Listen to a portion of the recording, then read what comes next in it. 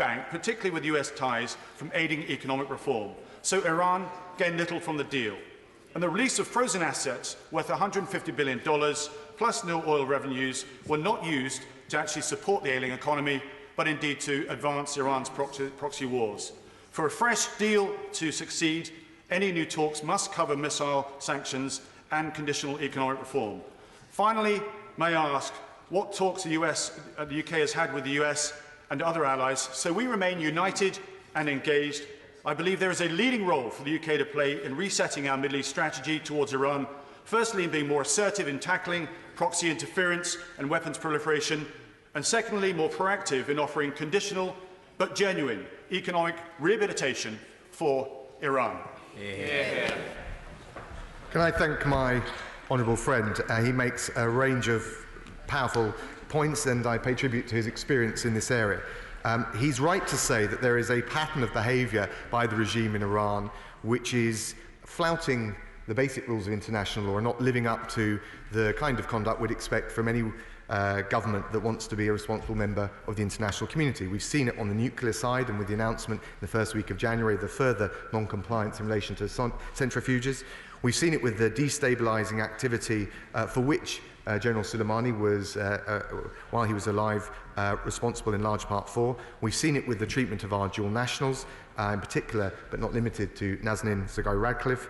And of course, we've seen it not just with the treatment of our ambassador in Iran, but more importantly, the downing of the Ukrainian flight.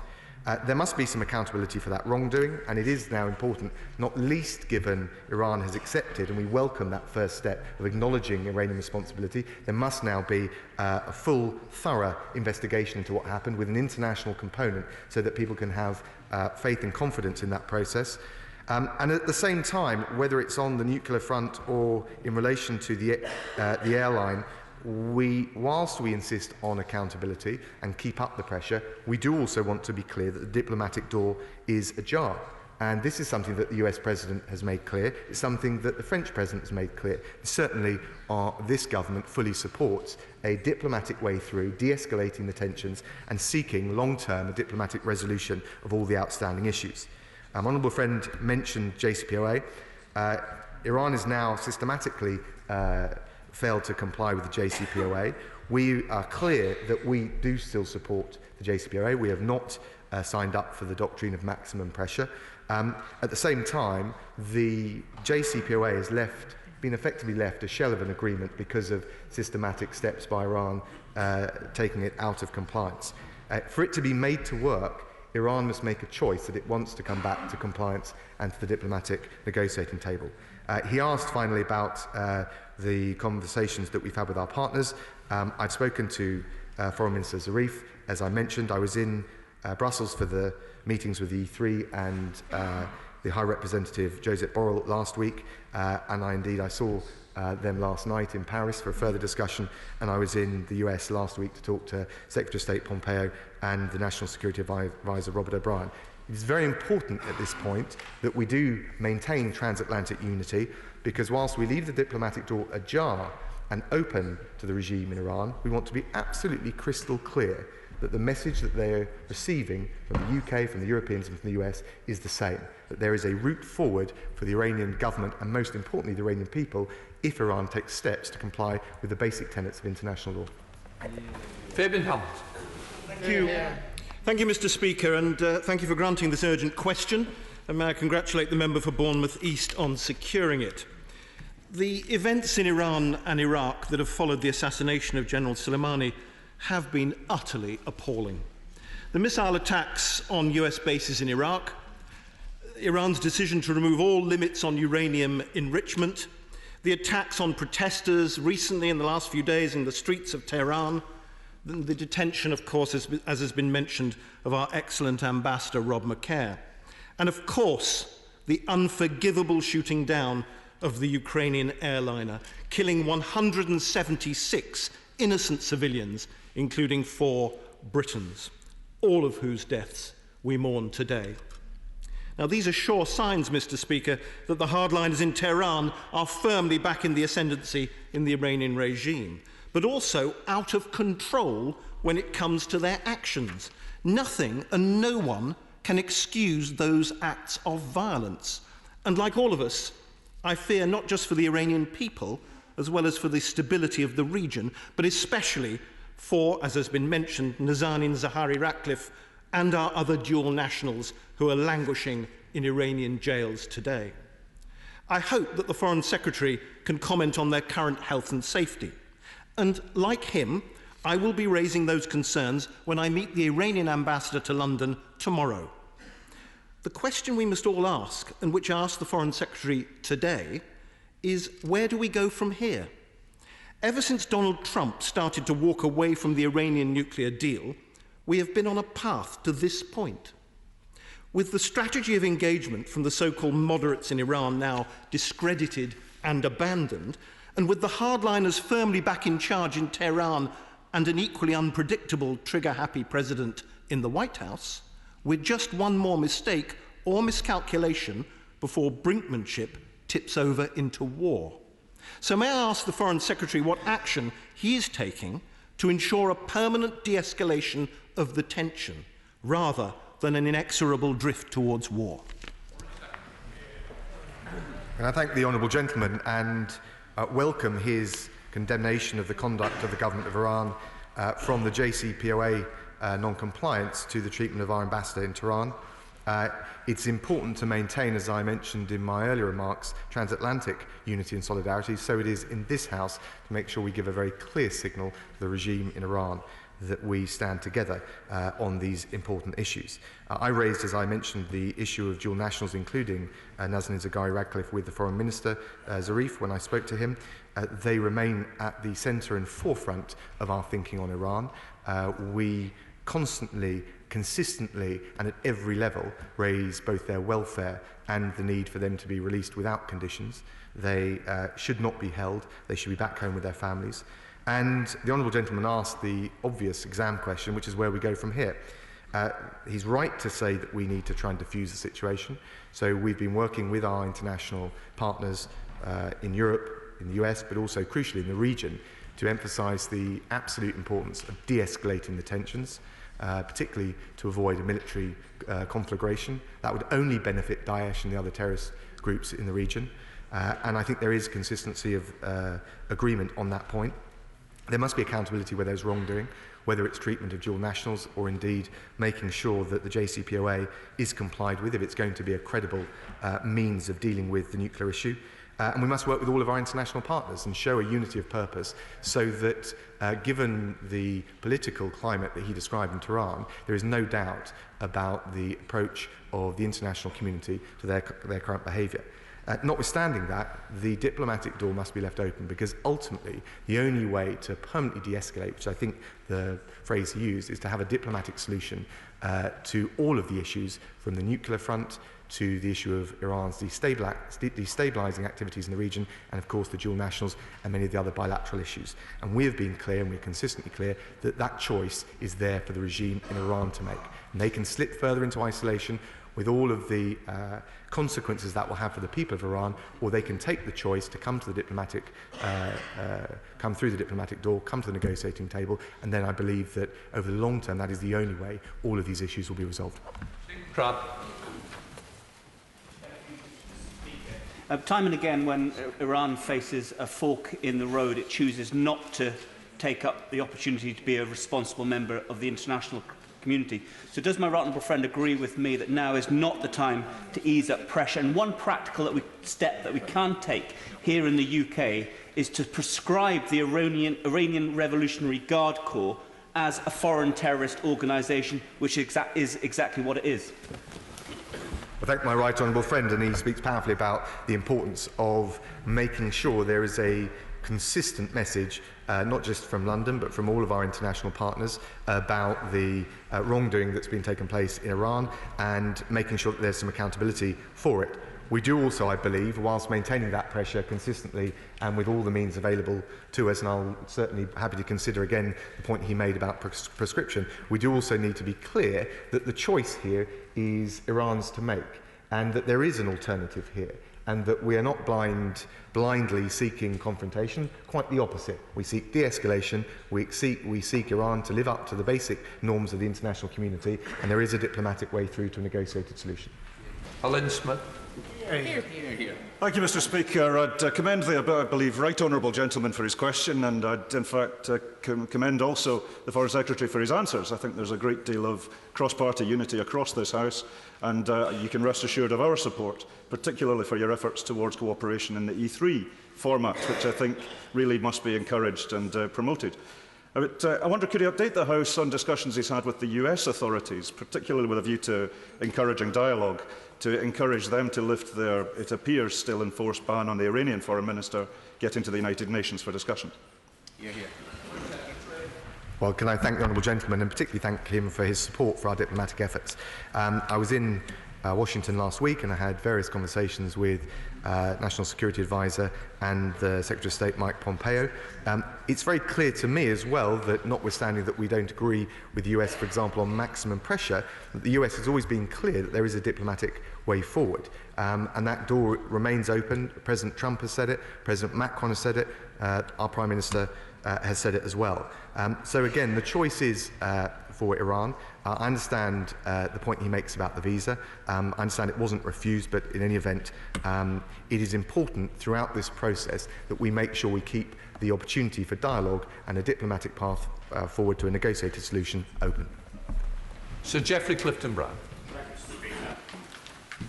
Would my right honourable friend agree that this is the beginnings of the opportunity, if Iran wishes to take it, to cooperate with the international community on the downing of the Ukrainian Airlines aircraft? A number of nationalities were involved, unfortunately, a number of Britons, but even many more Iranians. Therefore, could my right honourable friend tell the House precisely what discussions have been had about having a proper international investigation into the aircraft downing, including the handing over of the flight boxes to proper international investigators? I thank the honourable friend. He's absolutely right about this, and in fact I was in Montreal speaking with my Canadian counterpart at the end of last week on Thursday as well, and they've suffered an appalling loss of life too. The Canadians are leading some of the work in terms of visas and repatriation of bodies. We are working together with them and all of those affected, and indeed our wider partners, to make sure that there is a credible, full and transparent investigation. Because although we understand that Iran has accepted responsibility, we still don't know why it happened or the details of how it happened. And I think the victims, the British victims, the Canadian victims, the Ukrainian victims, but above all, the Iranian victims, deserve to know the answers to those questions and deserve to know the truth as to why this appalling, avoidable tragedy happened. Then Diana Johnson. Mr. Speaker, I've previously raised in the House with ministers the harassment of the BBC Persian staff and their families by the Iranian regime. I understand that this regime is now citing the BBC Persian television as allegedly encouraging unrest and violence in Iran as justifying further bullying. So could the Foreign Secretary say what he's doing to support the staff who work in this field and their families in Iran to make sure that they are safe and secure? Thank the Honourable Lady and pay tribute to her work in this regard. Absolutely important that we send a clear message that BBC journalists, any journalist, specifically British journalists, cannot be bullied in this way any more than our diplomatic staff. And in fact, when I was in Canada with my Canadian opposite number, we launched a new medal an award for those who are championing and protecting media freedom. So not only are we looking at this individual case, but there is an international campaign to make sure that we provide protection for the journalists around the world who in very difficult circumstances are willing to speak truth to power. John Whittingdale. Thank you, Mr. Speaker.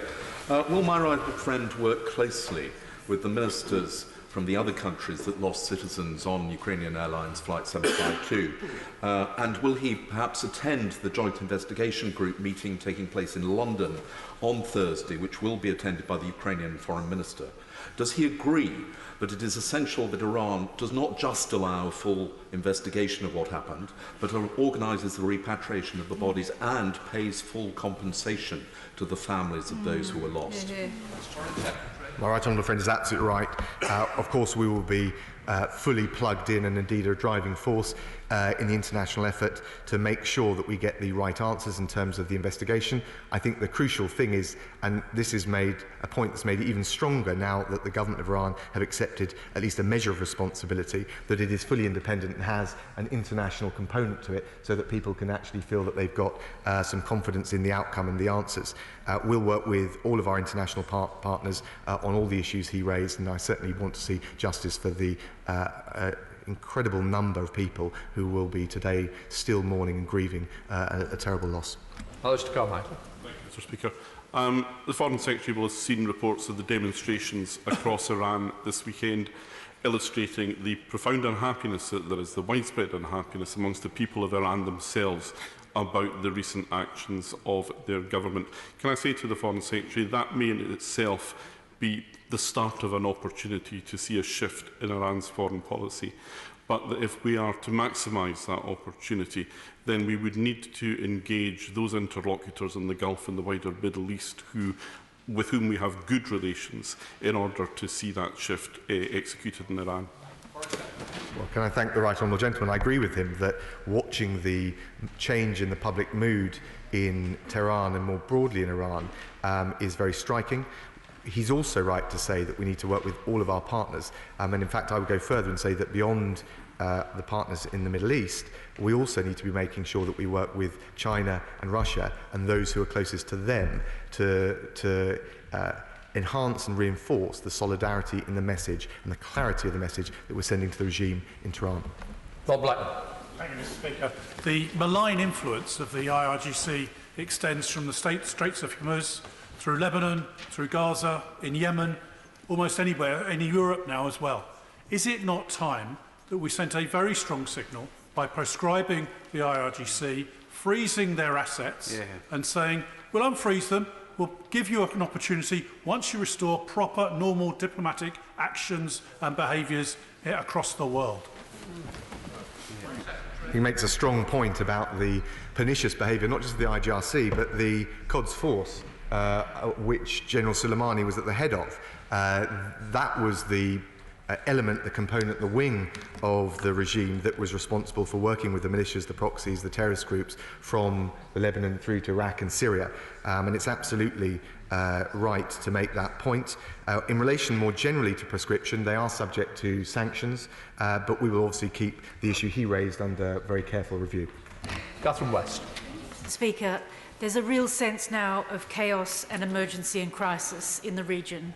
What assessment has the Foreign and Commonwealth Office made of the increased risk of IS-Daesh, both in the region and here at home, and what actions are being taken to counter any dangers? I thank the Honourable Lady. She makes a very important point. The reality is, unless we can pursue a path of de-escalation, the risk of war would benefit those terrorist groups, in particular Daesh. We are obviously keeping the risk assessment under constant review. We don't talk about the operational side of that, but one of the clear, I think, aspects in all of this that we have in common, whether it's with our European partners, our American partners, with the Iranian government, is not to allow the hard-fought gains and the hard-won gains against Daesh to be reversed. So we're working with all of our partners in the Middle East to make sure that we don't lose the gains that we made, or indeed see and allow our actions, or the actions and the tensions in the Middle East, to give fuel to the fire of Daesh and other terrorist groups. John Howell. Thank you, Mr. Speaker. The Foreign Secretary will have seen pictures of the Israeli flag being tied to the British flag and both of them set alight. This hardly speaks of de-escalation. How is the de-escalation working across the region, and what particular factors are being taken into account to protect Israel? Well, we work very closely with all of our international partners. We're obviously engaged with Israel on the issues that we have in common with them. I think in relation to de-escalation so far, after the death of General Soleimani, we saw an Iranian response that was dangerous and reckless, but nonetheless we haven't seen any major military intervention from Iran since then, and our message to all sides in the region is that we need to take the, if you like, baby steps towards de-escalating over time, and then gradually, as the situation diffuses, think about what measures, what positive measures can be put in place to build up confidence in the region. Until we get on that train and on that track, it's difficult to see how the wider diplomatic initiatives can bear fruit. Berisham. Speaker, would the Foreign Secretary agree that any sensible person does not want the pressure on Iran to be ceased? But nobody sensible wants a war, another war in the Middle East either. But isn't it a fact that what he said about the door being slightly open, if we want peace, we have got to carry on speaking to the Iranians. And all of us who've been campaigning for the release of Nazanin Zaghari-Ratcliffe and the other prisoners held in believe that perhaps speaking at a level of faith, and an all-faith delegation going to Iran at the present time to speak to the faith leaders in Iran might actually be. I spoke to the Archbishop of Canterbury this at our service only this time last week, Mr. Speaker. He seems, if the delegation was welcome, if they were open to a delegation, it could take place. Would he support that sort of delegation visiting Iran? Can I thank the honourable gentleman? And first of all, I entirely agree with his premise that we need to keep the diplomatic lines of communication open. I've made very clear to Foreign Minister Zarif that we, for our part, wish to do that and start to see how measures can be taken on all aspects, but particularly I think the JCPOA, to see the Iranians come back to full compliance. I sympathise very much with the spirit of the idea of an all-faith diplomatic initiative. I think right at the moment he will have seen that we have advised through our Foreign Office travel advice against travel to Iran, and I think for the moment that's probably the safest bet. Mary Robinson. My right honourable friend for raising this urgent question, and for the Secretary of State for his response. Clearly the tensions in the region are incredibly high at the moment, but one of the best ways for Iran to help with this would be to recommit to their 2015 commitments to the nuclear deal. What practical steps is the government able to take to ensure that they can roll back from the position that they're in now and de-escalate this situation? Well, we're looking very carefully, and I think, as someone already said, perhaps on that side of the chamber, it's a balance. And on the one hand, we need to have some accountability for the systematic non-compliance, which well predates the death of General Soleimani. And on the other hand, we want to make sure it's very clear that there is always a diplomatic route back. So we're looking very carefully, and one of the reasons I was out in Paris yesterday evening was to make sure that we're very closely coordinating and engaged with our E3 partners as well as our American friends. Hilary Benn. Mr. Speaker, given that the shooting down of Flight 752 is sadly the latest instance of civilian airliners being shot down in regions of conflict apparently by mistake, could I urge the Foreign Secretary with colleagues to see what more might be done to enable defence forces properly to distinguish between civilian aircraft and potential military threats in order to ensure that such deaths are indeed avoided in future? Well, I thank the right honourable gentleman. Look, that's incredibly important. It's not clear to me whether that's what caused the situation or the shooting down of the Ukrainian airliner in this case, but I'm very willing to hear his points on that and any initiative that's related to it. Tom Tukendall. Thank you, Mr. Speaker. I welcome the efforts of my honourable friend and my right honourable friend, the Prime Minister, in going to Oman this weekend to express condolences for the death of our partner and friend Sultan Qaboos. Would you agree with me that reaching out through friends in the region, particularly Qatar, Kuwait, and of course through the new Sultan Haytham in Oman, would be a good avenue for making sure that Iran not only comes back into the fold and frees its people from this awful tyranny, but perhaps also gives up the policy of hostage-taking that has not just taken Nazanin Zaghari-Ratcliffe away from her daughter, but many, many others from their families too? Well, like him, I pay tribute to the Sultan of Oman for an incredible track record and service to his country, and we look forward to working with the new Sultan and the government of Oman on all of those issues. I think he's absolutely right to condemn the taking of dual nationals into detention in relation to Nazanin. In fact, all of the UK dual nationals, they are groundless. I think their treatment has been well below the standards that we would expect, but fundamentally they should be released without condition. And that is part of the pattern of unlawful behaviour that Iran needs to correct if it wants to come in from out of the international cold. Thank you, Mr. Speaker. In his conversations with his Iranian counterparts about the detention of the UK ambassador, I wonder what assurances the Secretary of State has sought about the rights of other peaceful protesters across Iran who don't have the luxury of diplomatic immunity to protect them. Good question. I thank the Honourable Lady. She raises a very important point. The reality is the international norms that reflect and recognise and call for the safeguarding of peaceful protest apply across the board, and we do make those points to our Iranian partners, but of course there is a very clear obligation under the Vienna Convention on Diplomatic Relations in terms of the way ambassadors and diplomatic staff are treated, and it is crucial, not least because if you can't have confidence that your diplomatic staff and missions are respected, you can't engage in the kind of diplomacy that we need to chart a peaceful way forwards. Shireen Duncan-Smith. Yeah. Oh, sorry, I didn't hear you, Speaker. I'm not going to give up that opportunity. Can I, first of all, congratulate my right honourable friend for having secured this and commending my right honourable friend at the dispatch box for his calm and reassurance throughout this period. But notwithstanding that, if I might just ask a question here. Right the way from the moment we negotiated that deal and the West offered an olive branch to Iran, our expectations have never really been met. Iran shows the face that it wishes to the West, but underneath it, it has gone on, not de-escalating, but escalating the violence, whether it's all the way in Syria, all the way down to the Houthis. They have done nothing else but use their money to provoke violence and escalate trouble and war. And my question, therefore, to my right honourable friend, the Foreign Secretary, is, at which point do we really get the idea that this regime is not really bound on any peaceful nature, not going to give up any of its opportunities? Nazanin Zaghari-Ratcliffe is held as a hostage, like many others. When do we decide that actually the people of Iran do not want this organisation anymore and we want to support them?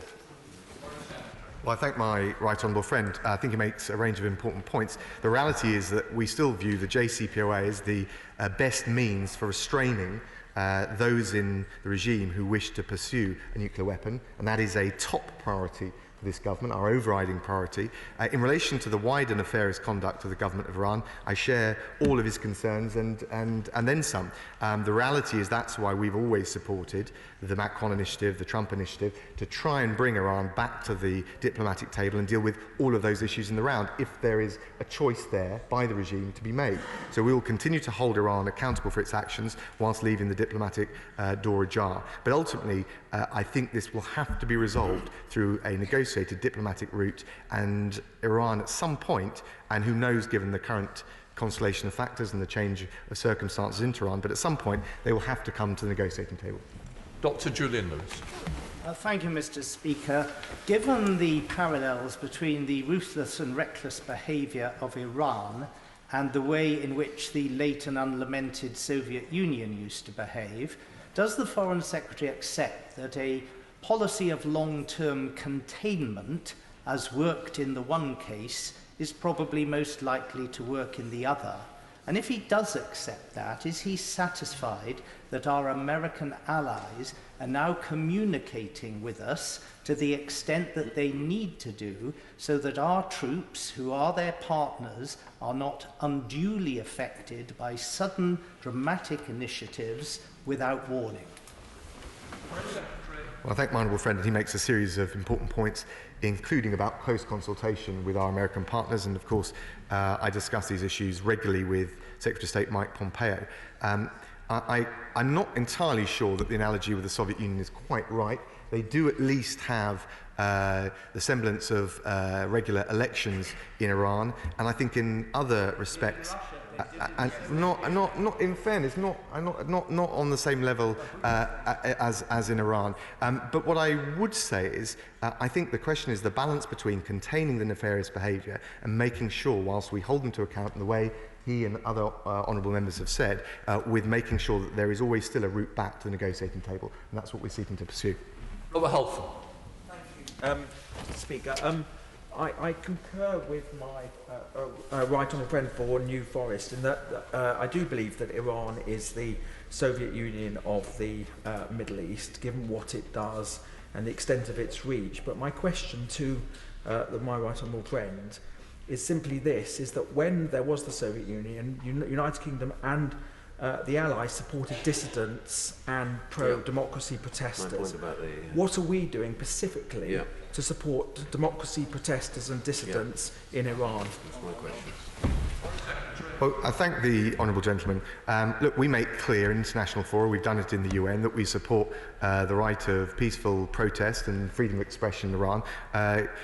He will know the already febrile state in Tehran, which would point to interference in the domestic affairs and attempts to usurp the regime. We track a very careful balance between standing up for the norms and the values and the human rights that he and I share, with making sure we don't play into the hands of the hardliners, because ultimately we want Tehran to make this choice, that actually they take responsibility for their actions. We've seen at least a semblance of that with them acknowledging that they were responsible for the downing of this airliner, and then take that a step further and reverse the path towards political and economic isolation. And that will only happen if they come back through the diplomatic channel to the negotiating table. Chris Bindler. Thank you, Mr. Speaker. Can I commend what my right honourable friend said about Sultan Qaboos, and indeed what was said by the other former chairman of the Foreign Affairs Select Committee about the potential role of Oman also going forward into the future.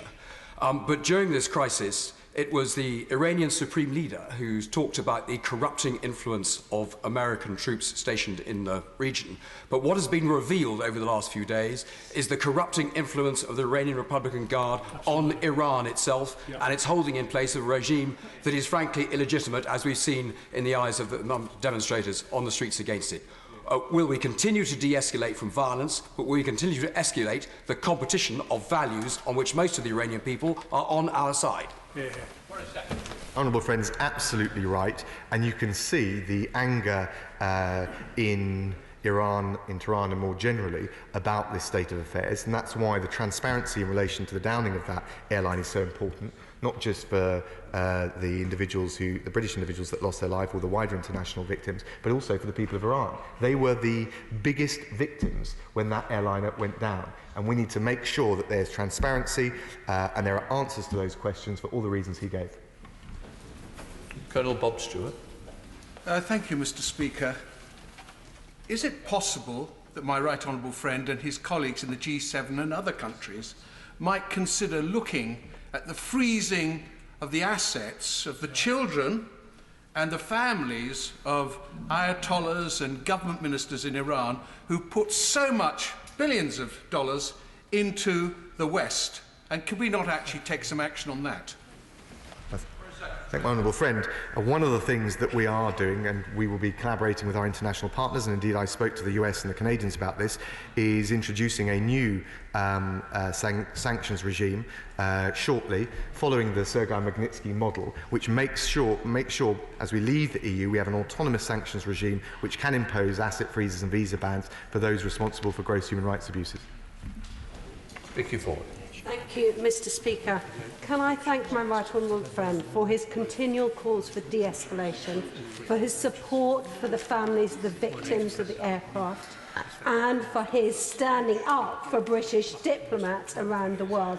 And given that the situation would be so much more challenging were Iran to have nuclear weapons, can I also thank him for his work with France and Germany to reboot the JCPOA. Given that Brexit will happen at the end of this month, can he confirm how he sees that relationship with the E3 continuing post-February 1st? I thank my honourable friend. She's absolutely right on the various points she made, and she poses a good question to us. But we are absolutely clear. We're leaving the EU, we're not leaving Europe, and this is a good example of where we can engage just as, if not more intensively, with our E3 partners. And I know, having spoken to my French-German opposite numbers, and indeed to Joseph Borrell, that feeling is shared on all sides, and so we plan to regularise the meetings that we have on the issue of Iran, but also on the wider range of foreign policy challenges that we all share. Thank you, Mr. Speaker. Would my right honourable friend assure the House as to the assistance that is being given to the families of the victims of the Ukrainian International Airlines flight, and given assurance that the government is doing all it possibly can to help and assist them? Well, can I thank my honourable friend? He's absolutely right, and our hearts go out to anyone who has come into this new year and has to face up to the loss of life of a close friend or member of their family. We are doing everything that we can, working with our international partners, to be able to repatriate the victims so that the families can have that solace of paying their last respects, and also making sure that we work more generally to get an independent investigation with credibility, transparency and an international component, so that those families get the answers to the questions that they must be going over in their heads over and over again. Bob Seeley. Thank you very much, Mr. Speaker. Following up the point made by the Right Honourable Member for Leeds Central, who's no longer in his place, is there a case for the Foreign Office to do some useful and valuable work updating the Geneva Conventions, or working with others, updating the rules around civilian airliners, to do more to ensure that civilian airliners are now not on a semi-regular basis being shot out of the sky using poorly made Russian kit, very often improperly used? We've had hundreds of people killed, including Britons, but also from many other countries in the past few years. Well, I thank my honourable friend, but the reality is that this isn't a lack of clarity around the law. Targeting a civilian airliner is clearly unlawful. There is no absence or lack of legal basis for making that point. The question is its compliance. And I would have thought that the first thing we need, having Iran acknowledge responsibility for this, is to get the full details, the full facts of how it could have happened. If it's being suggested it's a mistake, how could a mistake like that have happened? And then learn the appropriate lessons from it. And that's what we're absolutely committed to. David Jones. Thank you, Mr. Speaker. The demonstrations on the streets of Tehran, in which the British ambassador was inadvertently caught up, follow a large amount of similar activity across the country toward the end of last year, when several hundred Iranians lost their lives. Can my right honourable friend confirm that when considering with his international colleagues the proper response to the events of last week, he and they will be mindful of the fact that large numbers of the Iranian people deplore the actions of the regime under which they live and want nothing more than freedom and the facility to live in peace with their neighbours? My honourable friend is absolutely right. And of course, the aftermath and the scenes that we're seeing playing out in Tehran is a testimony to that. And what's important is that we allow the transparency for them to come to and apply the pressure that they need to apply on the regime to change its course and to adopt a course which will lead it out of the government, out of political and economic isolation. And the first and foremost beneficiaries of that will be the people of Iran. Rob Butler. Thank you, Mr. Speaker. Does my right honourable friend agree that an extremely serious issue we now face is the safety of our armed forces, who've been described quite disgracefully by our senior commander in the Quds Force as potentially collateral damage in attacks on the US military? Yes, and I thank my honourable friend, and it's good to see him in his place on the green benches. I remember competing with him for an open primary in Isha back in 2009. I think I've aged more than he has over the last 9 years, last week. But the reality is he's absolutely right in the various points he makes. Crucially, of course, our first priority is to make sure UK personnel in the region are safe, our diplomats are safe, and we've changed our travel advice, obviously, because we need to protect the safety of our wider citizens too. Mike Wood. Speaker, there has been a pattern of misinformation campaigns coming from Iran to seek to subvert the extent of their actions in the past. What assessment has my right honourable friend made of the conflicting accounts that have come out of Tehran around this and other recent incidents? I think the short and honest answer is it's difficult to tell, but he asked the right question. There's clearly a range of different views, not just in Iranian society, but in the government and indeed around the senior leadership. And as I said at the outset of this urgent question, there is clearly a choice. And I think Iranians are conscious of it. And the choice is, do they continue to contravene the basic principles of international law, the basic tenets that we expect respectable members of the international community to live up to, or do they take the path towards out of economic and political isolation, which would be in the best interest of the people of Iran, let alone the region and indeed the international community? I just want to make a quick statement to remind members who may not be aware that when a member visits another member's constituency, except on a purely private visit, they should take reasonable steps in advance to tell the member in whose constituency the visit is taking place. That guidance also states that failing to do so is regarded by colleagues as very discourteous. And can I say, I've had examples from both sides, so I'm not trying to name. I just want to remind everybody we ought to ensure that we do give notice. Right, the clerk will now proceed to read the orders of the day. Queen's Speech, motion for an address, adjourned debate on question. The question is that the humble address be presented to Her Majesty. I now call the Foreign Secretary. Foreign Secretary. Thank you, Mr. Speaker. On the 12th of December, the British people had their say. They delivered a clear majority for this government and a mandate to take Britain forward. That mandate, set out in the Queen's speech, marks a bold new chapter for our country, ambitious, self-confident and global in its international outlook. Mr. Speaker, we're leaving the EU in 18 days' time, but we vow to be the strongest of European neighbours and allies.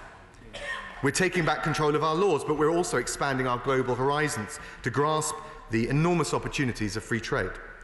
And whilst we'll always serve the interests of the small businesses, the citizens of this country, we also look to reinforce our national mission as a force for good in the world. Mr. Speaker, the UK will leave the EU at the end of this month because the House has passed the EU withdrawal bill at third reading with a majority of 99, which of course is the strongest signal to the EU and to the world about our ambition and our resolve as we chart the course ahead. And it is that clarity of purpose that now gives us the opportunity to be masters of our own destiny and to chart our course in a way which is independent but working very closely with our international partners. We will strive with our European friends to secure the best possible arrangements for our future relationship by the end of 2020. A new relationship that honours the will of the people in the 2016 referendum, but cherishes the trade, security and all the other fields of cooperation we have with our European friends. Mr. Speaker, as we enter this decade of renewal, the government will engage in a thorough and careful review of the United Kingdom's place in the world, including through the integrated security, defence and foreign policy review. It is an opportunity for us to reassess the ways in which we engage on the global stage, including in defence, diplomacy and our approach to development, to ensure we have a fully integrated strategy. And as we conduct that review, our guiding lights, to make just a small bit of progress, and I will take his question. As we conduct that review, our guiding lights will remain the values of free trade, democracy, human rights, and the international rule of law. I give way to Honourable Member. I'm very grateful to the Secretary of State. This is a very wide-ranging review. I think everybody would agree with that. How is he going to ensure that there's sufficient parliamentary scrutiny of the review as it is undertaken?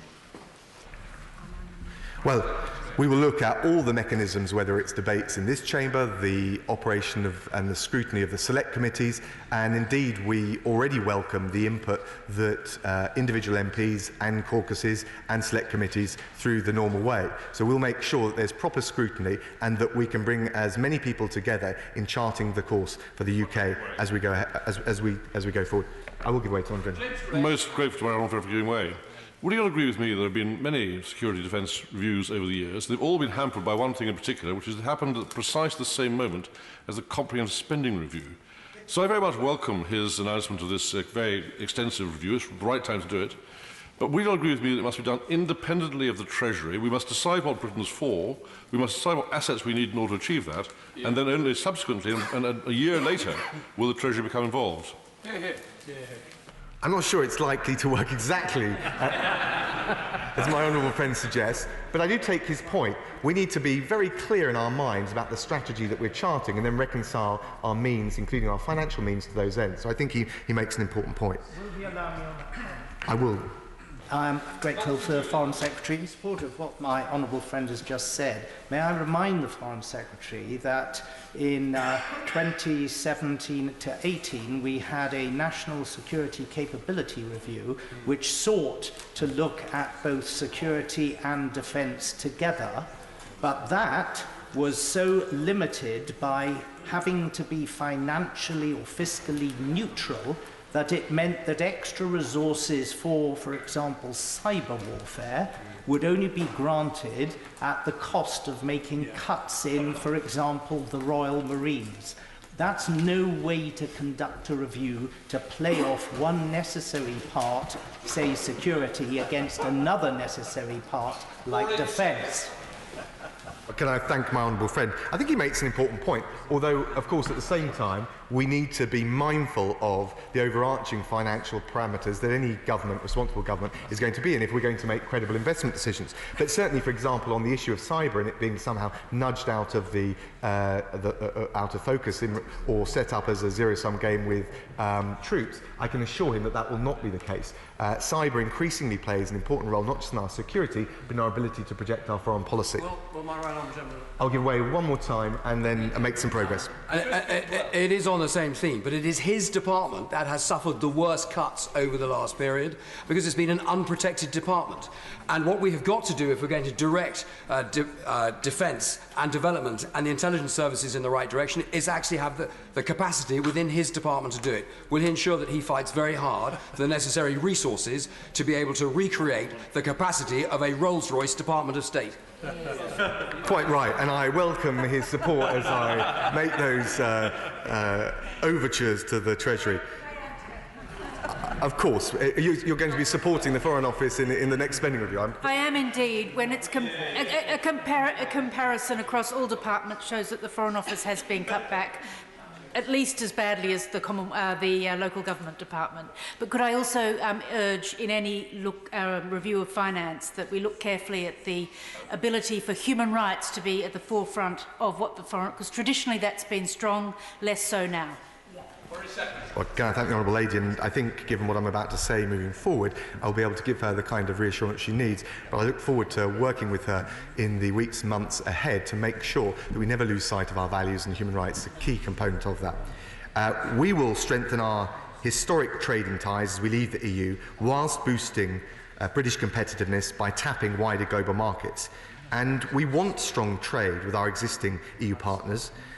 They're important and valuable as a market to us. I don't think that anyone doubts that. At the same time, we're making good progress in paving the way for our first round of future free trade agreements with the rest of the world.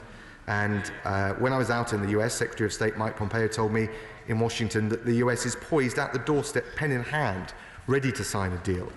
And a free trade deal with the US would boost businesses, it would create jobs, it would reduce the cost of living and expand consumer choice on both sides of the Atlantic. So there is a huge opportunity for a win-win deal. Of course, at the same time, make just a bit of progress, but I'm happy to take an intervention shortly from him. It is also at the same time important that we broaden our horizons to embrace the huge opportunities and the rising economies of the future from Asia to Latin America, and set out our stall as a global champion of free trade, not just bilaterally, but in the WTO as well.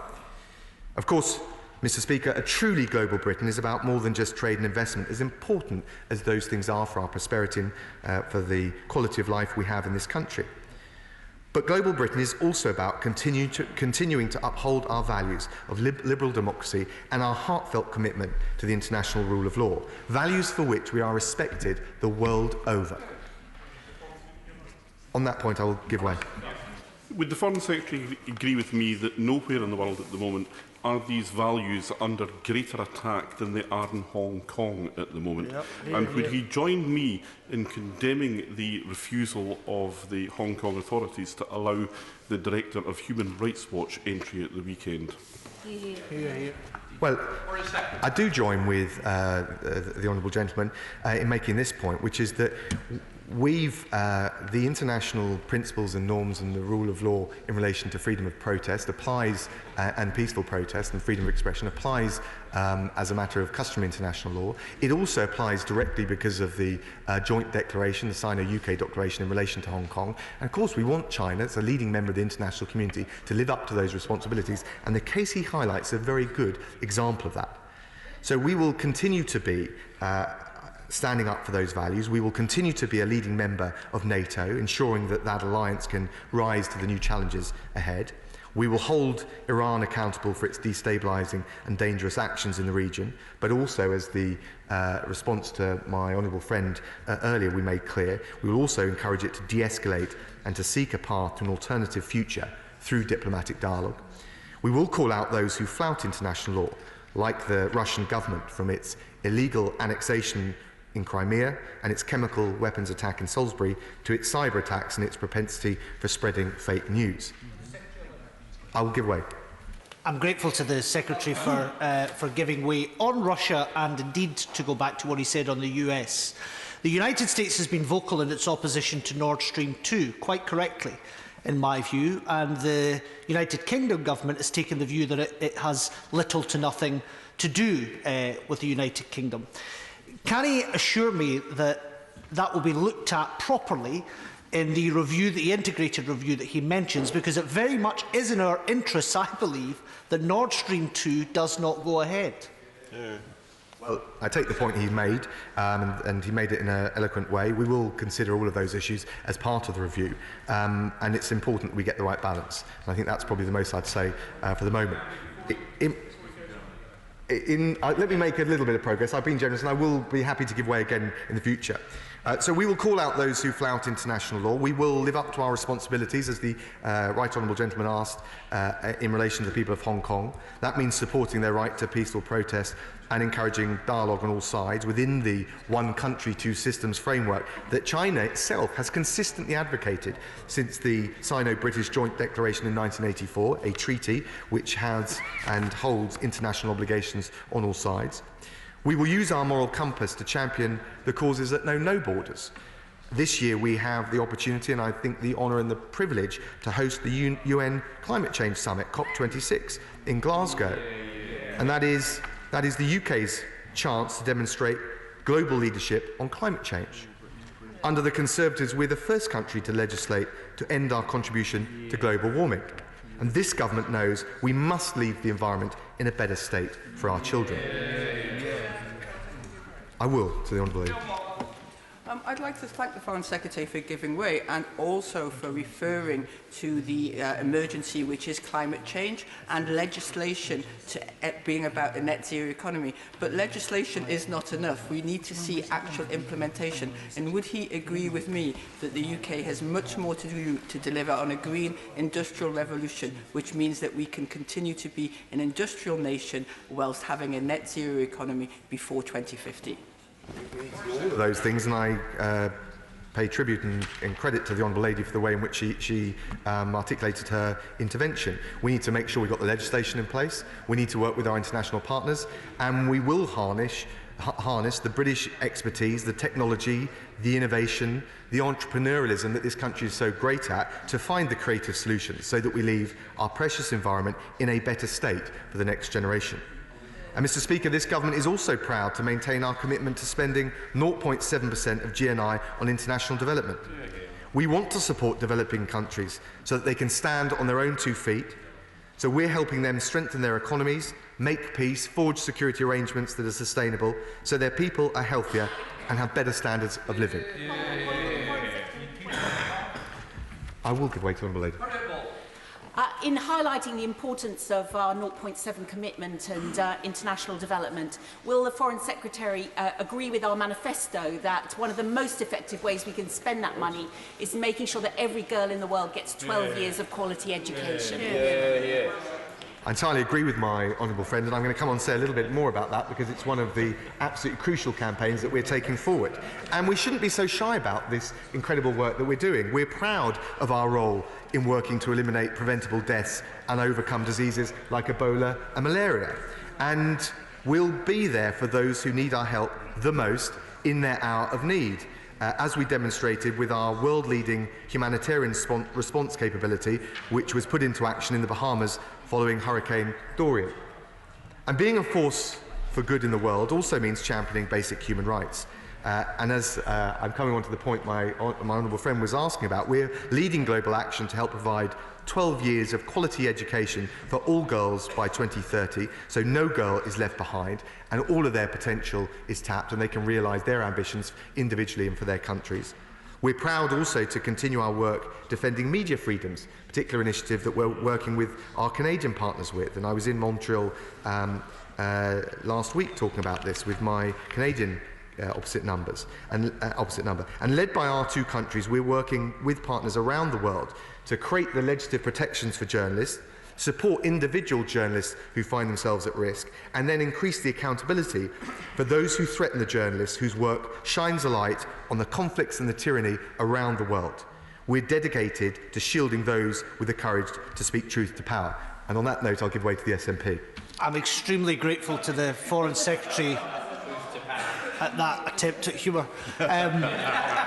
Can I thank the Foreign Secretary for what he's just said? He's entirely correct. Can he do everything in his power? This was the first issue of the first debate I ever had as a member of this House 5 years ago this year, to secure the release of the jailed Saudi writer Raif Badawi. Well, can I thank the honourable gentleman? The important thing, whether we're dealing with Saudi, China, Iran, or all of those partners with whom we have, let's just say, difficult issues to address, and Saudi, of course, is a very close partner, is that we always, particularly with the closer relationships that we have, like with Saudi and other Middle Eastern partners, we are willing and able to speak very candidly. So I've raised human rights issues with my Saudi opposite number, and we will continue to do so, including in relation to cases like the one that he highlighted. Of course, I did say I'd give way to them. I'm extremely grateful to my right honourable friend. He'll know that for people like me who represent diverse diaspora communities, the internal and external affairs of other countries often raise issues of the most acute local importance. So I don't want to draw him on to Kashmir today, but I will just ask him perhaps if in the course of his reviews he might consider how foreign policy might be made more democratically accountable, because I think the reality is, particularly when foreign policy survives between governments of successive parties, it doesn't actually survive contact with the electorates in constituencies like mine, and I wonder if somehow foreign policy might be more responsive to what voters think when they're from those diaspora communities.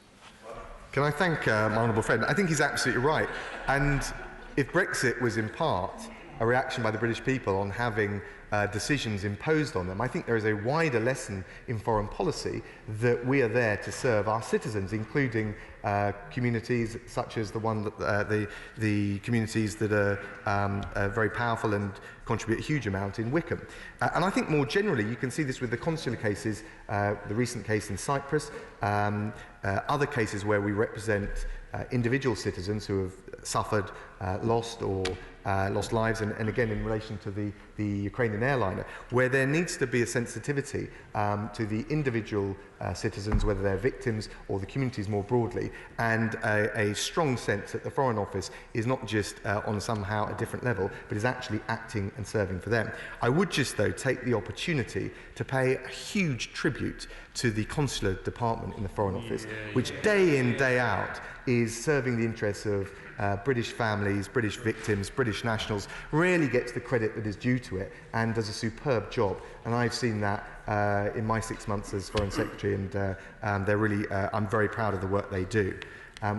I'll give way to the Special Envoy to the Prime Minister. I'm most grateful to the Foreign Secretary in giving way. Can I start off by welcoming his commitment on human rights, and also can I thank him for the fantastic work he's done on human rights. I remember serving on the Joint Committee on Human Rights with him many years ago when he first came to Parliament. Can he confirm that freedom of religion or belief will always be a key priority for the United Kingdom?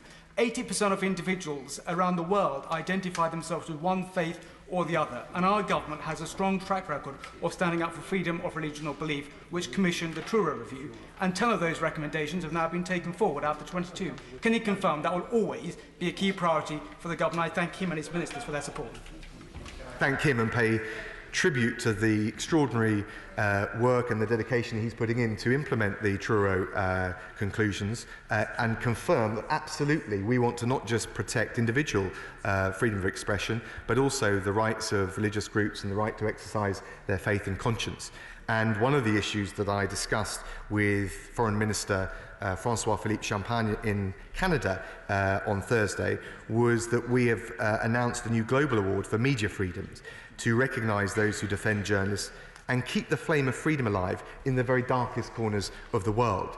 Not just because we want to protect them individually, but because transparency and getting the stories out and holding those regimes to account, and often non-government actors to account, can only happen if we get the facts, and the journalists do an incredibly brave job in getting to them, in getting those facts into the public domain. And of course, once we've left the EU and regained control of our own sanctions rules, the government will implement the Magnitsky provisions of the UK Sanctions Act. And that will give us a powerful new tool to hold the perpetrators of the worst human rights abuses to account. I will for a last time. I thank my right honourable friend for giving way. In the Conservative Party manifesto, there were 3 conflict zones which were specifically mentioned, namely Israel and Middle East, Sri Lanka and Cyprus.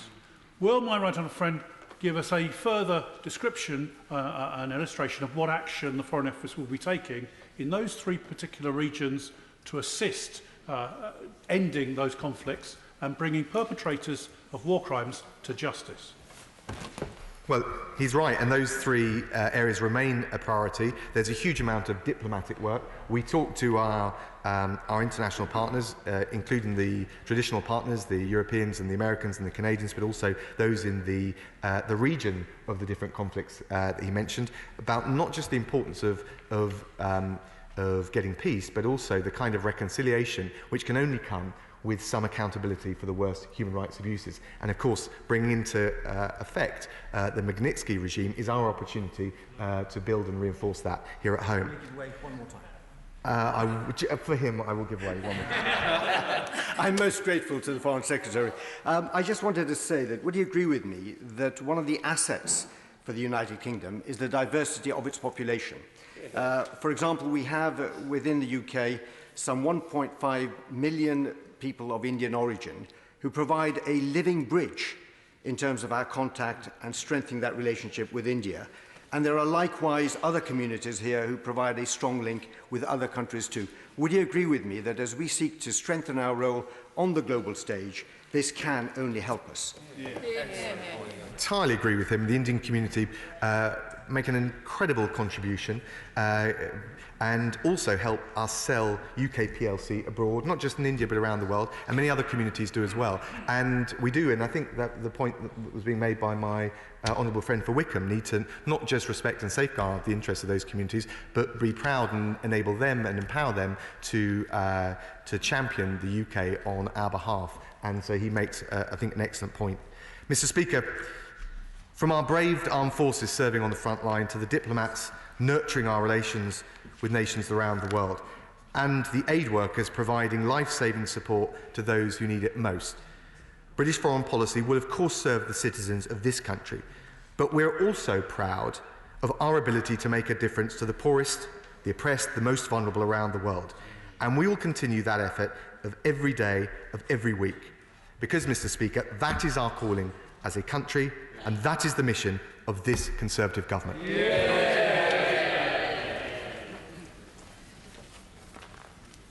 Emily Thornberry. Thank you very much, Madam Deputy Speaker. And can I start by welcoming my new front bench colleagues, the member for Manchester Gordon, who brings a wealth of experience and passion on foreign policy issues, and the member for Brighton Kemp Town, who has been a thorn in the side of the government when it comes to unlawful arms sales, and is of course now even closer to the mace, should the urge ever taken again. But I'm deeply sorry to lose from the front bench and our Parliament our good friends Helen Goodman and Liz McInnes.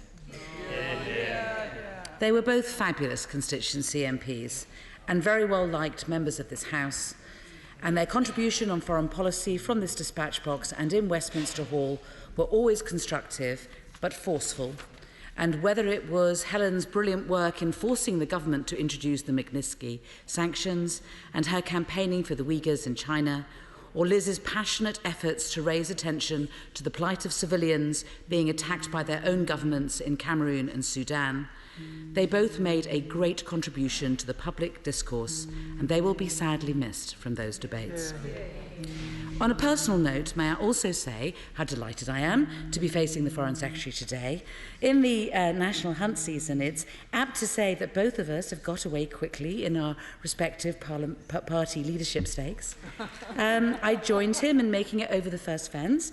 I hope that, unlike him, I don't fall at the second, but I do hope that whoever wins, the outcome on our side will be better for the country than his.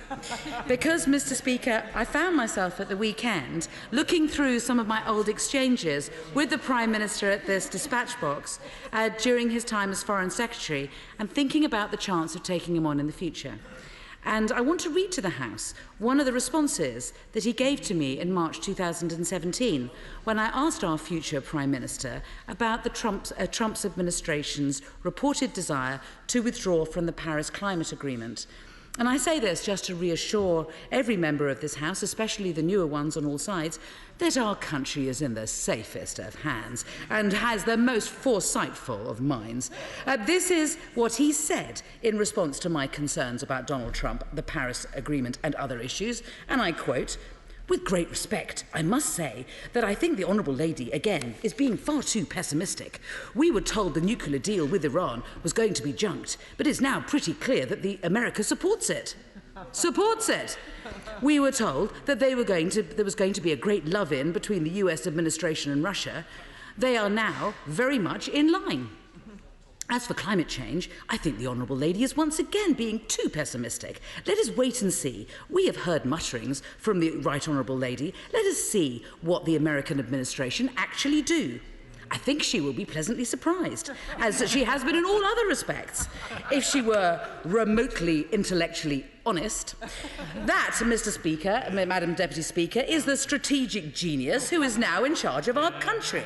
The intellectually honest politician who, to be honest, clearly has no intellect. Yes. After all, as I have just recounted, in the space of just one answer to one question from me at this dispatch box, he made 4 catastrophic and careless misjudgments on foreign policy issues, and that's before we get started on the hopeless faith in Trump's son-in-law to negotiate a Middle East peace deal, his horribly reckless treatment of Nazanin Zaghari-Ratcliffe, his craven attempts to champion monsters like Crown Prince Salman and President Sisi, his disgraceful jokes about clearing dead bodies to make way for golf courses in Libya, his leading role in the unlawful sale of arms for the use in Yemen, and his shameful inaction in holding Myanmar to account for their genocidal treatment of the Rohingya. So, we now have a Prime Minister in place, I will in a moment, for the next 5 years, with no heart when it comes to human rights and civilian deaths, no brain when it comes to Donald Trump and the fate of jailed Britons, and no courage when it comes to taking on tyrants overseas. When it comes to foreign policy, he's the Tin Man, the Scarecrow and the Cowardly Lion rolled into one. And he hasn't got Dorothy to help him. He just has a pair of Dominics. I'll give way. I'm grateful to the Honourable Lady for giving way.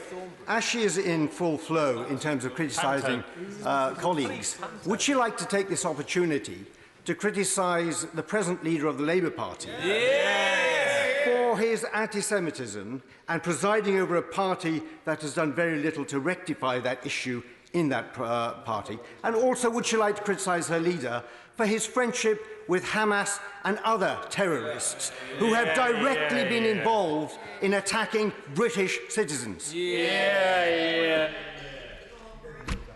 I have made it perfectly clear that it is my belief. I know Jeremy Corbyn. He is not anti-Semitic. Our party has not dealt with anti-Semitism in the way that it should have. I have nothing, and if the honourable gentleman will stop heckling me, I will move on to the second half of it. I'm not giving way to him again, so he can sit down.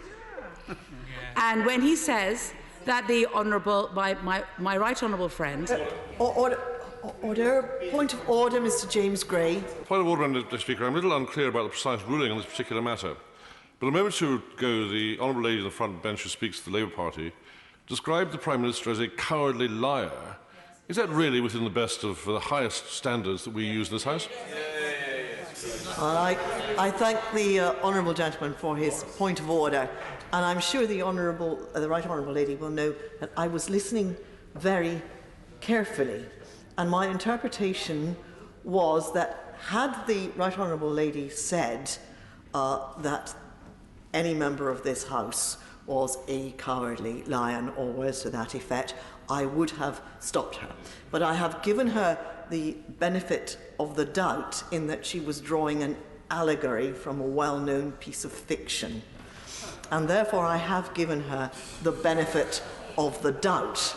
But it is marginal, and I think the right honourable lady knows that. Emily Thornberry. Thank you very much, Madam Speaker. So I was talking about a pair of Dominics, which explains, Mr Speaker, why we are having this debate today on the international aspects of the Queen's speech that, Brexit and extradition policy aside, has absolutely nothing new to say. On foreign policy, on defence, on international development, at a time when the world is crying out for new initiatives and global leadership on these issues. Because I ask all the supporters of Her Majesty in this House, at a time when she has got quite enough on her plate, was it really necessary to waste her time asking her to read out the following lines drafted by Downing Street? And I quote, "My ministers will honour the Armed Forces Covenant and the NATO commitment to spend at least 2% of national income on defence." Nothing new, no substance behind it, and a statement that sounds all too hollow for our armed forces families living on substandard salaries in substandard accommodation. Let me continue. As the EU leaves the EU, my government will ensure that it continues to play a leading role in global affairs, defending its interests and promoting its values. Nothing new, no substance behind it, and bearing no relation to reality when it comes to our role in the world under this government. Let me continue again. My government will be at the forefront of efforts to solve the complex international security issues. Nothing new, no substance behind it, at odds with a government which cannot even explain the strategy for Syria, Libya or Yemen, Iran, Israel or Palestine, let alone the ongoing crisis with Iran. And there's more. My government will champion global free trade and work alongside international partners to resolve the most pressing global challenges. Waffle, waffle, waffle. Nothing new, no substance behind it. Unfortunately, I'm quoting Her Majesty, who had those words written for her by the people at number 10. Nothing new, no substance behind any of it, and an insult when we consider how this Prime Minister actively acquiesced with his friend and hero Donald Trump, started ducking all those global challenges and actively making them all worse, and told me I was being pessimistic for warning as much. And among all those vacuous, meaningless lines that Her Majesty was being forced to read out, there is one of greater interest. There is one of greater interest in the foreign policy section of the speech, and I would like to highlight that today. And that was this item. My government will take steps to protect the integrity of democracy and the electoral system in the United Kingdom. Now, let's bear in mind those were words drafted by Downing Street for our sovereign to read out in front of Parliament, a solemn promise from the government in Her Majesty's name to protect the integrity of democracy here in Britain. And yet, here we are, still waiting for the government to publish the Intelligence and Security Committee's report into Russian interference with our democracy. The Foreign Secretary stood at that dispatch box shortly before the election and told us that this delay was perfectly normal because it usually took 6 weeks for the ISC reports to be published, And even though this one had already been cleared in full by the committee and by the intelligence services and just needed signing off by Downing Street, most importantly, of course, signing off by the two architects of the Leave campaign and renowned friends of Russian oligarchs, the Prime Minister and Dominic Cummings. 6 weeks, the Foreign Secretary told us, and yet, how long has Downing Street now been sitting on this report? I'll tell you how long. 12 weeks and 5 days. And now we're told that it's cleared for publication, but it can only happen when the new Intelligence and Security Committee is convened. Well, on behalf of the former chair of the ISC, Dominic Raab, who is sadly no longer in his place, let me read onto the record his reaction to that news, and I quote, "The fact that the Prime Minister has been able to sanction the report's publication now shows, in fact, it was perfectly possible to sanction its publication before Parliament was dissolved. The reasons he gave at the time for non-publication were bogus." So, there we have it. Bogus arguments, bogus timetables, bogus excuses, and still no sign of the ISC report, and yet this government has the barefaced cheek to ask Her Majesty to announce that it is protecting the integrity of our democracy. Madam Deputy Speaker, in the absence of anything else of substance on foreign affairs, this was mentioned in the Queen's speech. That was mentioned in the Queen's speech. Can I raise some of the issues that were not mentioned, and ask the government bench perhaps to address those when closing? First, can I ask, what on earth has happened to the Trump administration's so-called Middle East plan? Has the Foreign Office still not had any sight of that plan? Is there even a plan to look at? And now that he's in a place of greater influence, perhaps the Prime Minister will press ahead with the international summit that he promised to convene as Foreign Secretary, and that we and our fellow allies with an interest in the Middle East can spell out our red lines on the American plan. Or will he go one better and use such a summit to demand that if the Trump administration keeps prevaricating, that we and others will resume the role of honest broker between Israel and Palestine that Donald Trump is clearly incapable of fulfilling? Second, Madam Deputy Speaker, and talking of honest brokers, can I ask, for what is now the 4th year running since I became Shadow Defence Secretary, why is the government still refusing to use the power invested in it by the United Nations to draft a Security Council resolution demanding an immediate and comprehensive ceasefire in Yemen to be observed by all parties? Yemen has just started its 2nd year at the top of the International Rescue Committee's rankings for the world's worst humanitarian crisis.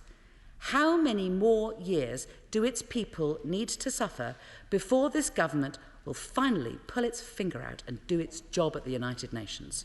And third, and related, Madam Deputy Speaker, it is now more than 15 months since the murder of Jamal Khashoggi, and last month we saw the horrific spectacle in Riyadh of 5 junior Saudi operatives being sentenced to execution while all bin Salman's most senior aides were cleared of all charges. Now, the government has consistently asked us to have confidence that justice will be done by the Saudi authorities. Well, this is not justice. And so I ask the government yet again when it will publish its own assessment of who was responsible for ordering and carrying out the murder of Jamal Khashoggi, and deliver the serious consequences that was promised from that dispatch box and was promised would follow.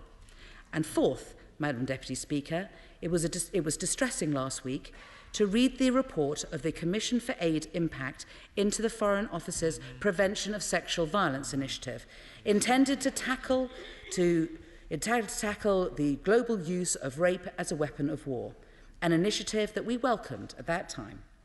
But what do we now read in that Commission's report? After William Hague left the Foreign Office, we're told, ministerial interest waned. It's a quote from the report. It's a quote from the report. And, quote, staffing and funding levels dropped precipitously. The commitment to the campaign in London fell, and a budget of £15 million and 34 staff in 2014 fell to £2 million and 4 workers, and that includes the intern. Yes, of course I will. Could I firstly congratulate her on progress that she's made earlier today? And could I also ask her, would she agree with me that we can't just talk the talk? This is about matching the resource to the priority. And sadly, it does appear that violence against women and girls in areas of conflict does appear to have dropped down the agenda under this government. My honourable friend makes a very powerful point, and this report confirms this. So the budget is cut, and while the group of experts supposed to lead overseas support to the victims of sexual violence in war zones has been cut from 70 to 40.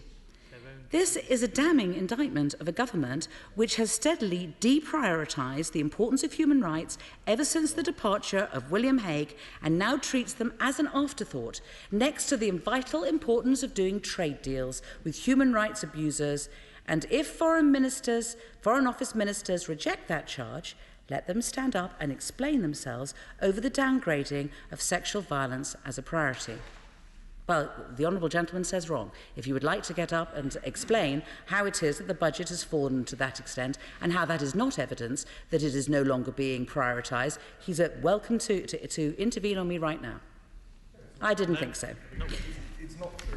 We take issue with that report. There have been a whole series of initiatives in order to take that forward, and it remains a key priority and agenda item for the government going forward. And we don't accept, based on either the figures that she's provided or the level of diplomatic work that has gone in, and we'll make sure that there's a fuller account, and I can write to her if it would be useful. I'm grateful to the honourable gentleman. I would like to know whether it's right that the number of, for example, experts has dropped from 70 to 40. Could he perhaps tell us that? Is it right that the budget has fallen from £15 million to £2 million, and that instead of there being 34 staff, there are only 4, including an intern? And what conclusions we can draw from that? But perhaps we can particularly focus on that, because it does seem to me that it is a damning indictment of this government. So fifth, of course. We've committed 46 million since 2012. Our upcoming international conference coming up in November will bring together countries from around the world to focus on justice and accountability. To say on that basis alone that it's dropped off the radar is clearly nonsense. We hosted the Global Summit to End Sexual Violence in Conflict in June 2014. We're the only government in the world to have a special representative taking that forward, and we're the only government in the world to have a dedicated team and the funding focused on tackling conflict-related sexual violence. And our team, because actions matter more than words, has completed more than 90 deployments to places from Libya, northern Iraq and Syrian borders, and we look forward to continuing that crucial work. So I'm afraid, again, the Honourable Lady has got her facts wrong. It's interesting, isn't it, Madam Deputy Speaker, that the honourable gentleman, in answer to my question, relies on spending that has happened since 2012. My whole point is this, that since 2014, when the budget was, I accept, the budget in 2014 was £15 million and they had 34 staff. My point is now, in 2020, under this government, the budget is now £2 million with 4 workers and one of them's an intern. And that's the point. We cannot just keep rolling back to previous things, because my whole point is it started well, but it is trailing off and it is no longer a priority, and that is why it is an indictment of this current government now.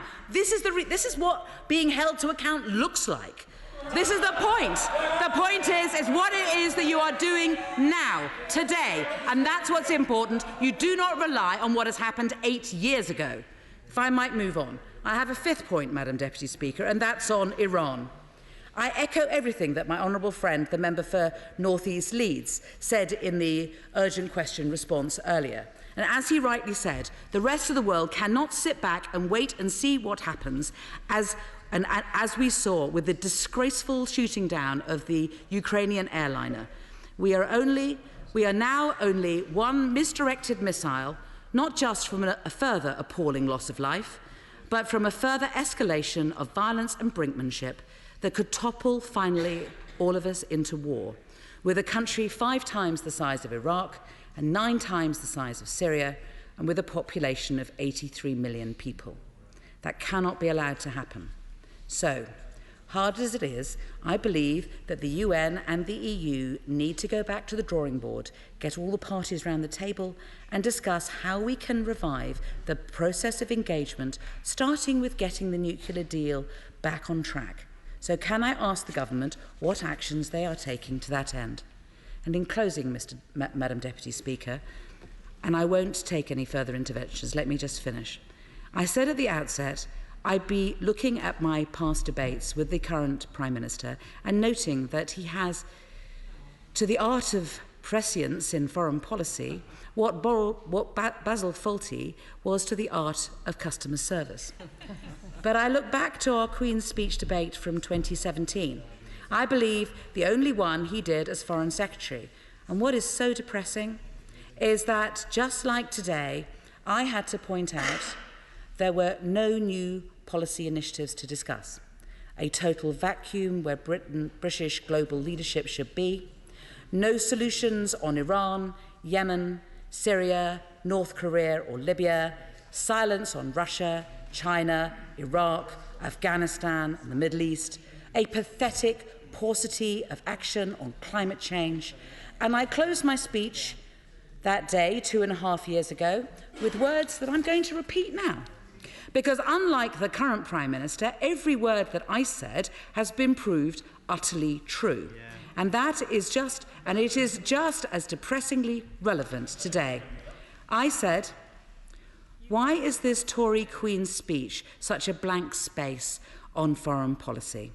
Because their sole foreign policy ambition is to stay in lockstep with Donald Trump. Whatever hill he chooses to march us up next, that means we are left with a government who no longer know their own mind on foreign policy because they are beholden to a president who keeps changing his. We could have a Britain that actually has a foreign policy of its own. A Britain ready once again to be a beacon of strength and security, prosperity and values for every country around the world. This Queen's speech does nothing to advance that. This government has done nothing to advance that. And 2.5 years later, Madam Deputy Speaker, as someone once said, absolutely nothing has changed. John Whittingdale. Thank you, Madam Deputy Speaker. I'm most grateful to be called so early in this debate and to follow the Right Honourable Lady, who did raise some important issues in her contribution. I wish her success in her campaign, which she is just about to embark upon. I hope that her candidacy lasts a little longer than her honourable friend, the member for Brent North, who I think has just left the chamber.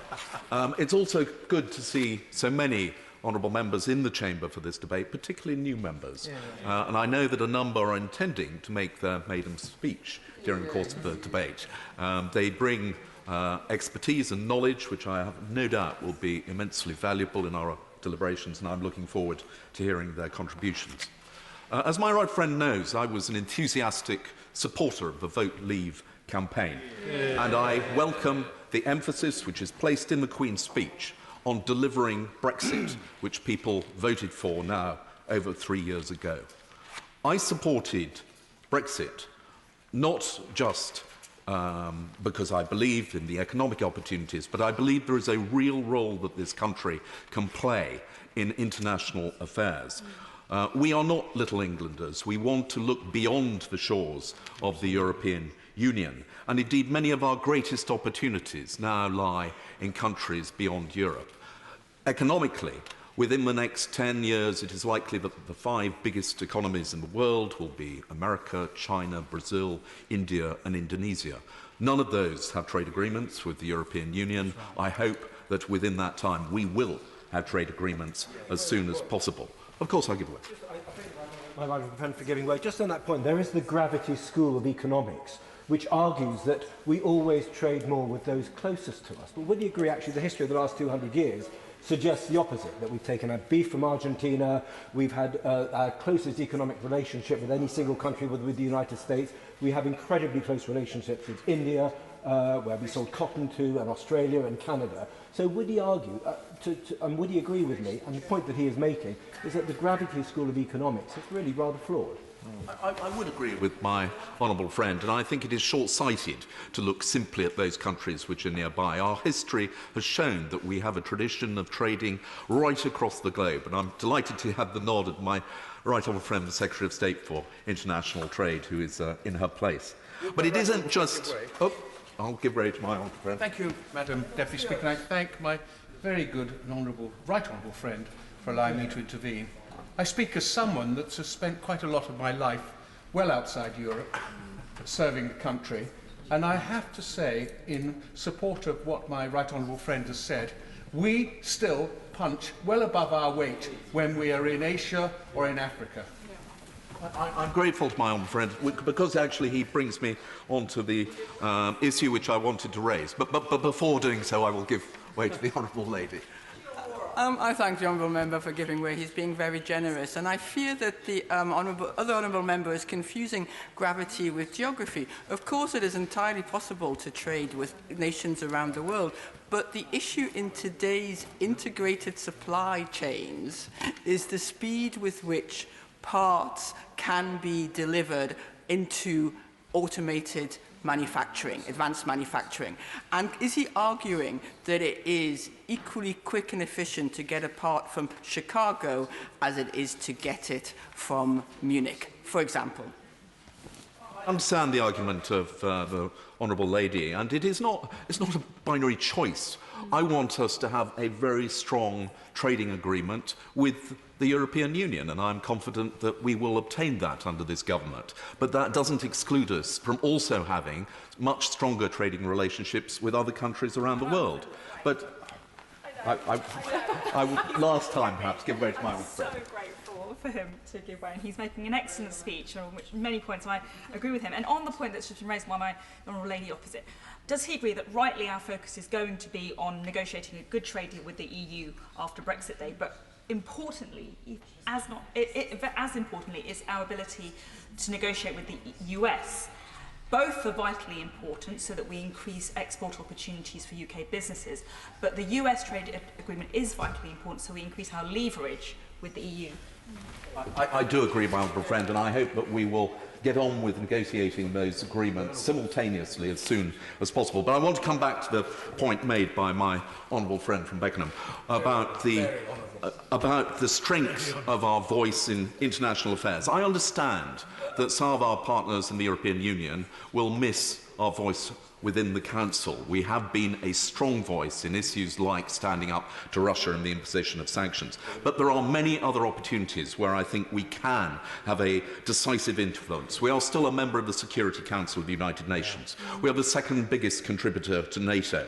We will play an active role in the Council of Europe and also on the OSCE, where I am proud to be a member of the Parliamentary Assembly. But I want to highlight one particular organisation which I happen to be the chair of the British group, and that is the Interparliamentary Union, and I would encourage new members to get involved in the IPU. It was founded 130 years ago by a British statesman, Randall Kramer, and a Frenchman, Frédéric Passy, and we have recently celebrated that anniversary. It now comprises 179 countries, and its purpose is to strengthen relations between parliaments, and sometimes it is possible to pursue issues through parliamentary dialogue, which sometimes are not possible to raise between governments. And I would give one or two examples. It was in 1984 that the IPU invited a delegation to the UK from the Soviet Union. That delegation was led by a pretty much unknown Russian politician. He was called Mikhail Gorbachev.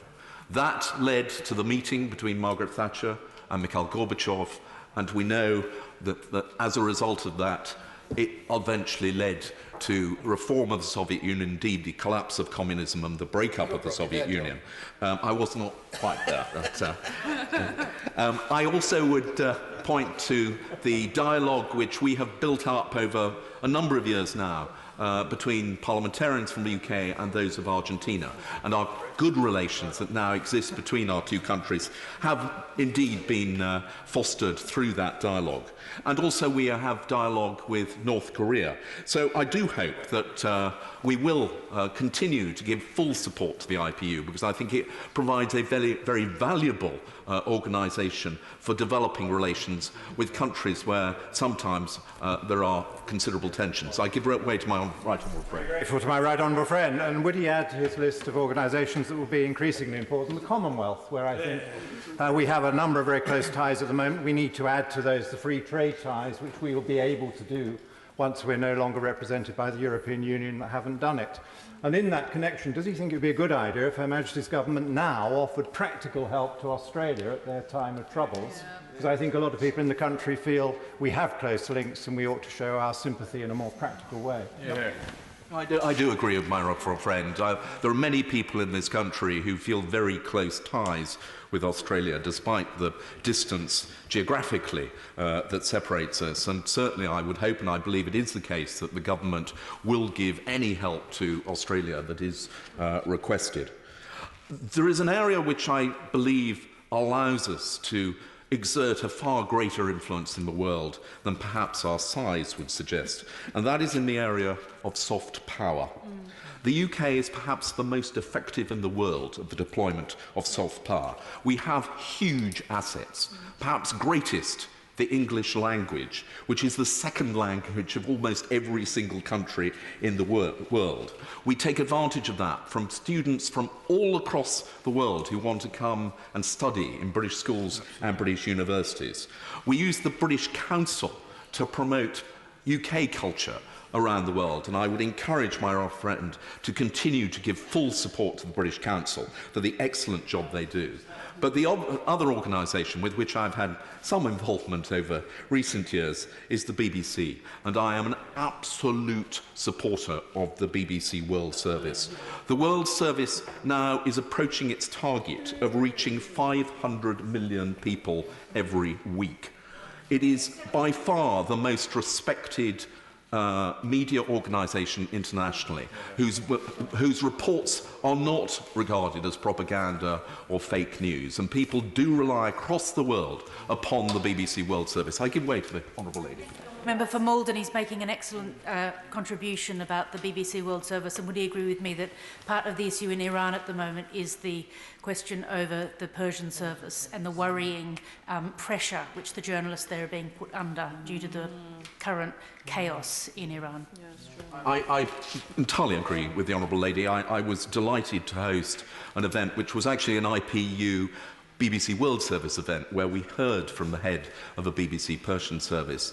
And those journalists who are all based in London, they dare not travel to Iran. It is their families that are being harassed and persecuted, and that is wholly unacceptable. I know that is one of the issues which my right friend, the Foreign Secretary, has raised and I hope will continue to raise. And I also should say that I chair the all-party parliamentary group on media freedom, and this is an excellent example. I commend the work of the government on media freedom. It was my right friend's predecessor, the right honourable member for South West Surrey, who made it the priority and hosted the international conference held last year in London. And I am delighted that my right friend is continuing that work and has already told the House about his recent meeting with the Canadians, who have also been in the lead in this. We have made some progress. Last year, 49 journalists died. Now, that is a historically low figure, but it is still 49 too many. And perhaps worryingly, a greater proportion than before died outside of conflict zones. They were perhaps deliberately targeted, often by their governments. And there are 389 journalists still in prison around the world. Half, nearly half, in 3 countries: China, Egypt, and Saudi Arabia. And the right honourable lady in her speech talked about the death of Jamal Khashoggi, and I completely agree with her that whilst we note that some people, we are told, have been held responsible, the masterminds behind that murder have not yet been identified. Nor, I suspect, have they in another shocking case just a couple of years ago, which is the death of Daphne Caruana Galizia in Malta, a country within the European Union, where the ramifications are still being felt. And so there is still work to do on media freedom, and I'm very pleased that this is clearly highlighted in the Queen's speech, and my rightful friend is giving it such priority. Yeah. There is one other issue I would like to mention very quickly. As I think, Madam Deputy Speaker, you know I also chair the all-party parliamentary group for Ukraine. I was delighted to meet the Ukrainian ambassador earlier today, and I'm grateful to colleagues from across the House who came and signed the Book of Condolence for the families of those who died in the plane crash.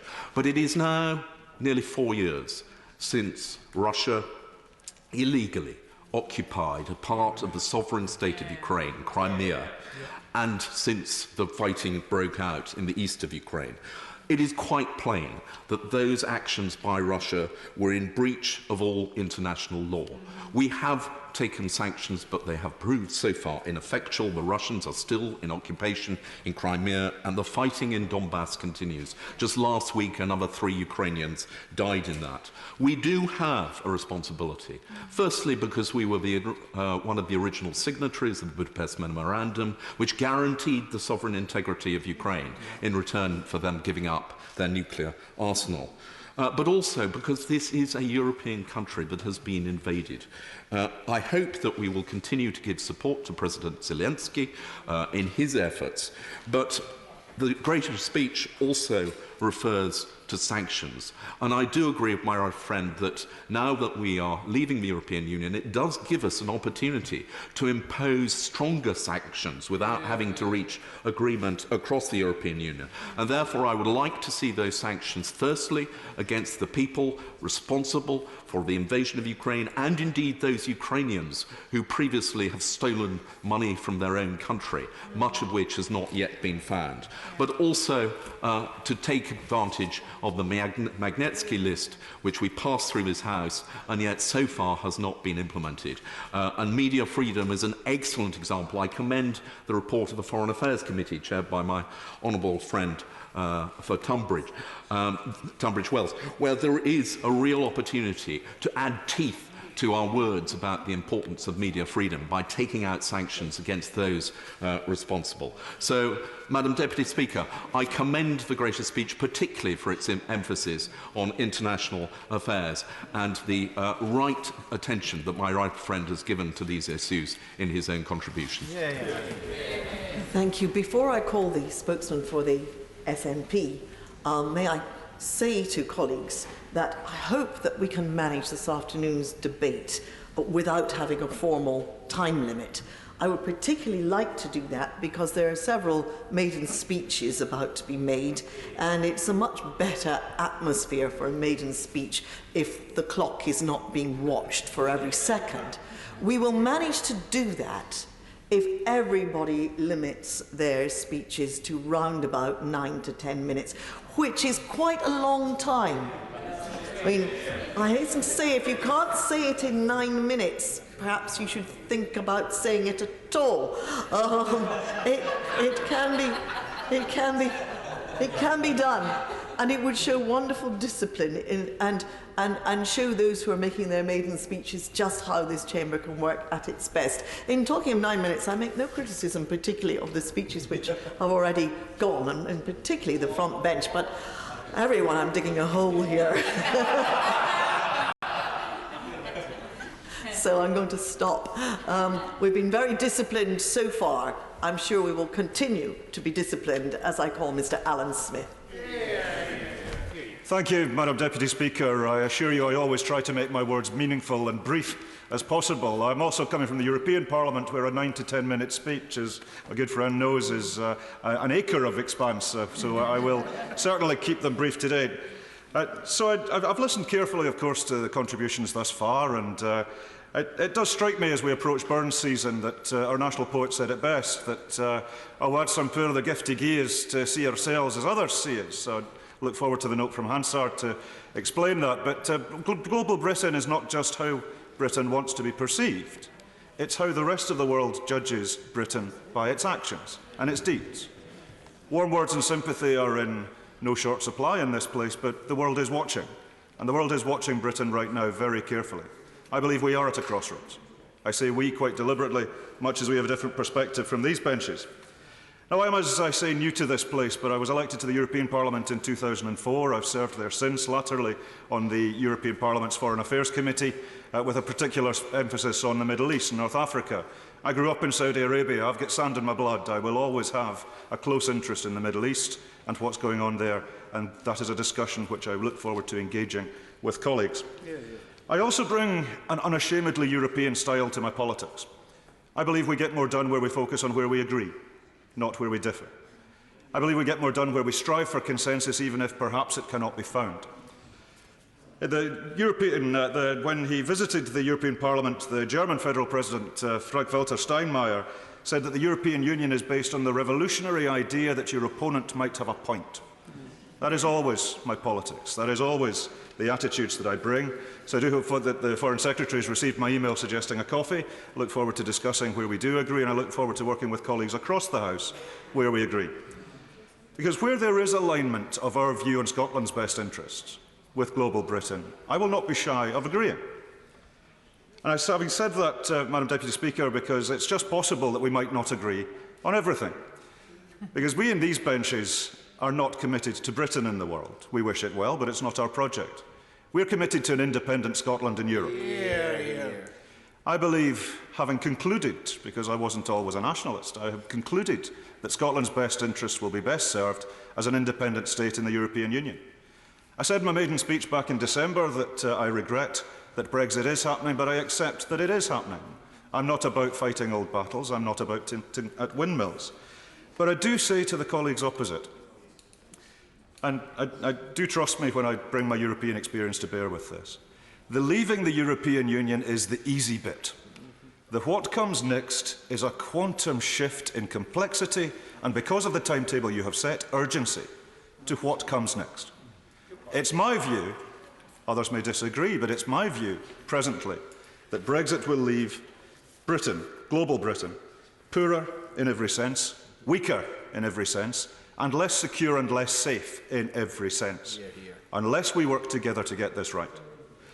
So from our side, the issues about foreign affairs and security cooperation, the implications of Brexit, are very far from clear.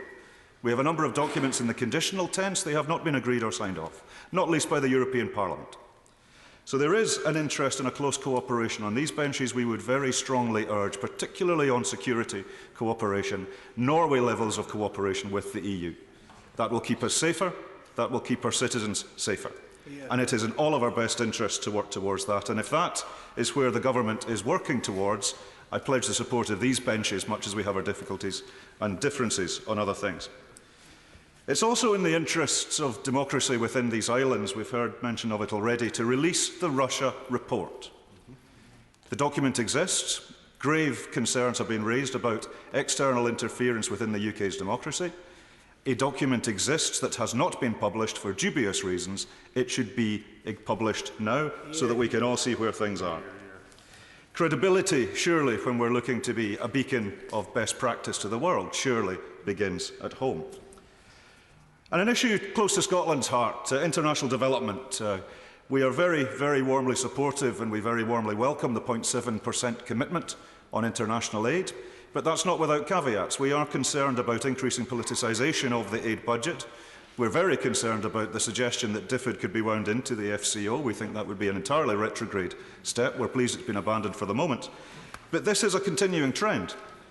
DFID in 2017. Give way on that point. Happily. Thank my honourable friend for giving way. He's making an excellent speech. And on the very point he's discussing, would he agree with me that particularly the staff in DFID in my constituency in East Kilbride, who contribute so much in relation to aid worldwide, excellent programmes, and I particularly think, as having been chair of the All-Party Parliamentary Group for Disability, about their excellent work getting children with disabilities into school, that this must be protected. It must be protected to protect the UK's reputation, but also in relation to the jobs and the wider economy and the good that they're doing internationally. I very warmly agree with that. The member for East Kilbride, no stranger to DFID, of course, and we on these benches want to see that work protected and maintained, and that independence maintained as well. But the trend that we have seen is concerning. In 2017, DFID managed only 72% of ODA. That's down from 88% in 2013. With other budgets being spent by other departments, we think that's a retrograde drift and we need to reverse it. So we want to see an independent DFID, not part of the FCO, and we want to see the budget also focused upon climate change. The world is moving fast. We need to see a strong effort on climate change because it is a global imperative which we very strongly support. The International Development Committee of this Parliament has called for this. We would welcome and support moves towards it. So we're not going to agree on everything, but where we do agree, as I say, I will not be shy of agreeing. Perspective is not just another way of saying opinion. We see the world differently on these benches. I'm a Scottish European. I wish global Britain well. Where we agree, we will agree. But Scotland is a European nation, and Scotland has not yet been heard on this. Dr. Julian Lewis. Madam Deputy Speaker, it was genuinely a pleasure to hear the spokesman for the Scottish National Party express himself in such fluent and consensual terms. The fact that he says that his party is willing to agree with those of us on the government benches does not come as a surprise to me, because I know from my experience on the last two iterations of the Defence Committee, where I had the pleasure of serving alongside two separate members of the SNP, that that is exactly true. And that is how it was that on a cross-party basis, all three parties represented on the committee were able to agree at quite an early stage that defence expenditure is too low and that something in the order of 3% of GDP is a more realistic target if Britain is to hold her head up in the world with safety. Before I develop that theme, however, I want to pick up one point from the excellent speech made by my right honourable friend for Malden, and that was his reference to the BBC, and he concentrated on the World Service. I remember that in about 2011, when the then Sir Ming Campbell and I were both members of the Intelligence and Security Committee, we learnt with alarm of the coalition government's plan to stop the ring-fenced funding not only of the BBC World Service, but also of the vital BBC monitoring service based at Caversham Park. And we expressed the view at the time that the result of putting that funding onto the shoulders of the BBC in return for allowing the BBC to have its usual requested rise in the licence fee would come back to bite us. And so it did, because both those budgets were badly squeezed, and I think I'm right in saying that in the end the government felt it necessary to restore separate funding for the BBC World Service, but sadly they did not do it for the BBC Monitoring Service. I'm most grateful to my honourable friend. The position is that the BBC continue to fund the World Service, but they now receive an additional grant from the Foreign Office, which has allowed them to expand their services. And I very much hope that the Foreign Office will continue and perhaps increase that funding. Yes, but the trouble is that no such grant was made to the BBC Monitoring Service, which is our principal source of what's called open source intelligence, or as they prefer to say, open source information. And the Defence Committee produced a hard-hitting report entitled Open Source Stupidity, because that was entirely our opinion of the effect of this cutback by the coalition government. It led directly to the closure of Caversham Park, and although BBC Monitoring continues to do very good work, it is a shame and it is a disgrace that it is not especially separately funded as it used to be. Now, coming back to the main topic of the debate, this is, as we know, a debate on Britain's future place in the world. Now, however magnified, however static, or even however reduced our future place in the world may be, we have to be able to keep our country safe. And as I never tire of explaining to the House, the basis of any sensible defence policy depends on three concepts: deterrence, containment, and a realisation of the unpredictability of future conflicts. And the examples I always give, and I fear that people start joining in a chorus if I do it again, but nevertheless, are the Yom Kippur War in 1973 that took hypersensitive Israel by surprise, the Falklands War in 1982 that took us by surprise, the invasion of Kuwait in 1990 that took everybody by surprise, and the 9/11 attacks in 2001 that took the world's then only superpower by surprise. And what do I conclude from the fact that most wars in the 20th century, because I could give many more older examples, are usually not predicted significantly in advance?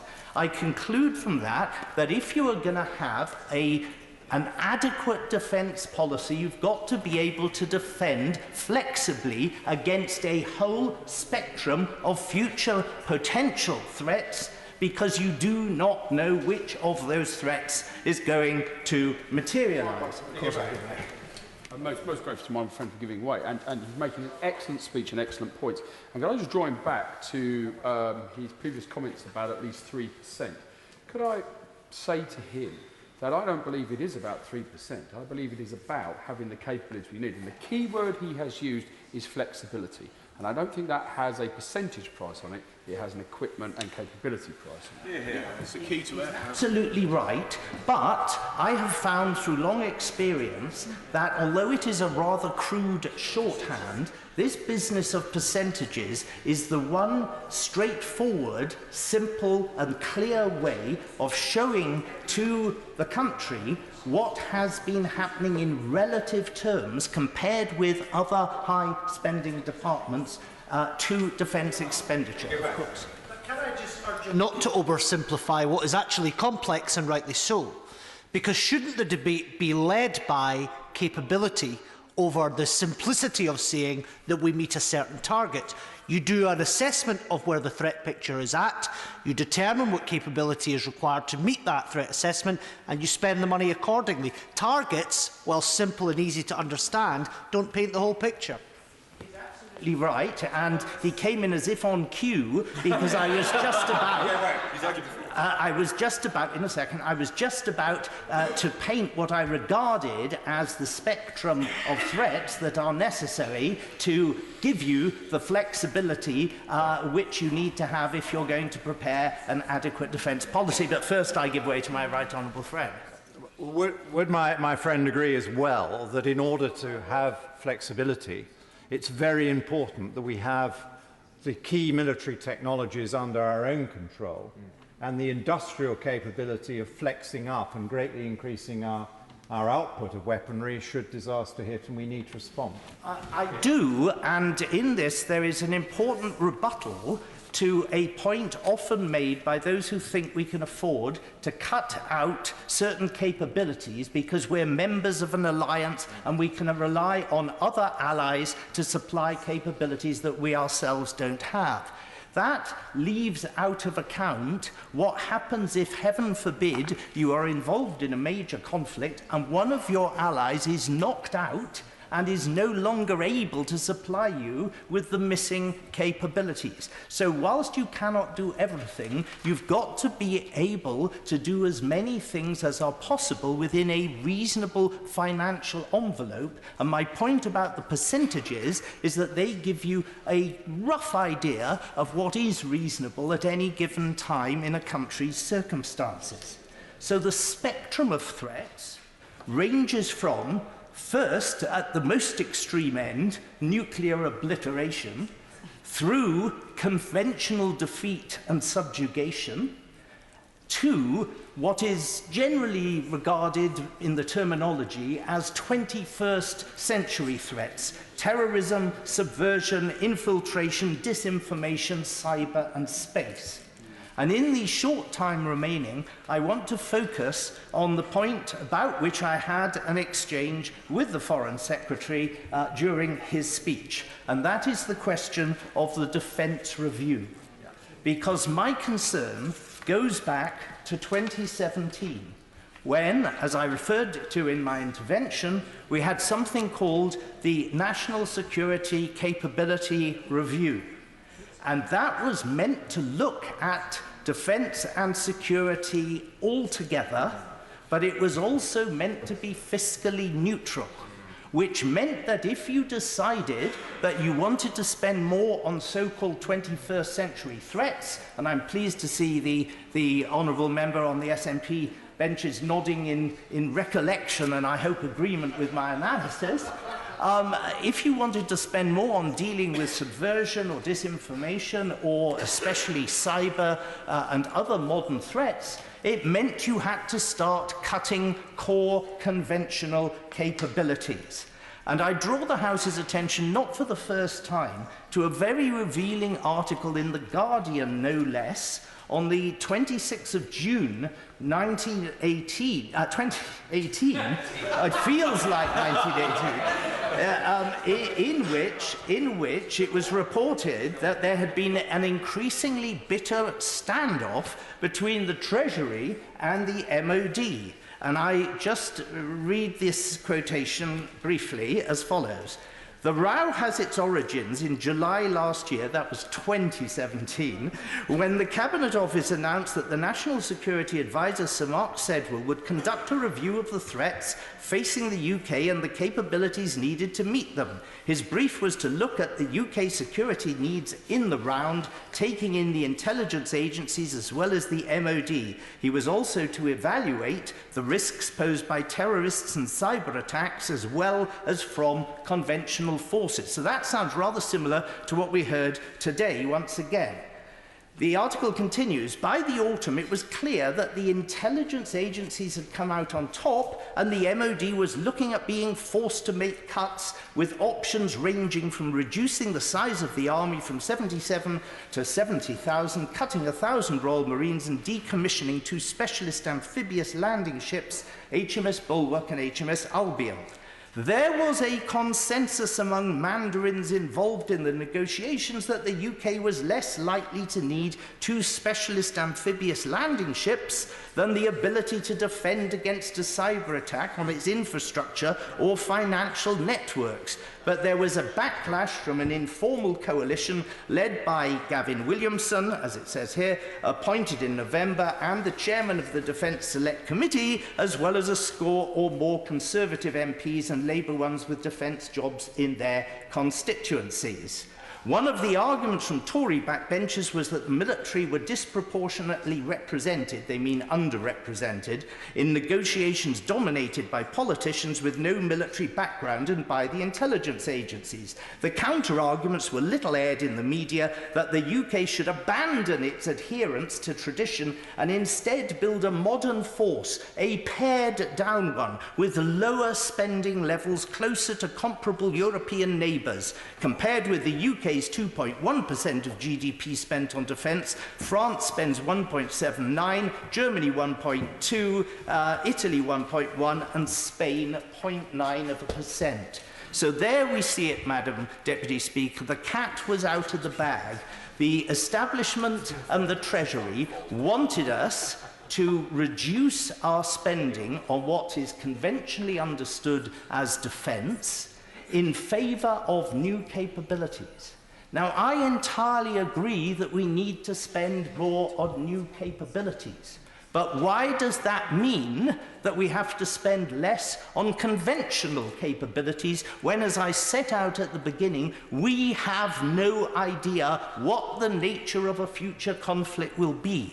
So as the threats are augmented and the dangers multiply, we should be spending more and not less. And I conclude by coming back to that rough yardstick of the percentage terms, because the Defence Committee spent a lot of time trying to work out what really had happened to defence, because as we know, the criteria were changed for calculating our GDP percentage expenditure on defence.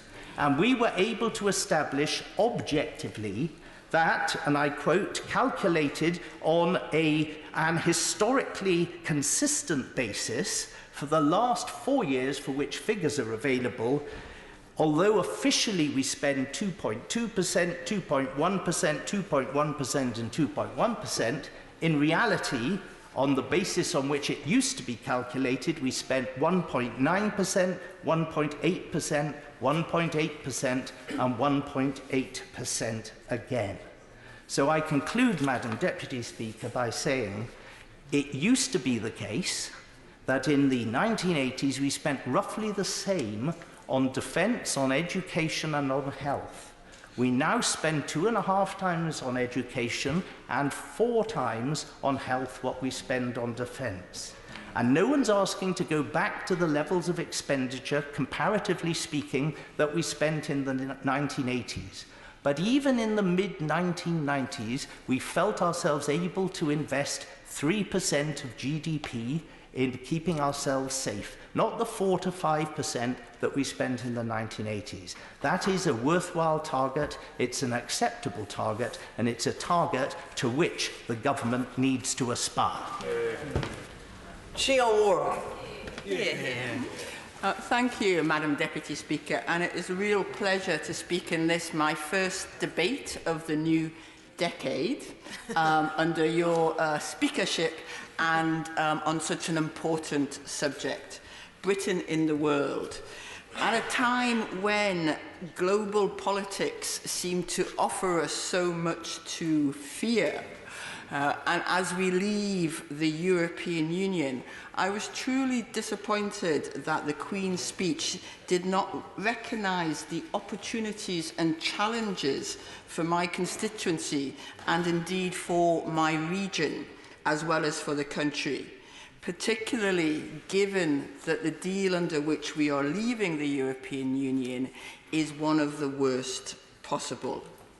Now, Newcastle Central has a proud history of working with, trading with, acting in solidarity with, and welcoming people from the world. We are not, as some would like to have to believe, an inward-looking region. In the 19th century, we welcomed the American abolitionist and escaped slave Frederick Douglass to Newcastle, and residents in what is now Newcastle Central paid for his freedom. Tradecraft, which supports economic development across the world through trade, was founded in Newcastle. Hadrian's Wall, which runs through my constituency, was the boundary of the Roman world.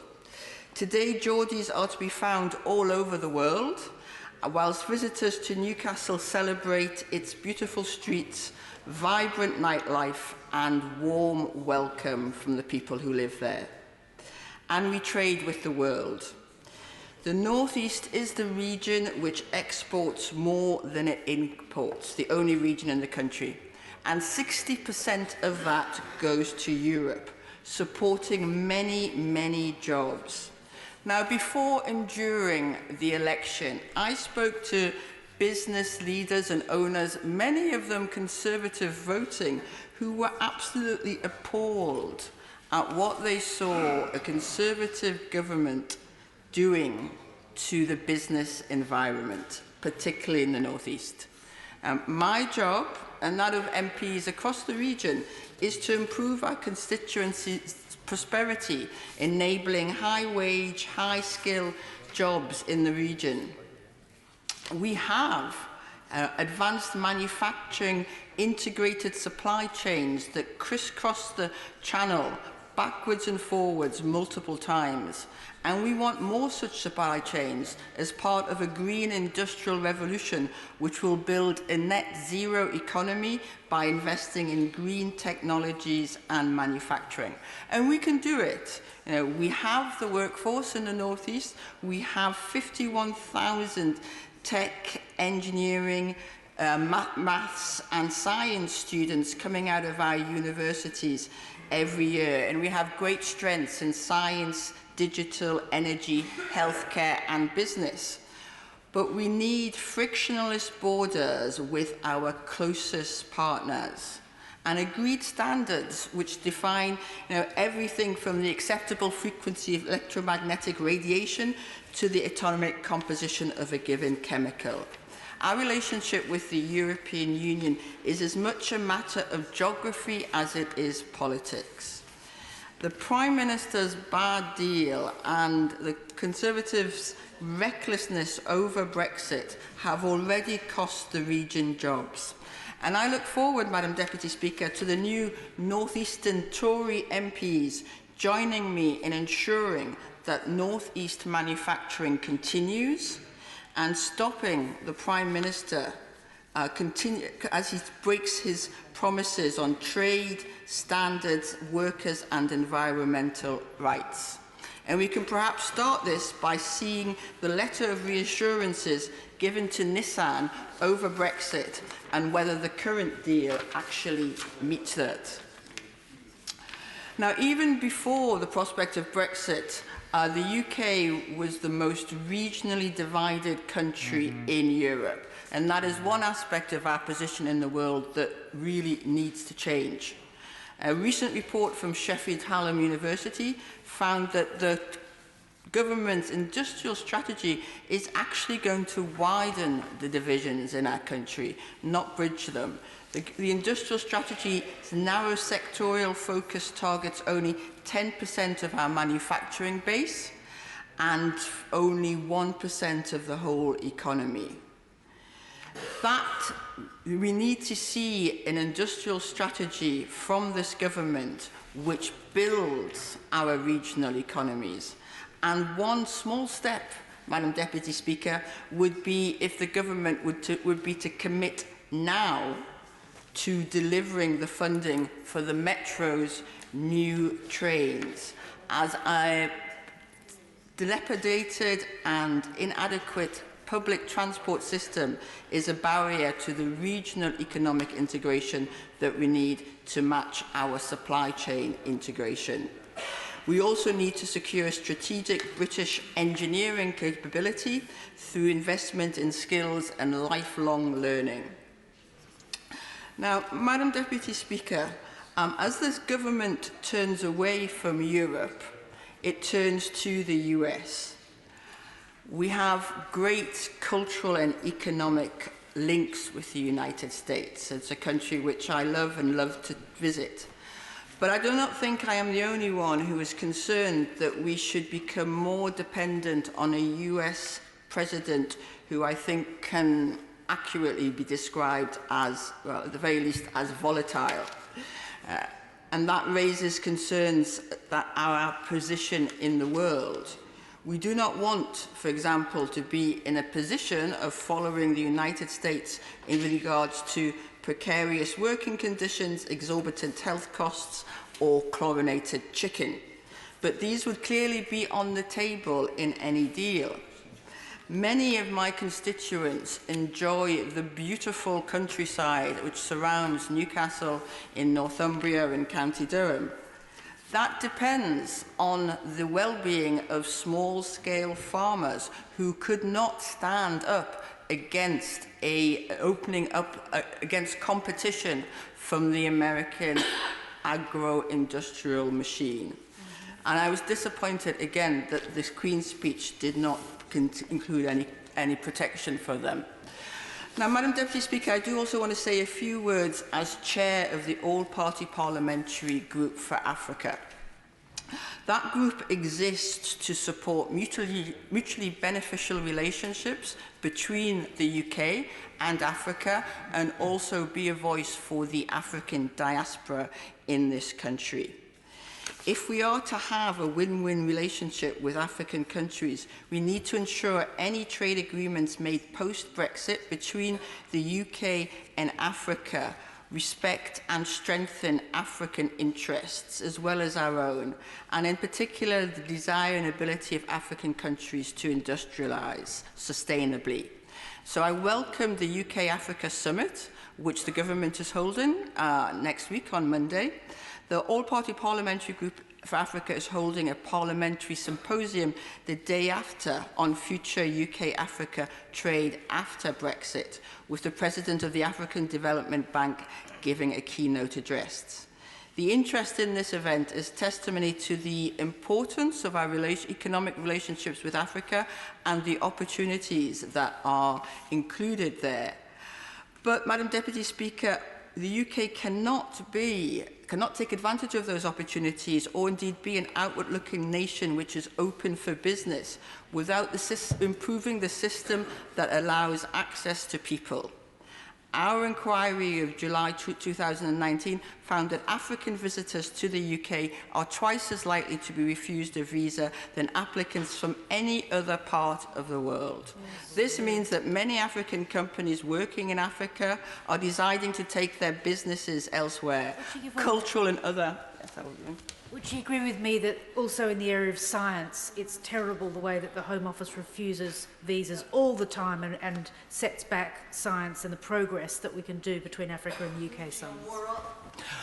I would really like to thank my honourable friend for making that intervention, because it is absolutely true that scientific links, as well as being part of the UK's soft power, are in the interests of ensuring that we can have sustainable industrialisation in Africa. And to see so many African scientists refused visas to come here is really something which goes against the interests of both the UK and the continent of Africa. So what is absolutely clear is that the UKVI's treatment of Africans is entirely at odds with the narrative of a global Britain post-Brexit, and that actions will weigh more than words. We cannot claim to be an open and global Britain if we continue to exclude so many people with a genuine need and desire to come to this country. Madam Deputy Speaker, Britain's position in the world has been negatively impacted by the Brexit saga and shambles, but I believe we can and will recover from that. We are still looked to as one of the great democracies of the world, and our scientific influence, our advantages of our language, the budget which DFID spends, these all ensure that we have influence in the world. We can stand up for human rights in countries such as Saudi Arabia, Russia, Iran, Burma, in Kashmir, in Palestine, and in many other countries and places, and we must do so. We should be under no illusion that democracy is embattled. Popularism, xenophobia, electoral interference, they are both driving and a consequence of the challenges democracy faces. Cozying up to regimes such as the Hungarian Orban, not standing up to President Trump, they do not put ourselves on the right side of history when it comes to our position in the world. And I want to see a stronger United Kingdom, strong on principles, with regionally successful economies making its way on the global stage. Yeah. Let's try a little bit harder on the 9 to 10 minutes. The Honourable Lady wasn't too bad, but I am putting out this plea to people who have made many speeches in this place and will make many more. It's not fair to those making their maiden speeches today if I have to put on a time limit in order to get everyone in. It shouldn't be necessary. 9 to 10 minutes is ages. Tom Tugendhat. Thank you, Madam Deputy Speaker. I remember my maiden speech was rather quicker, in about 4 minutes, so I'm glad you've given us a little bit longer. May I start with some condolences, because not only the people of Ukraine and Iran deserve our condolences, but also the people of Oman. The Sultan there, Sultan Qaboos, has been a great friend of the UK, and his partnership with our country has enabled a peace process in the region to go on for years, very quietly and very sensitively, and he's been an enormous friend. I look forward to our government working with Sultan Haytham in years to come. Now, the last 2 years of Parliament for me have been shaped by chairing the Foreign Affairs Committee, and it's a huge pleasure to have had that chance. We published some 23 reports, some 24 special reports. We had the most amazing help of the most fantastic clerks in Parliament. And if I may just name three of them, the leaders, the clerks of the committee, Chris Stanton, Tom Goldsmith and Chris Shaw, for their amazing work. I'm just going to pay a little tribute as well to the former member for Fife, Stephen Gethens, who was a very dear friend of ours, and to, of course, Anne Cruet as well, who sat with us and was absolutely inspirational in many different moments. But the overarching areas that we covered was not the academic exercise of foreign ideas. It was how do we best promote the interests of the British people? How do we ensure the prosperity and happiness of these islands? What should we aim for? Who should we work with? And how? We looked for solutions to the problems that we face and sat patiently, very patiently, through hours of testimony, listening carefully to witnesses to find ideas that would help us to change the world for the better for all of us. I hope that as a committee we serve this House and our country well. Many ideas came out of our inquiries, and some, I'm glad to say, have been adopted. Others are enduring and still could be adopted should the Minister wish to. But the top 5 areas of work for me were defending democracy against autocracies like China and Russia, building bridges with partners like India and Japan, growing businesses in new markets like South America, our own organisation and the skills we need in our own department to succeed, and of course, starting afresh in Europe. We address the dangers to democracy in many reports, but none more so than our 2 entitled Moscow's Gold, about the price of Russian money, and The Cautious Embrace, about the way in which some autocracies prey on our educational and cultural institutions. We argued at each time that the government must stand up for the values that make us strong. Now, those values define others too, and I'm very glad that the Prime Minister is keen on bridge building, because there is a bridge that we would like him to build on. The living bridge that Prime Minister Modi speaks about, that link between peoples, that link between diasporas. Now, the Home Secretary, who was an important contributor to that report, now has the power to put in place some of the recommendations she herself wrote on simplifying the visa system, on making it easier for students, for businesses, and for skilled workers to come to the UK from countries like India, using technology to make things faster and cheaper. But we must also look at new fronts, and our report on South America did just that, calling for the Trade Commissioner's team to be boosted and looking at how great companies like JCB and Diageo were already embedded in the continent. But how much further could we go? When we look at the law, we see a platform that is being built on in those countries and could be built on elsewhere. Because closer to home, our new relationship with the European Union, and separately with the 27 sovereign nations that make it up, will be built on cooperation and friendship. And though I hear what the Honourable Member, the Member for Stirling, has said, we must hope for the goodwill and for that cooperation to continue. Now, I know that we're asking a lot of our partners. We're asking them to change when they did not choose to. But the truth is, change is coming to Europe anyway. We know that there are changes within the European Union, and we know that there are changes between the European states already. And the world has changed, and so it's hardly surprising that we must look to change with it. Now, that transformation that Britain is about to undergo internationally is going to define much of the work of this government, and despite that, the committee found, sadly, that the Foreign and Commonwealth Office was too often unable to bring policy together, and sadly, it is not even paying diplomats as much as other civil servants. If we are to deliver a global Britain, we need a clear direction and high morale to attract those who will shape our place in the world. And that means a clear focus on the task ahead. Now, we have an opportunity and a government ready to set a course for ourselves and, I hope, for the world. The kind of foreign policy that will be exciting, ambitious, and I believe can be done. Now, why am I so confident? Well, whoever the Mandarin was who was quoted in the Sunday Times last week saying this administration doesn't care about foreign policy is clearly wrong. The handling of the Iran crisis leaving pressure to mount on the dictators in Tehran and not giving them an easy escape, has shown a deftness which we've been lacking for too long. Last month, the government won the ability to deliver, and for the first time in almost a decade, we have a British government that can decide a policy, that can shape it and can make it happen.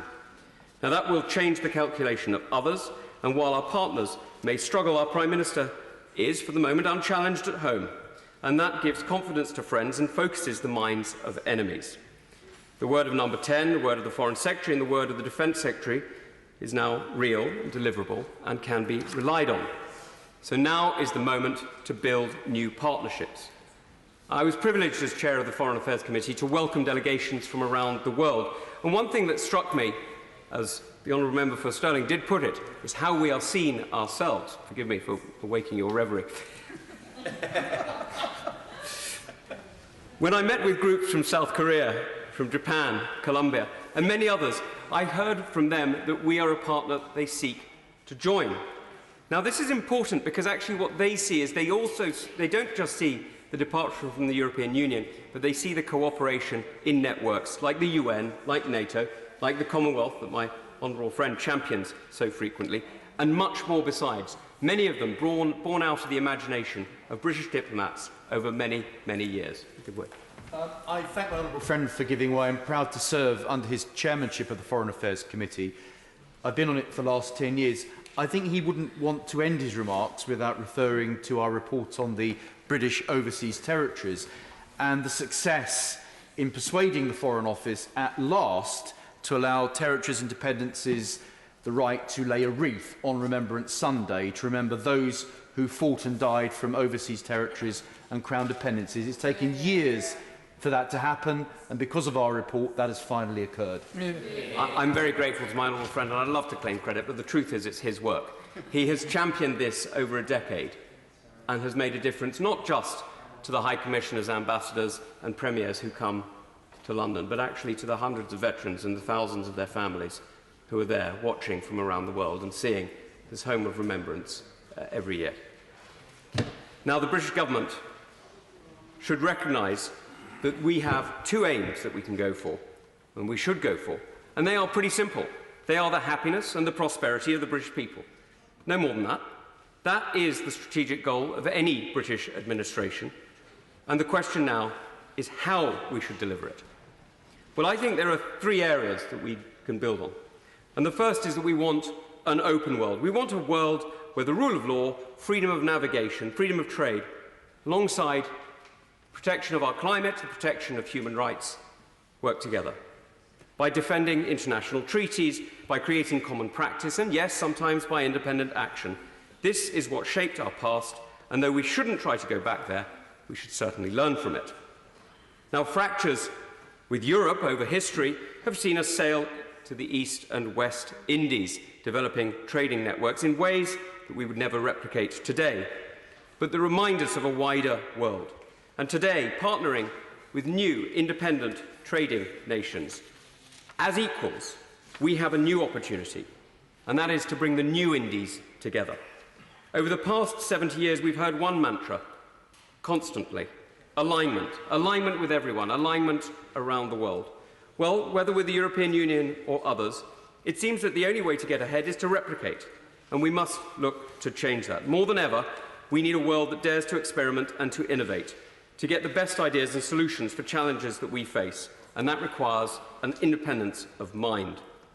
Not being part of the three great continental trading blocs, China, the European Union and the United States, this new group could focus on recognition rather than alignment, and new ways of working together. A less rigid Parliament, more Commonwealth, perhaps, than common purpose. That may be the better starting point. Now, I know that many of my friends may be surprised to hear me say this, because I am, and I remain, a passionate European. I would have to be with a wife who is French. And I remain still afeard of her. And as my honourable friend, the member for Stone, put it, Britain is and will remain in Europe. But of course, Europe is not Brussels. Europe is 450 million people, its cultures as diverse as the people in northern Finland and southern Italy. It is what has given us and the world amazing art and culture, science and innovation. And that didn't come from common alignment, but from competition and experimentation that led to the natural selection of ideas. Europe's fractured landmass allowed ideas to take root. It allowed experiments to find different solutions to the problems we face. Cooperation, not unanimity, should be what we aim for, and not just with Europe. The new Indies, the new partnerships, will be a way of building that. And our role? On new partnerships, the Honourable Gentleman has spoken passionately about many parts of the world. Would he agree that, particularly in Africa, particularly in the Horn of Africa, he knows I'm a long-term supporter of the cause of Somaliland, a place where we've got great trading potential, great historical and cultural links with what was a British protectorate, but also DFID playing a key role there. Does he not agree that regions and countries like that are places where we could be bringing all parts of British foreign policy together?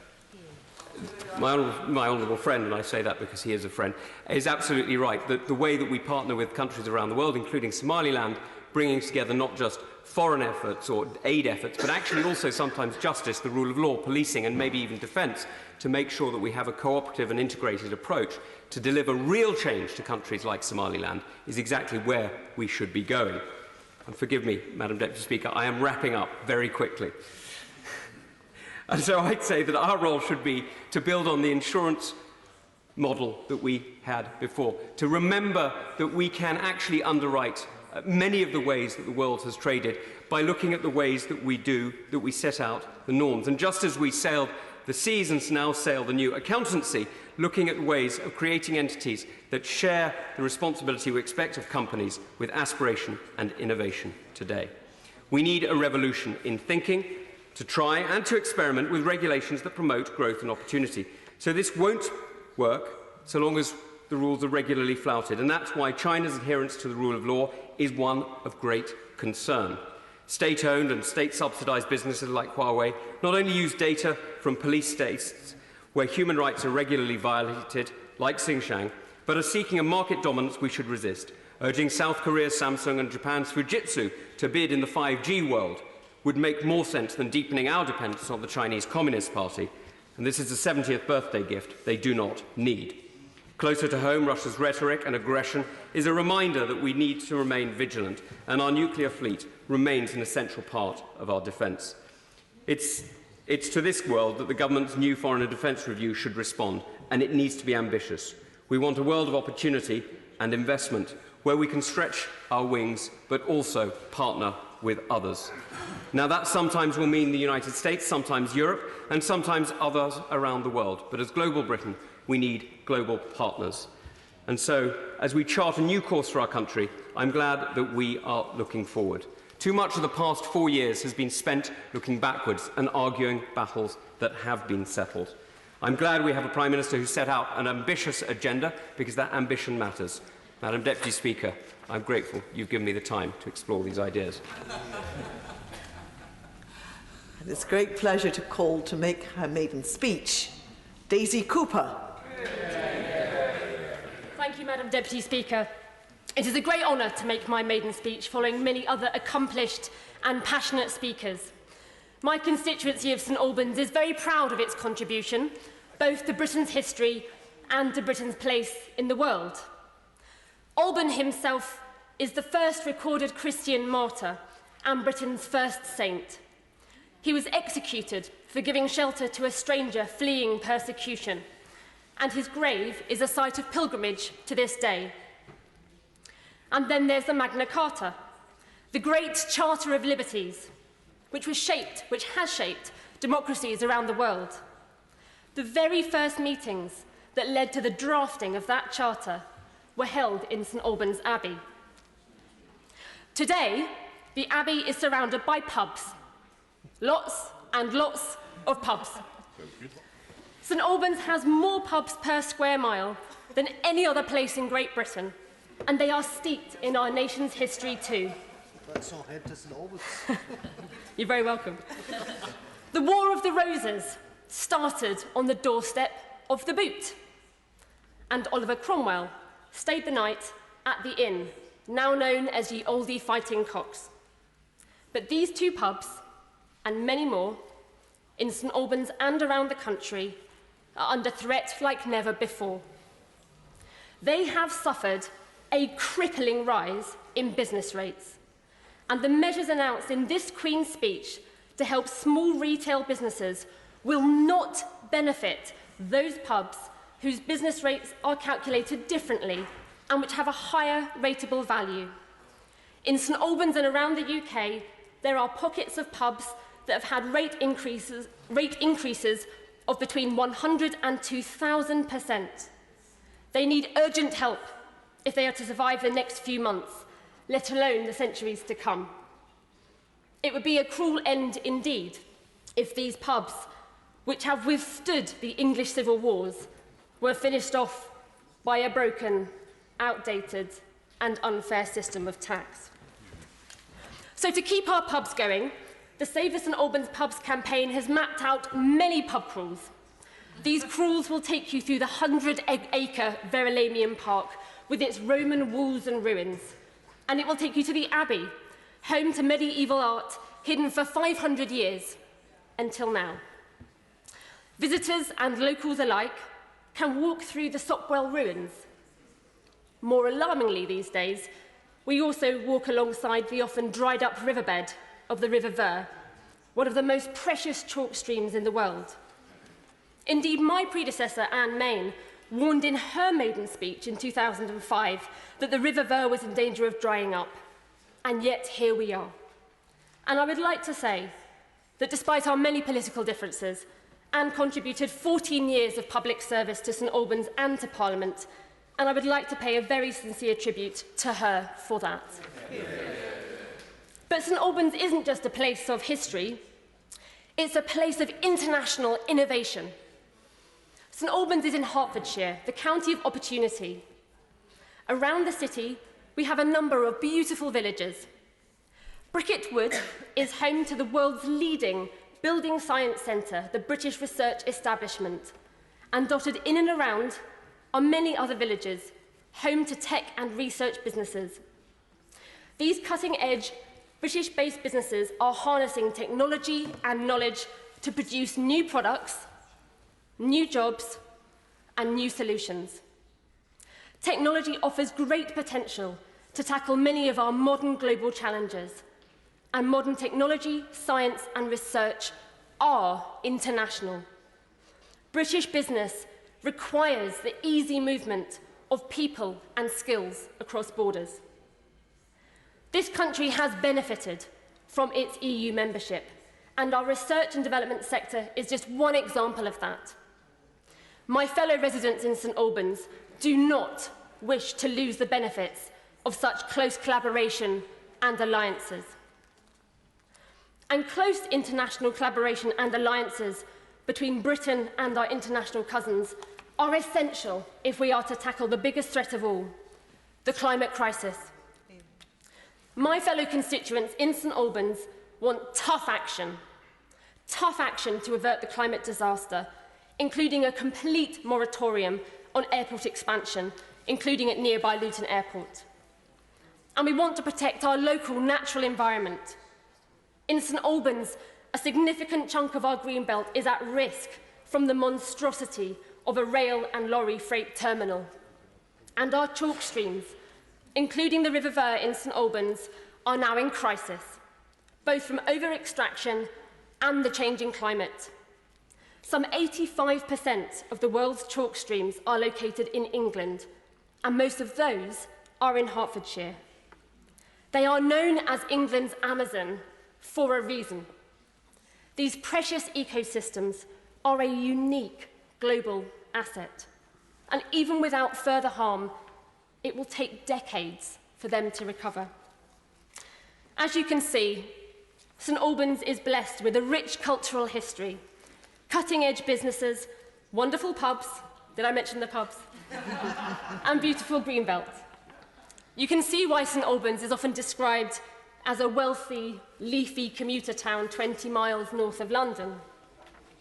But, like many places across the UK, you only have to scratch the surface to see that some people in St Albans are really, really struggling.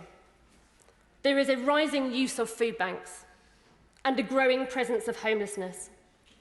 there is palpable frustration at how public services, including the NHS and our schools, are chronically underfunded, and alarm at the rapid increase in crime from county lines. And the St Albans to London commute should be easy, but is often an unreliable, uncomfortable, and increasingly unaffordable ride.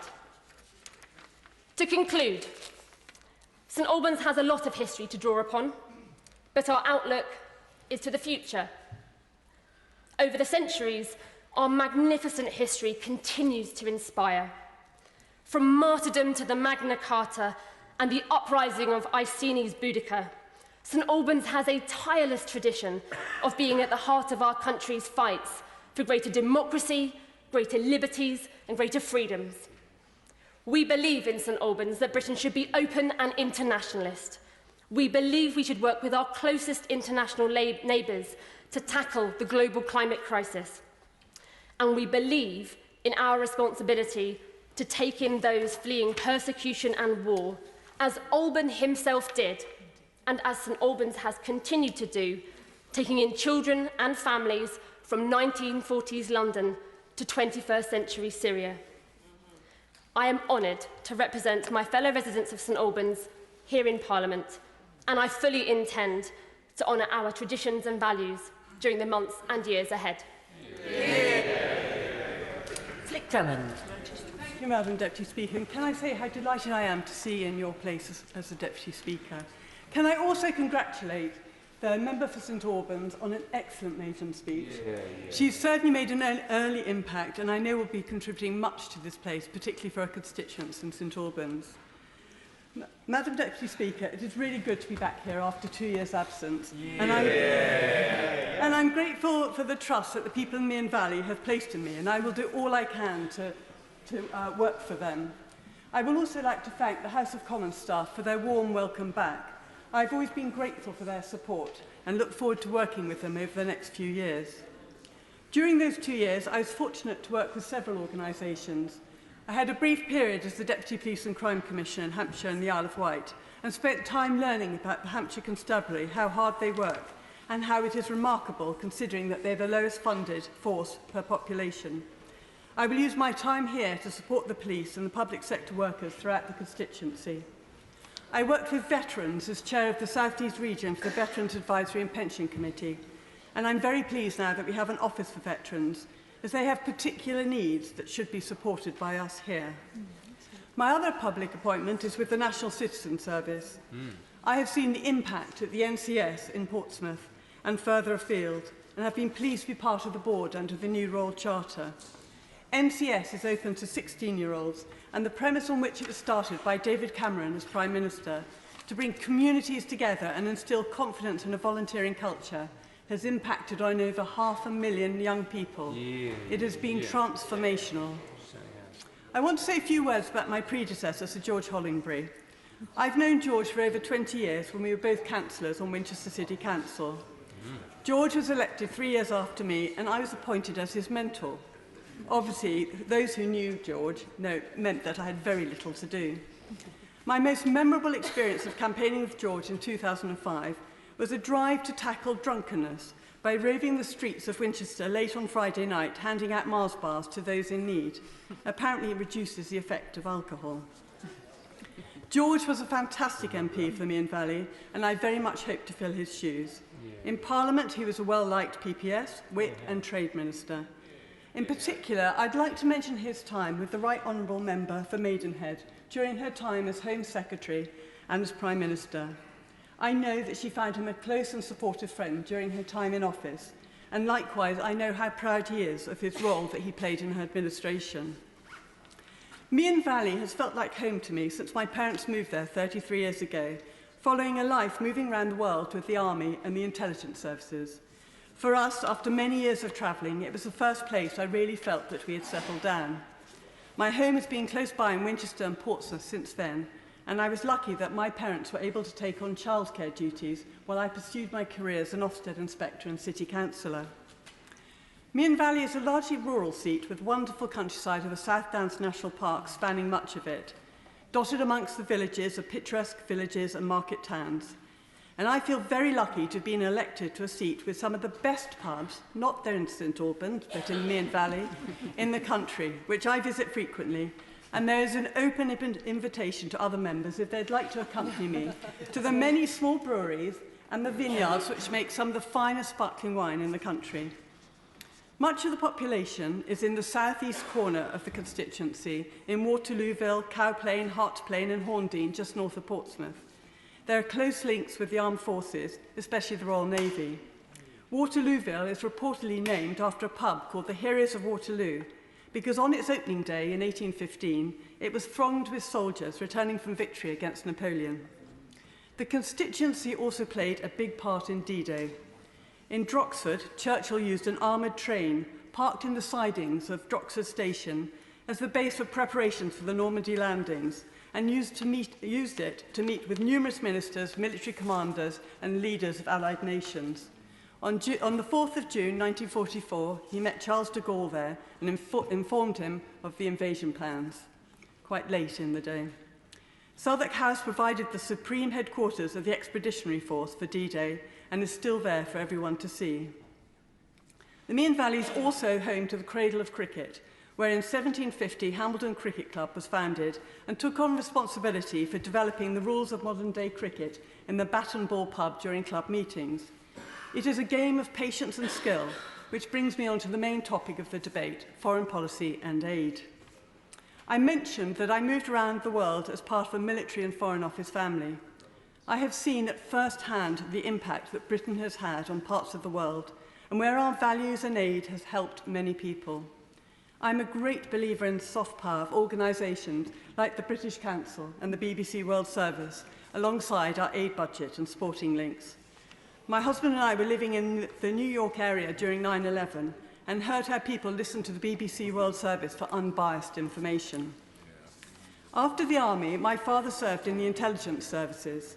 As I said in my maiden speech before, we openly praise the work of the armed forces, quite rightly, but not so much that keep us safe without recognition. So I would like to pay particular tribute to everyone who works in the intelligence services, and especially those like my father in the Secret Intelligence Service, sometimes referred to as MI6. These people put themselves often in the very gravest danger to promote and defend British interests and extend British values. They do it without thought of credit or personal gain. I think that is hugely inspirational, and I intend to support any measures that give them the resources they need to continue that work. As some of you know, I was born in Aden in Yemen, something I now have in common with only one other member, the shadow leader of the House. I pay tribute to her brother, Keith Vaz, the former Member of Parliament for Leicester East, who chaired the Yemen APPG for many years. We both spoke frequently in debates in this chamber about the forgotten war in Yemen, where civilians are suffering not just as a result of direct violence, but through famine and malnutrition, including thousands of children. I am concerned that with our eyes often turned in horror to the cowardly and profane actions of Daesh in Iraq and Syria, and now with tensions with Iran once more rising, we have not given the crisis in Yemen the attention that it so desperately needs. I will continue to bang the drum on behalf of its people and ask the British government to continue to lead in peace discussions to bring about peace and stability that Yemen needs. As part of these efforts, I'm helping to re-establish the Yemen APPG, and I hope members listening will consider joining. I am pleased to be co-chairing the APPG on women, peace and security alongside Baroness Hodgson, as it is often women that bear the brunt of war and atrocities. We will be working to highlight this in conferences this year. Madam Deputy Speaker, I have also lived in many Commonwealth countries, Nigeria, Pakistan, India, Australia, as well as the UAE and the USA. And as we leave the EU on the 31st of this month, we will have an exciting opportunity to strengthen our relationships with these countries and the rest of the world. I look forward to supporting the government as we strengthen our own trade deals and other links. We must not, however, lose sight of the fact that Europe remains our neighbour and friend. I hope that we can remain a leading and supportive nation amongst our European allies, even as we extend our horizons further afield. I look forward to working with the government on foreign policy and our one nation domestic agenda, and most importantly, working hard for my constituents in Mearn Valley. Thank you, Madam Deputy Speaker. Alistair Carmichael. Thank you very much, Madam Deputy Speaker. It's an enormous pleasure to follow the Honourable Lady from Meon Valley making her non-maiden speech and to welcome her back to the House. When she was here representing the interests of the constituents in Portsmouth South, she had a reputation for an intelligent and thoughtful analysis that she brought to the debate, and it's clear that her time away from the House, if anything, has served to improve that, so she is very welcome back to the House. I'm also particularly pleased to be able to follow the contribution of my honourable friend, the member for St Albans, who made a quite alarmingly accomplished maiden speech. I suspect that following her in the order of speaking today is something for which I will just have to be getting used in the future. I confess I did not know that St Albans was as well provided with licensed premises as we now know. I am actually my honourable friend's mentor, and it does strike me that perhaps my duties as her mentor might extend beyond Westminster and may require some time mentoring her in her constituency. The honourable gentleman from Tunbridge and Mulling, who's just left his place, in his contribution made the very important point that the United Kingdom is still seen in many or indeed most parts of the world as being a force for good on the world stage.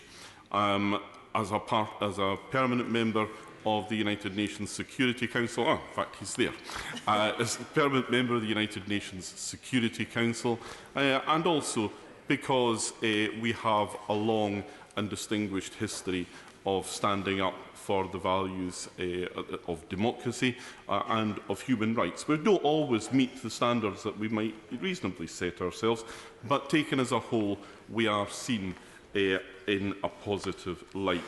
And I think that is going to matter more now than ever. The recent assassination of Soleimani in Iran, has definitely raised the temperature in what is an already febrile region. I do not mourn Soleimani at all. The man was a butcher, make no mistake about that. Others have said that he doubtless had the blood of British service personnel on his hands, and I think that's almost certainly the case. The difficulty is, of course, that once you start to use that as your rationale for actions of that sort, it begs the question of where do you go next and where do you stop. The same accusation could have been made against parliamentarians ultimately in different conflicts in different parts of the world down the years, most recently even possibly some of those who have sat in the Northern Ireland Assembly. So I urge some caution as using that as a justification for the assassination of Soleimani. The lack of an early response from the Prime Minister was, I would suggest, a mistake. I don't think it was a catastrophic error. I think it's one from which we must learn.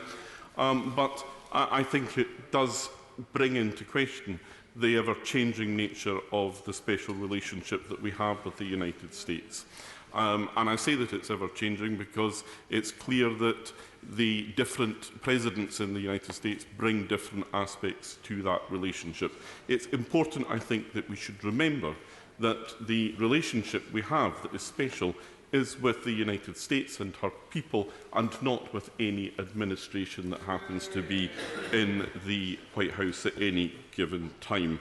So we need to be alive to the possibility that this is perhaps one of those moments in that relationship where we have to be more prepared than previously to plough our own furrow in foreign affairs.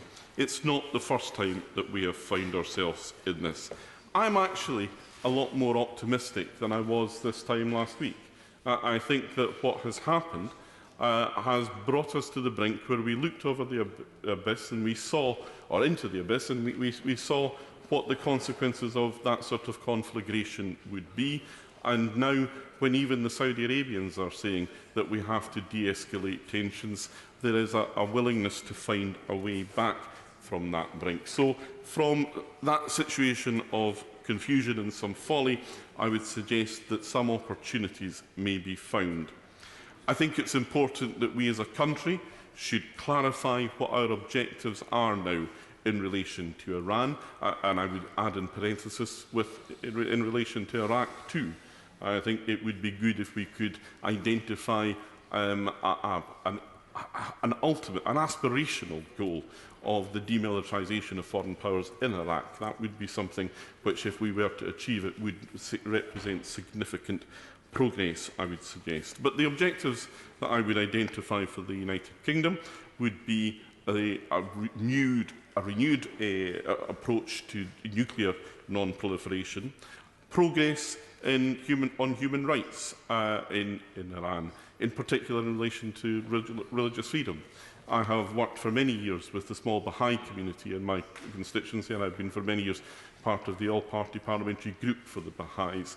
The persecution of the Baha'is and the use of capital punishment in Iran is something that is a stain on that country's reputation. And of course, this is a moment where we should be renewing our effort to see the return of Nazanin Zaghari Ratcliffe and other dual nationals. And having identified these objectives then, of course, the next question which we should set ourselves in this essay is how do we then achieve them?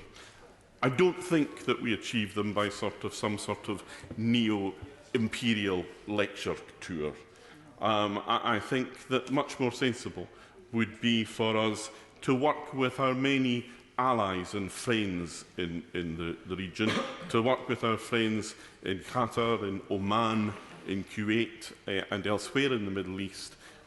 They, I would suggest, would be much more sympathetically heard as interlocutors when it comes to advancing these objectives.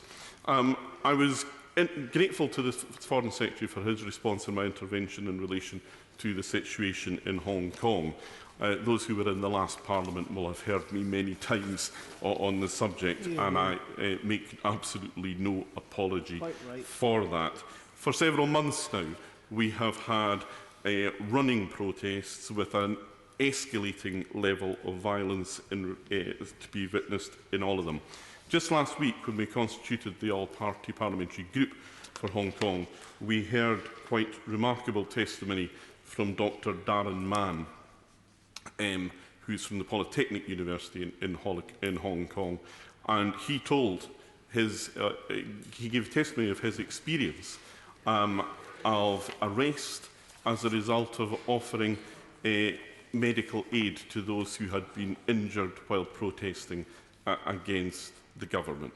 Now, when you have a government that is prepared to arrest medics off the street, then you realise that things have taken a seriously bad turn for the worse. Of course. I thank the honourable member for giving way. And would he agree with me that until we have a full inquiry into police brutality, we won't really know the answers? And that's what we should be pressing for in this House and in many other parliaments, to put pressure on for the facts around the police brutality in Hong Kong. I thank the Honourable Lady, and she and I have worked on this issue in the past, so she will not be surprised to hear that I agree with her absolutely, because it is that pressure that is needed. Because actually, for all that it was shocking to hear about the arrest of medics, doctors and nurses offering help in the streets to injured protesters, the really shocking thing that we heard from Dr. Mann last week was that when he took that testimony to the United Nations High Commission for Human Rights and to the International Committee for the Red Cross, they said, there's not much we can do, we have to stay neutral in this matter. You cannot stay neutral when you are faced with that sort of brutality, and what is at stake is the most fundamental human rights. So we have seen China's reneging on the joint declaration, and it is now surely time that the United Kingdom should respond, and that has to go beyond the hand-wringing that we have seen. We've seen the massive concern that there now is amongst the Hong Kongers about the BNO passport scheme. It was always a messy compromise. It was never going to be anything better than that. But I have to say to the House now, I think we have reached the point where that messy compromise is simply no longer sustainable, and now Hong Kongers who have that BNO passport status should surely be given the right of abode. As I said to the Foreign Secretary, it is shocking that the global head of Human Rights Watch, Kenneth Roth, should have been denied entry to Hong Kong this weekend. That surely is proof, if it is needed, that what is going on there is something of which China is ashamed. It is something for which this House should be prepared to shine the light of scrutiny, because scrutiny and accountability is what will bring the change that is needed there. It's a great pleasure to ask Theo Clark to make her maiden speech. Thank you very much, Madam Deputy Speaker. It is a privilege and honour to have been elected as the Member of Parliament for Stafford. As this is my maiden speech, may I start by paying tribute to my predecessor, Jeremy Lefroy, who was an excellent constituency MP. He was a tireless champion of local issues, including our county hospital, which has been through difficult and tragic times, and he should be commended for fighting hard for local services. He was also a tremendous supporter of local businesses, and I'd like to thank him for his work on tackling youth unemployment. I first met Jeremy nearly 10 years ago when I volunteered with him on the Conservative Party's International Social Action Project in Sierra Leone. During his term of office, Jeremy became well known for his expertise in international affairs. He was a committed member of the International Development Select Committee and a prominent supporter of the UK's aid budget. He believed, as I do, in a modern, compassionate form of conservatism. We believe that the UK should continue to lead in responding to humanitarian disasters and tackling extreme poverty. Having visited Africa with him several times, I have seen firsthand his dedication to promoting the Global Britain agenda and his commitment to eradicating malaria and neglected tropical diseases, causes which I will continue to champion in this House. I was delighted when he became the Prime Minister's trade envoy to Ethiopia. With Africa home to 16% of the world's population and set to double by 2050, investing in the economic power of these young people will be key to the success of global Britain. So I welcome the government's upcoming Africa Investment Summit. And I'd like to wish him well in his future endeavours, where I'm sure he'll continue to advocate for these important issues.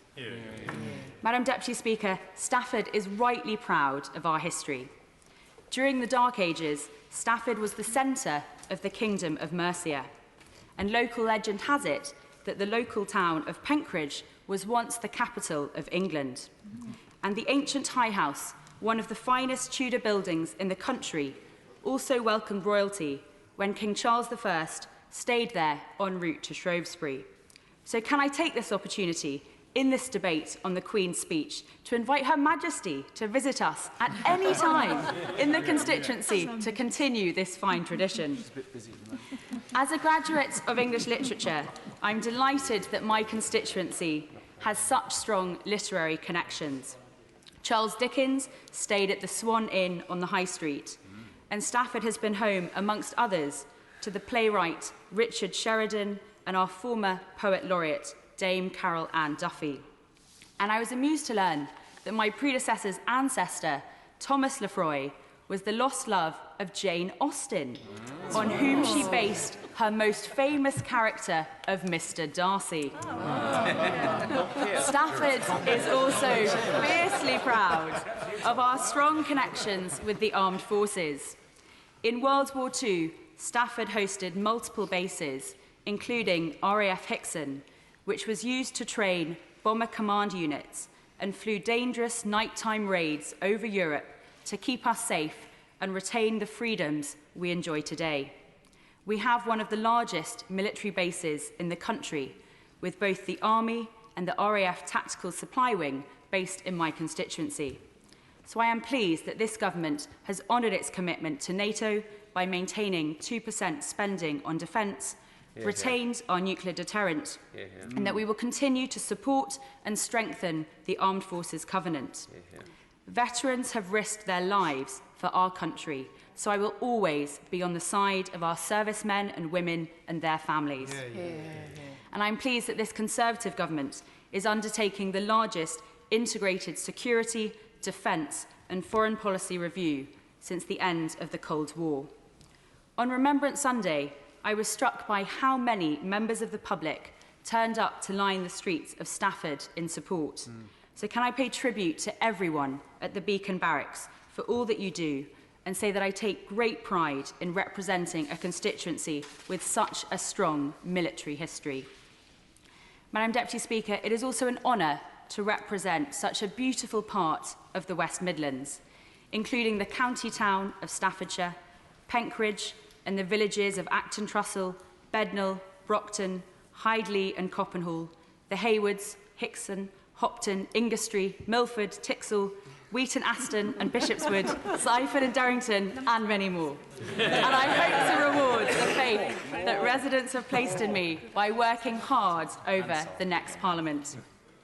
My constituency voted to leave, so rightly, my first priority for the people of Stafford is getting Brexit done. In my first week, I delivered on this promise by voting for the Withdrawal Agreement Bill. And can I thank the constituents who lent me their vote at the last election. I will continue to fight for local services, including our county hospital, and I am committed to standing up for our wonderful National Health Service, and in particular to ensure that we tackle issues relating to mental health. I will also fight to ensure fairer education funding for our local schools in Staffordshire, and I was delighted recently that Stafford College was judged outstanding by Ofsted. And I welcome the Prime Minister's leadership internationally to provide all girls with 12 years of quality education by 2030. As we forge a new path outside of the EU, it is also vital that our farmers are supported and that we do not compromise on environmental, food and animal welfare standards in any future trade agreements. We must continue to conserve our countryside and ensure that rural communities get the infrastructure they need, from fast broadband to improved local bus services. I have enjoyed visiting our county showground, and I look forward to my first ploughing match in the constituency, although I will need to learn to drive a tractor before then. Stafford and Penkridge have contributed hugely to the government's national agenda to build more houses, which is to be commended. However, when development comes along, we must also ensure that proper infrastructure is put in place. I will continue to raise the concerns of local residents over increased congestion and the provision of local schools and GP surgeries. I'm also committed to working with Staffordshire County Council, Stafford Borough Council and South Staffordshire District Council. These authorities have seen great success in delivering services despite ongoing external pressures, and they should be congratulated. And as a former business owner, I will always bang the drum for businesses to invest in the constituency, support those seeking work and champion our local apprentices. We must maximise the trade benefits afforded to us as part of the Commonwealth. We have to take advantage of the opportunities available to us by leaving the EU in order to achieve a truly global Britain. I believe that politics is about getting stuff done, both locally and nationally. One of my proudest achievements before being elected was bringing Sir David Attenborough to campaign in Parliament with me, and together we successfully lobbied the Secretary of State to increase funding for tackling plastic pollution. As a One Nation Conservative MP, I will continue to champion the environment and the importance of conservation. I welcome the government's new Blue Planet Fund, and I believe the UK is rightly leading the global fight against climate change through hosting COP26 in Glasgow. I'm reminded of a quotation from the great American President Theodore Roosevelt, who said, "The nation behaves well if it treats the natural resources as assets, which it must turn over to the next generation increased, but not impaired in value. This is a sentiment that I very much agree with. The Queen's speech set out this government's ambitious international agenda. As a country that has always been a beacon for freedom and tolerance, the UK must not shirk its global responsibilities. After Brexit, we must continue to bolster our crucial international alliances and institutions and expand the UK's diplomatic network. I am also an advocate for gender equality, and I'd like to thank the cross-party 50-50 campaign for their tremendous work in encouraging more women to stand for public office. I will always champion the agenda of women and girls and ensure that their voices are heard both at home and abroad. And to conclude, when the suffragettes marched to London through Stafford, they were met with a somewhat frosty reception in my constituency. So it gives me even greater pleasure, 100 years on, to serve alongside a record 220 female MPs in this Parliament, and to be elected as the very first female MP for my constituency. Walking through Westminster Hall for the first time as the Member of Parliament for Stafford, I was reminded that beneath my feet was the broom cupboard where the brave suffragette Emily Wilding Davison hid on the night of the census, ensuring that it was recorded that a woman's place is in the House of Commons. Thank you. Stuart Hosey. Speaker, it's a pleasure to follow the Honourable Lady from Stafford. I think we've seen and heard enough to know already she will be a credit to her constituents and to her party. I'm also pleased she paid such a kind tribute to her predecessor. Although I do say to her, as someone who does regular surgeries in 4 or 5 of my larger villages, if she does a surgery in every one of the villages she read out, and the ones she didn't, she's going to be extremely busy indeed. Before I turn to the debate proper, can I make an observation about the speech by the Honourable and Gallant Member for Tonbridge and Malling? I thought it was a very good speech, but 2 observations. The Honourable and Gallant Gentleman said they would work with the European Union and the 27 countries. Can I say, have we not noticed over the past 2 or 3 years the European Union has operated as an extremely disciplined single bloc? And I think, before I give way, I think trying to pair 1 or 2 countries off would be a fool's errand. And before I let the Honourable Gentleman intervene, I make another observation.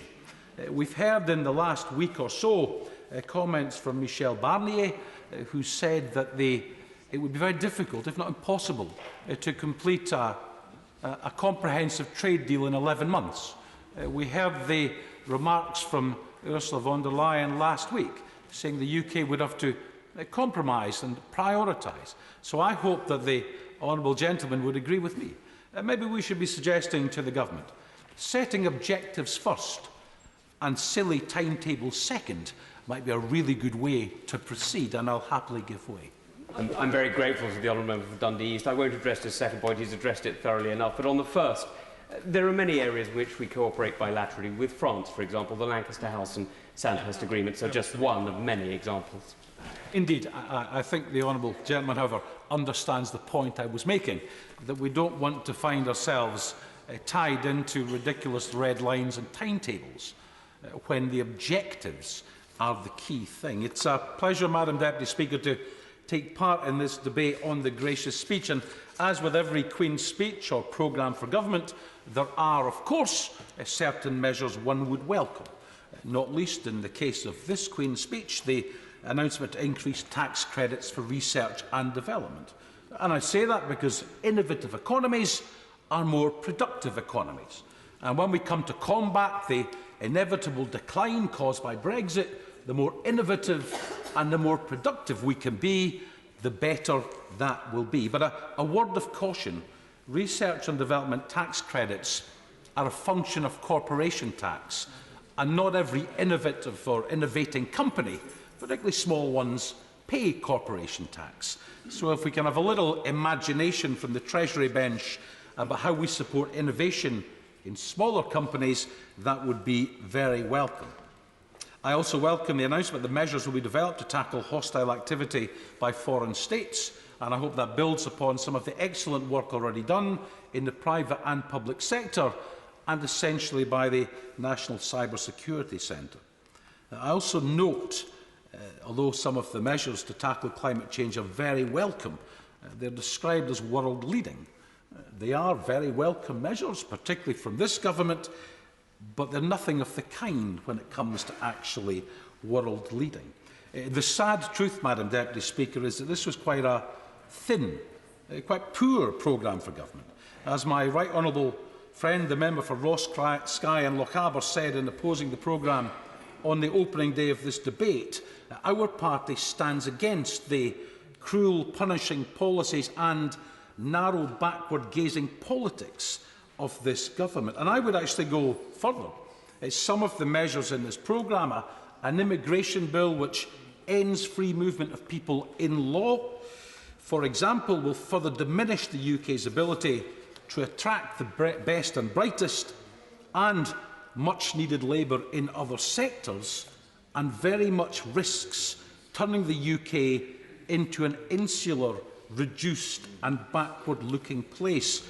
However, before we even address what the impact of ending free movement would be on agriculture, on hospitality, on the care sectors, before we even address the brain drain that the government's hostile environment is already causing, before we even address what some may say is the brutish logic of a Tory party whose plans will reduce the ability of young Scots, indeed youngsters from throughout these islands, to live, love, work and study freely throughout Europe, we might want to consider the practical implications of trade and how these matters are related.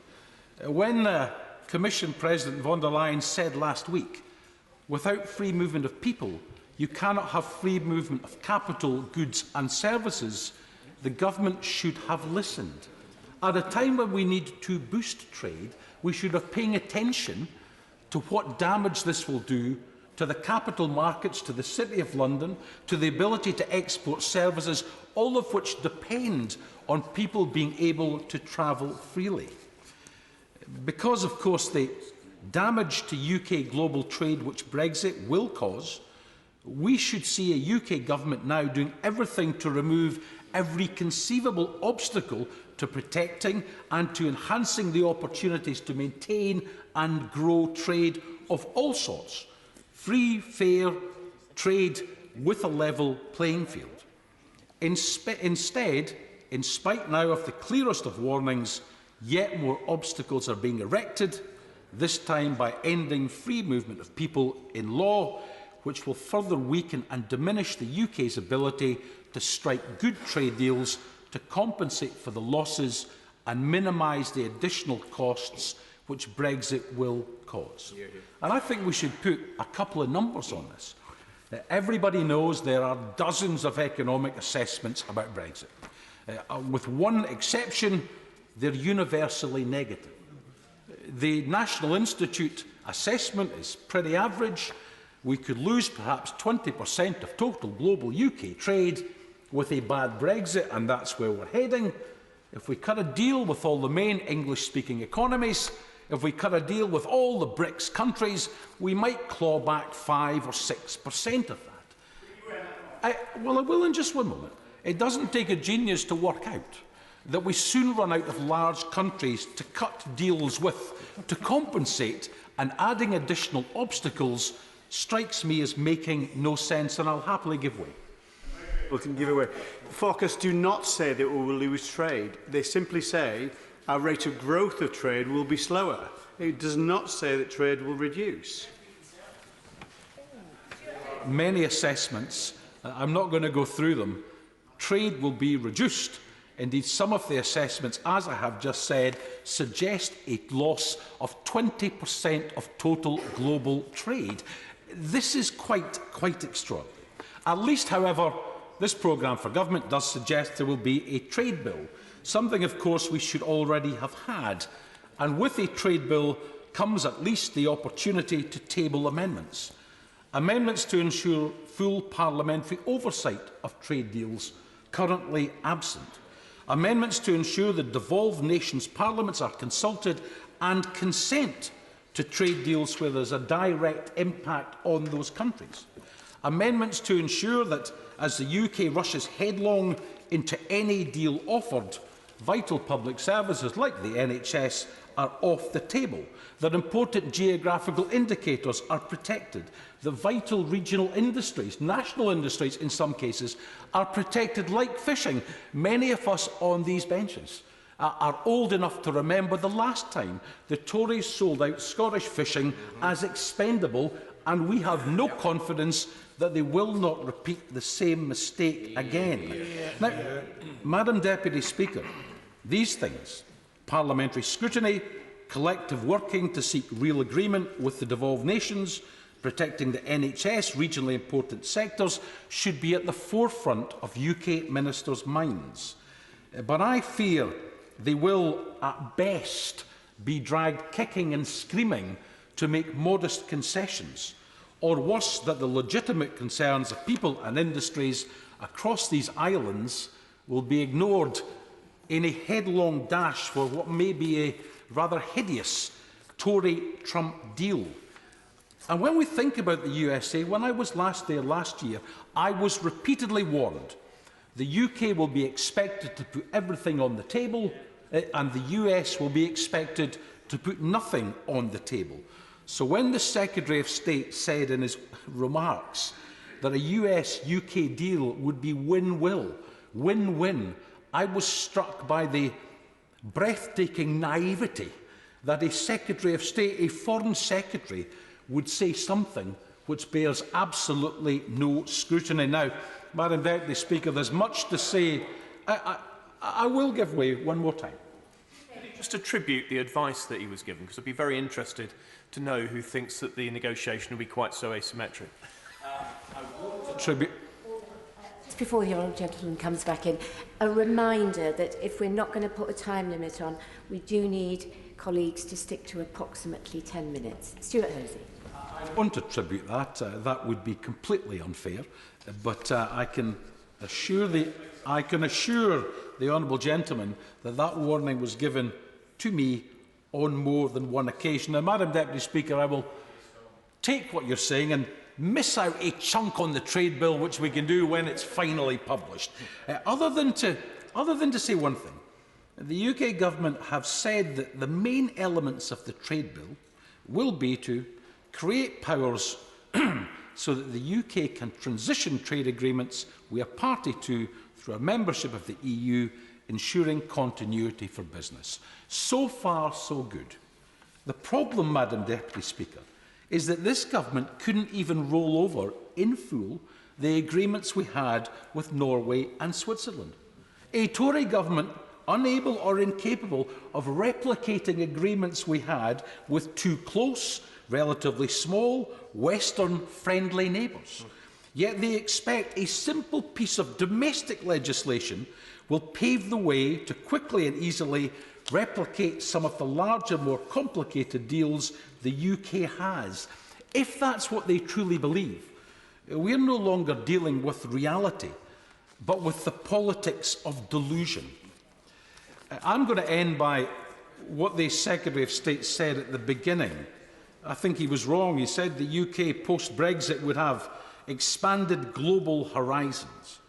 The truth is that this programme for government, a trade bill which may give too much power to the executive, an immigration bill that will end freedom of movement, it will lead to a weakened, diminished, reduced UK. Shrinking horizons, not expanded global horizons. And from our point of view, we will oppose this measure, we will oppose this programme for government, and the sooner we're out of this United Kingdom and this backward-looking politics, the better for us all. Hear, hear. Alex Shelbrooke. Thank you, Madam Deputy Speaker, and it is indeed a pleasure to be following on these benches my honourable friend for Stafford with a very uplifting, upbeat and excellent maiden speech, and I congratulate you on it. And have to say, Madam Deputy Speaker, is that I stand here today as in one of the most exciting moments of my career, and I really think that there's so much to be positive, better than the morose dirge we've just had from the member for Dundee East. But I view this new decade with the potential of the 1980s and how this country moved so forward in that decade. But of course, because of the economic policies we've had to put in place in the last 10 years, at least we start this decade in strong economic circumstances. And I feel there's so much we can exploit. I honestly think this is the decade of reward, that this will be the decade of change, and this will be the decade to make us the lead in the 21st century around the world. Now, we are moving towards a high-tech, high-wage, high-growth, high-productivity economy. That's not there at this moment in time. But this Queen's speech and what's been laid out in the programme for government shows that with the policies the Prime Minister wants to take forward in his government, that those things can be achieved, and they can be achieved in this first term. And they can be achieved with the ambition, and not least because we have the economic strength behind us to take it forward. Today, quite rightly, this conversation and this debate is facing on some of those key foreign affairs and defence issues that put our place in the world and how we operate into those, and I'll come on to a couple of those. But we must also look at the United Kingdom's place in the world and what the United Kingdom can achieve. And the infrastructure plans that we have, I'll come on to a bit later, are very important to achieve that. I think the 20s, therefore, will be the decade of healing and growth in all areas, from defence to infrastructure to the economy and democracy. And I want to come on to democracy, Madam Deputy Speaker, about our place in the world, because the last 5 years, and even since the general election, we've still heard people who want to ignore democratic outcomes. And if this general election, more than any general election showed, is that above all else, the British people are Democrats. And I was struck from the moment we had the vote on Europe in 2016, that those who voted Remain, on the whole, felt that the decision should be honoured. They may not have liked the result, but they felt the decision should be honoured because people are fundamentally Democrat. And there's been this habit, and it's not just about the Brexit debate, there's been this habit to ignore democratic results across the world. Look at the backlash in this country against the election of President Trump, democratically elected in one of our closest allies. Look at the behaviour of the previous Speaker in that chair, who rolled out the red carpet for dictators and autocrats and then refused entry to the democratic elected leader of our closest ally in NATO. A disgraceful and small-minded activity that again played into ignoring democratic outcomes. And if we are to lead the world and to have our place in the world, number one, we must respect democracy. Whether we like those outcomes or not, we must respect democracy. And that has been sadly lacking in so many ways, mainly led from those benches over there. I give way to my honourable friend. I thank my honourable friend for giving way. He's making an extremely important point. And does he agree with me that much of the frightening rise of extremist elements that we've seen, in particularly in France and the Netherlands, can be traced back to the way that their governments through the 1990s ignored clear decisions that their electorates had taken in referenda, particularly around Europe? I'm most grateful to my honourable friend, and actually I'd say that that actually is as relevant today.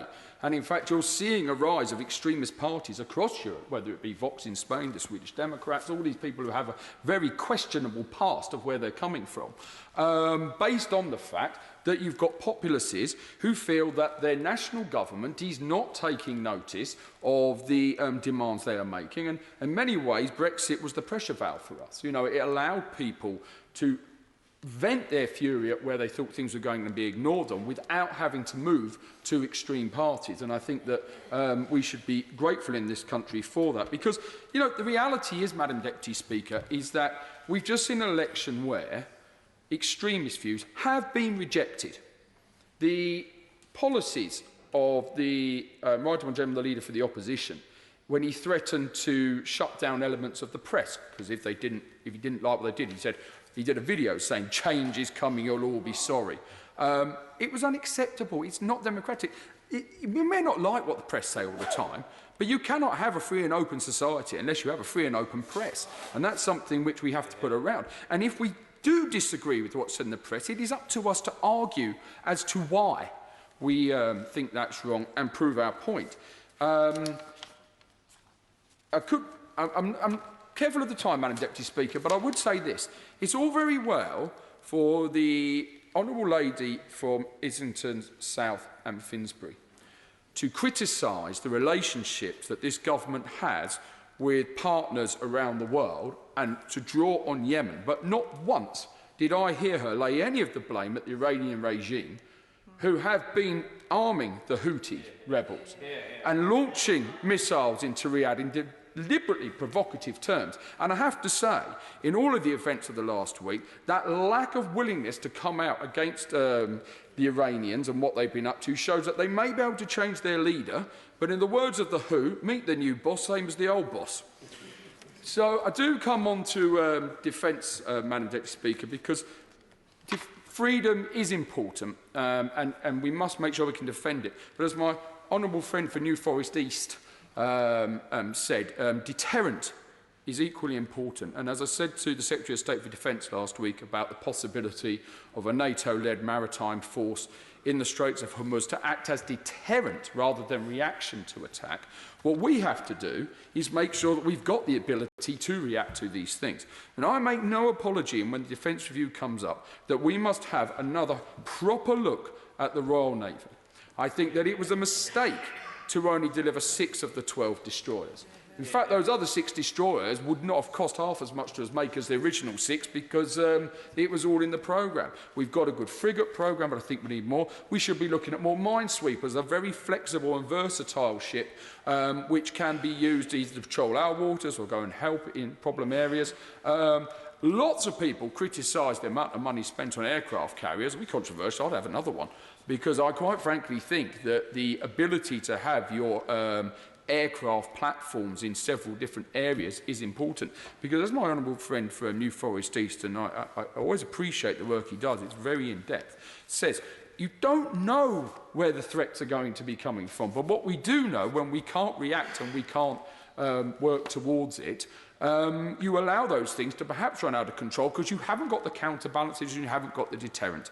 But I will say this, and I agree with Dominic Cummings when he says there is a major problem in procurement in the Ministry of Defence. We read only this weekend that the Trident replacement's already 1.3 billion overspent. How does this happen? How can we possibly be trying to build up our armed forces and build up more ships and personnel that we need when we can't even get a project which is hardly underway and we're already out by billions? You know, that does need fundamental review and fundamental looking at. But we must also work out how we're going to man all of this and how we're going to recruit, because it's all very well building ships, but we have a recruitment problem, which has always traditionally been hard in times of full employment.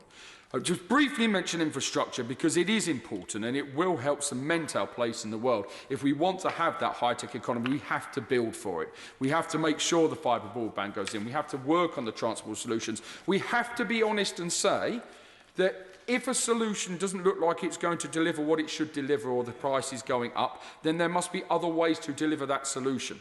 And that needs to be looked at. I still want HS2 to come to my city of Leeds. I think it's absolutely vital for my city of Leeds.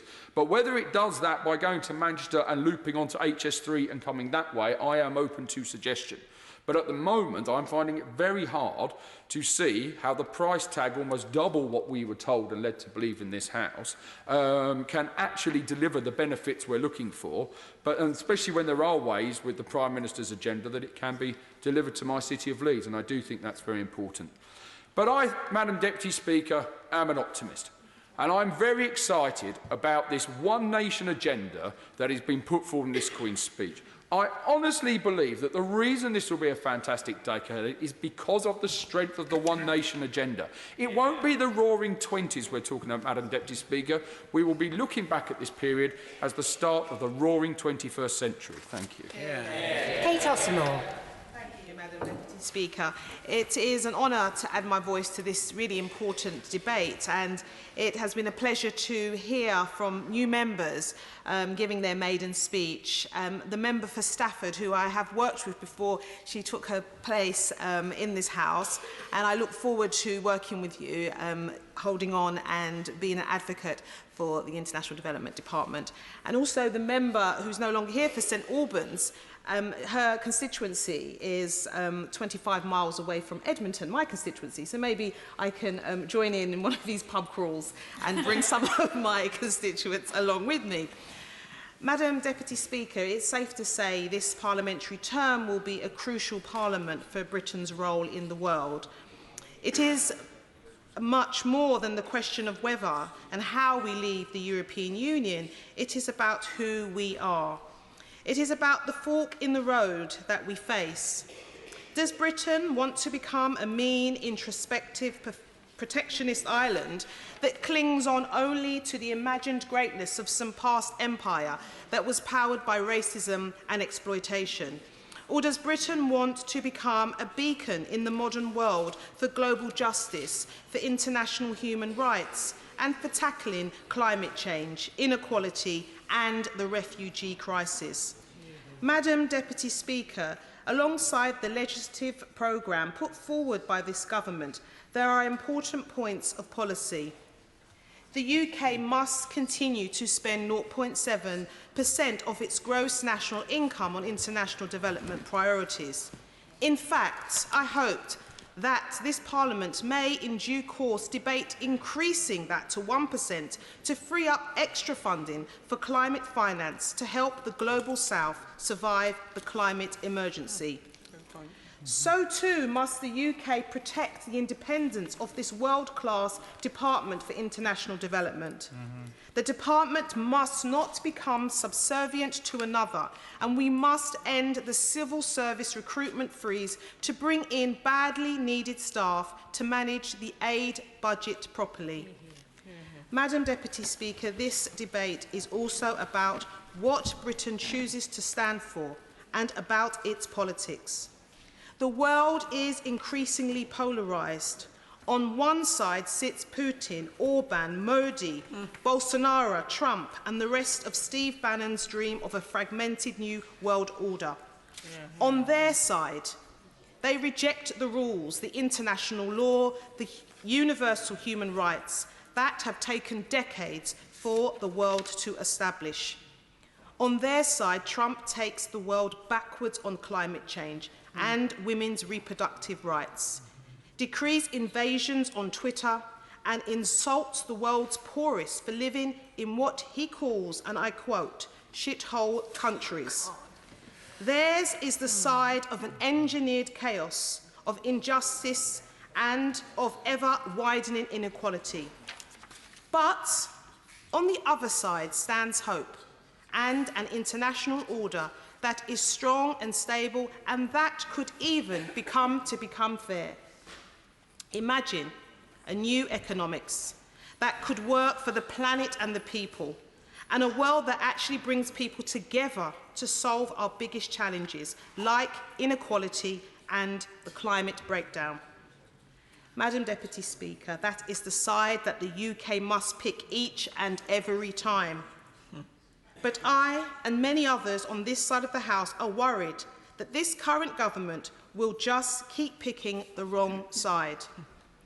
And the truth is, what we have seen of this current government in the last Parliament is a Prime Minister who has already made his choice, and that is to take his place in Steve Bannon's New World Order.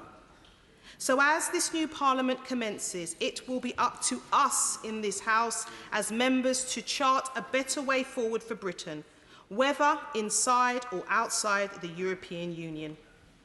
And so, Madam Deputy Speaker, I will end my speech by making 3 simple pleas to members on all sides of this House. Firstly, we do not let the Prime Minister and his extremist factions take Britain off the cliff. Secondly, we do not let the Prime Minister side with dictators and populists when it comes to the crunch. Thirdly, we do not let the Prime Minister pick the wrong side of history. Instead, Let us all hold him to account by consistently speaking up for global justice throughout this Parliament. Thank you. Yeah.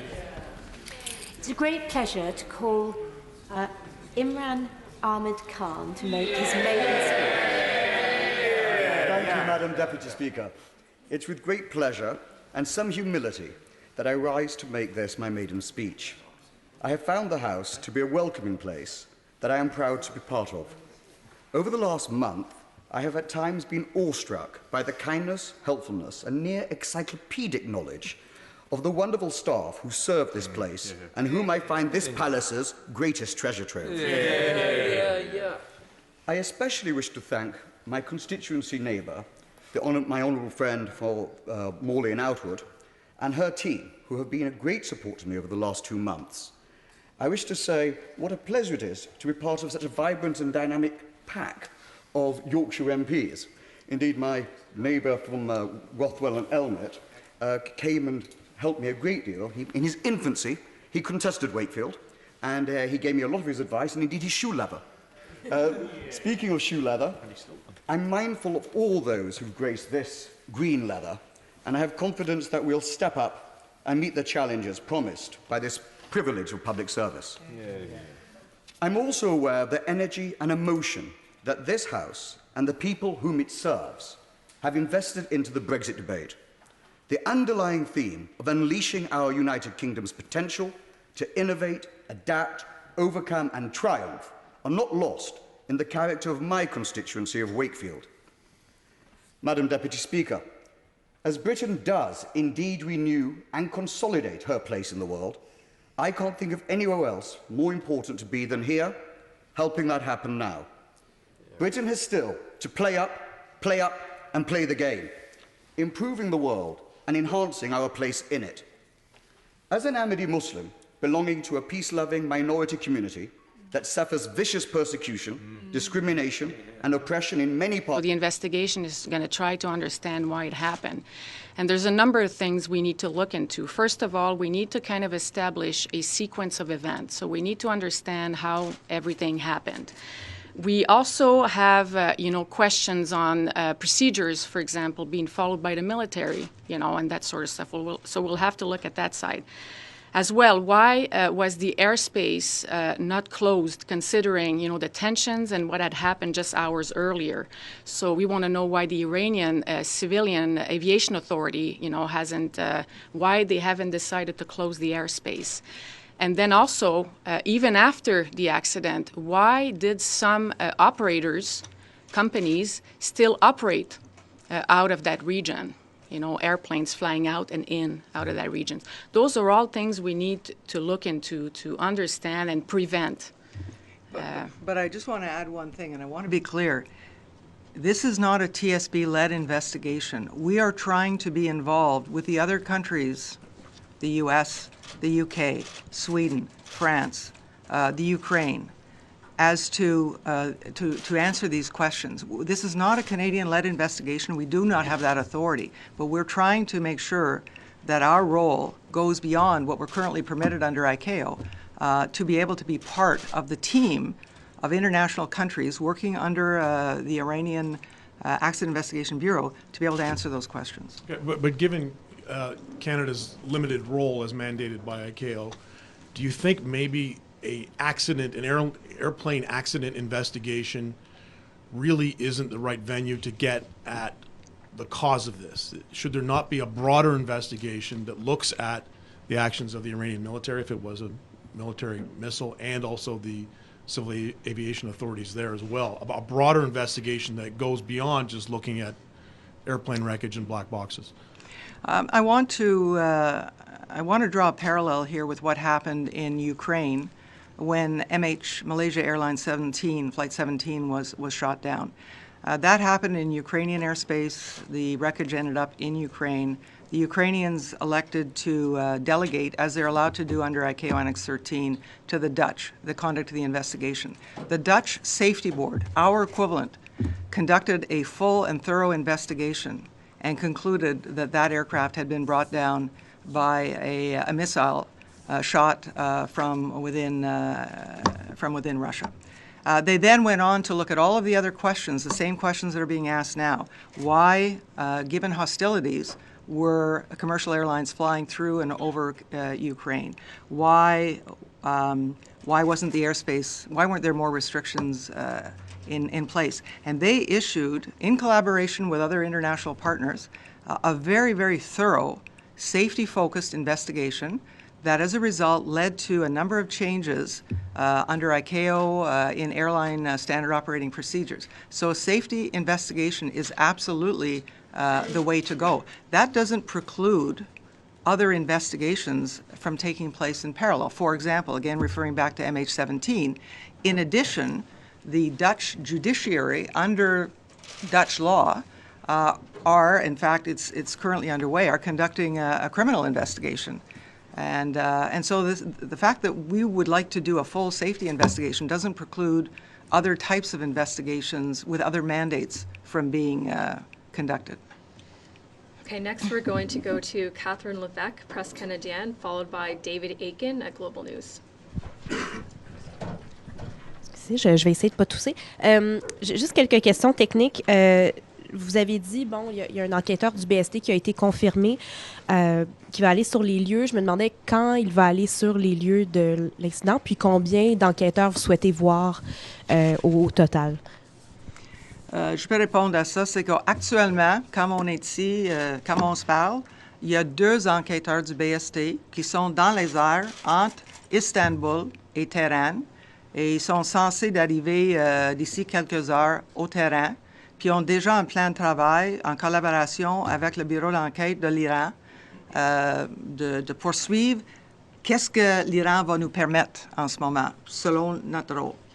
En plus, aussitôt qu'on sait où les enquêteurs, les enregistreurs vont aller, et je peux répondre à ça plus tard, aussitôt qu'on sait où les enregistreurs de données de vol et de voix vont aller, on a l'intention d'envoyer une deuxième équipe avec 2 autres enquêteurs à cette place-là pour permettre à d'autres équipes au terrain de continuer, si possible, leurs examens là-bas. Puis, fait qu'on, on a 2 équipes de 2, mais le deuxième, on ne peut pas vous donner les détails encore parce qu'on ne sait pas les détails encore. Il y a un enquêteur qui a été confirmé, non? Non. Juste pour expliquer, quand on parle que le BST a le droit de nommer un expert, ça veut dire que ça, c'est le rôle que le BST assume, le rôle d'expert, versus le rôle de représentant accrédité que Natacha peut vous expliquer. Mais en fait, l'expert peut être plus qu'une personne. Puis nous, on a envoyé 2 enquêteurs. Il y a 2 enquêteurs en route pour Téhéran. Puis il y a un autre 2 enquêteurs qu'on propose envoyer lorsqu'on va savoir où les enregistreurs de données vont être analysés. Ça, c'était juste une précision. Une autre question. Comment qualifiez-vous l'attitude de l'Iran jusqu'à maintenant? Je veux dire que, comme je dis, depuis quelques heures après l'accident, on les a contactés directement parce qu'on a déjà eu une collaboration avec eux avant. On les a contactés en dedans de moins qu'une heure.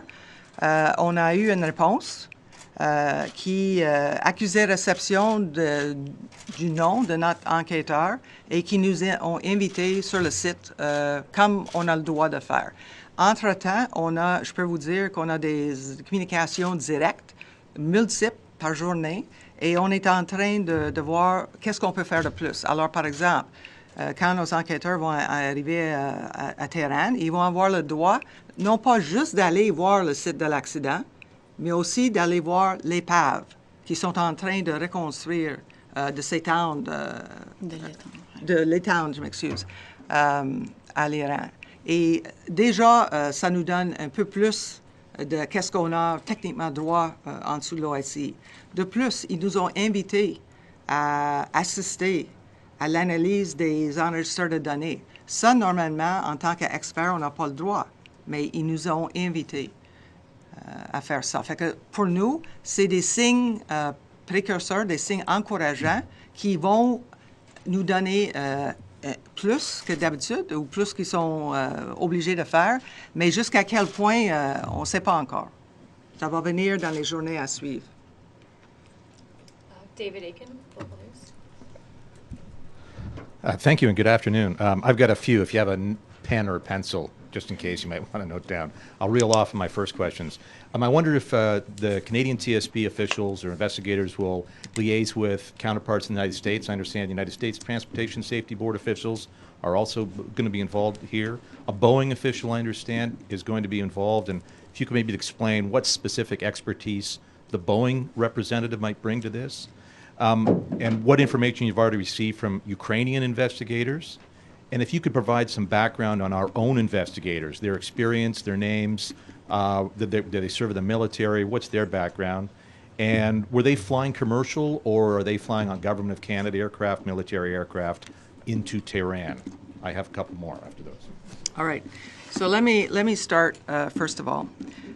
When Canada participates in a foreign investigation that is led by another country, and I don't want to get too technical here because I know you got lots of questions, but essentially, normally the state of occurrence leads the investigation and then other countries, depending on their role. So for example, the state of manufacture of the aircraft, the state of manufacture of the engines, the state of registry and the operator of the aircraft all have what we call accredited representative status. Those countries, like Canada, like Sweden, like the UK, who had nationals, citizens on that airplane, they have a secondary role, which is just they can visit the accident site and they can get factual information released by the lead investigation agency. So we have already, over the course of the last few days, through Natacha and through her team, been coordinating and talking and with the representatives that have been designated by the other countries who will be part of the investigation. That is a process, that's standard process for us, and we're very familiar. Furthermore, I, as the chair of the TSB, I have counterparts in the US, the UK, et cetera. And so on Thursday, I spoke directly with all of my counterparts in the involved states.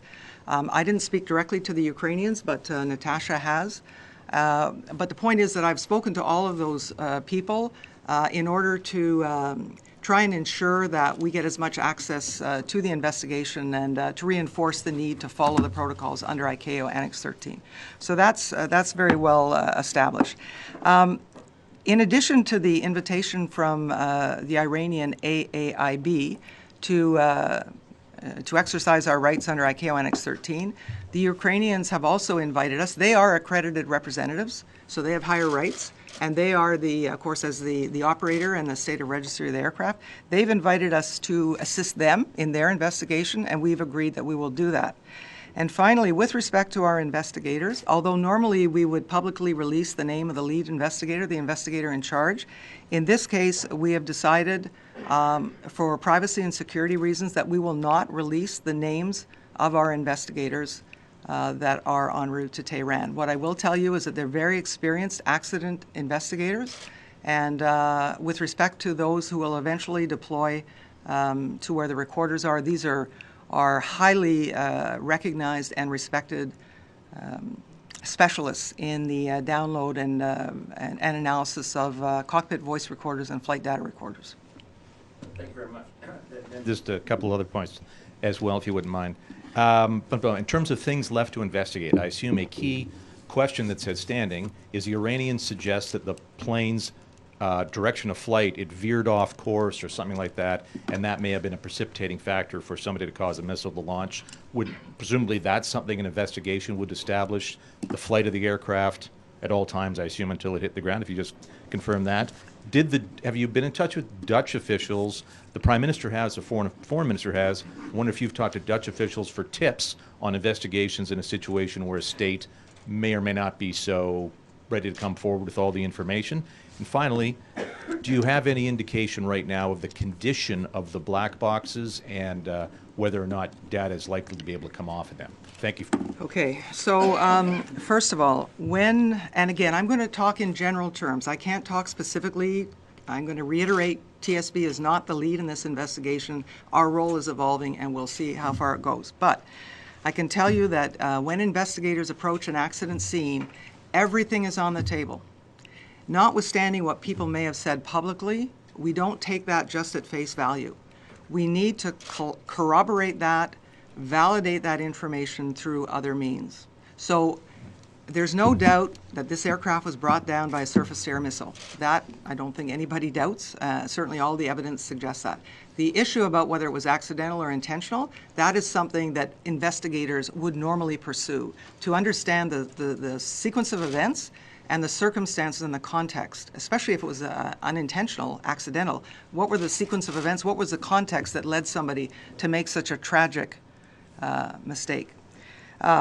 Or take such a tragic action. So that's number one. But all the other peripheral information, this is not going to be a short investigation, regardless of who leads it, regardless of our role. This is going to take time to answer all the questions. So that's number one. Number two, yes, I personally have been in contact with Dutch safety investigators who were directly involved in the MH17 investigation. And I have, because of our international network that we belong to, which involves all of the international independent accident investigation agencies, absolutely, the Dutch have reached out to us as well and offered their assistance, and we believe that the investigation team should absolutely take advantage of their expertise and their experience in this area. And finally, what I can tell you about the black boxes, we prefer to call them cockpit voice and flight data recorders, but I understand what you mean. I can tell you that the recorders are still in Iran. I can tell you that they are damaged, but I can't give you a complete assessment of the extent of the damage because we haven't physically seen them. We've only seen photos. I can tell you that the Iranians the Accident Investigation Bureau are currently looking at some of the challenges associated with downloading and analyzing damaged recorders, and they have reached out to other countries, including Canada, for technical assistance that we could bring to Iran. However, there's a lot of technical challenges with that. So there's some other options being considered for where those recorders might be transported outside of Iran, and to who and so on. So I'm telling you that generally because this is an example of where if this was happening in Canada, I'd be very specific, but I can't because we are restricted in terms of the level of information that we can share. And this is an example, and this is perfectly normal operations in many ways for us in our role because we're not leading it. But I can assure you that once we know where the recorders are going and where our team is going, we will tell you. Okay, next we're going to Emily Bourgeois, Journal de Montréal, followed by Shannon Proudfoot McLean's. Bonjour. Je voulais savoir, il y a plusieurs jours qui se sont écoulés depuis la tragédie. Comment pouvez-vous être convaincu que la scène où la tragédie a eu lieu n'a pas été altérée, qu'il n'y a pas eu de changements qui ont été faits qui pourraient nuire à l'enquête? Bon, ce qu'on sait présentement, c'est sûr que la scène d'accident est importante. C'est une des choses où on prend beaucoup d'informations lorsqu'on se déploie. Par contre aussi, on connaît pas vraiment les détails à ce moment-ci. Fait que l'équipe n'est pas encore sur les lieux. C'est certain qu'ils vont aller sur les lieux de l'accident, puis ils vont aller vérifier ce qu'il y a là. Mais aussi, on sait que l'épave a été bougée dans un hangar pas loin du site de l'accident. Donc, on a aussi reçu la confirmation de l'équipe d'enquête de l'Iran qu'on allait pouvoir accéder à ce hangar-là.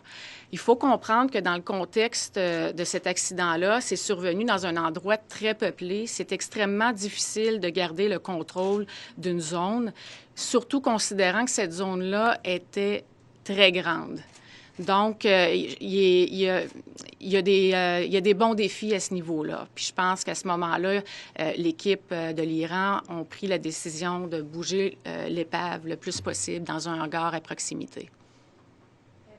Boîtes noires, vous avez mentionné qu'elles étaient endommagées.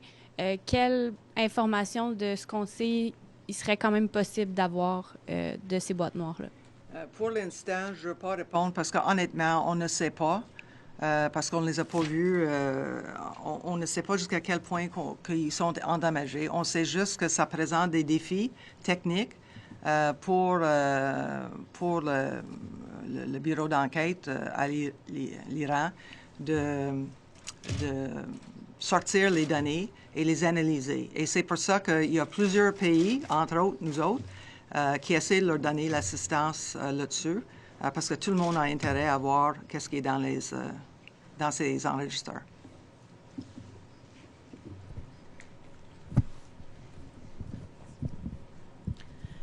You said that a safety investigation is the way to go at this point, but that does not preclude other types of investigations in the future. Can you tell us what would be the mechanism for making a different type of investigation go ahead, and what leverage would Canada have to push for that if that was something they wanted? I think that that's really for others to determine. As I mentioned, in the case of MH17, the Dutch Safety Board did a fulsome safety investigation and determined that, in fact, that aircraft had been downed by a missile, and then looked at all of the other civilian aviation issues.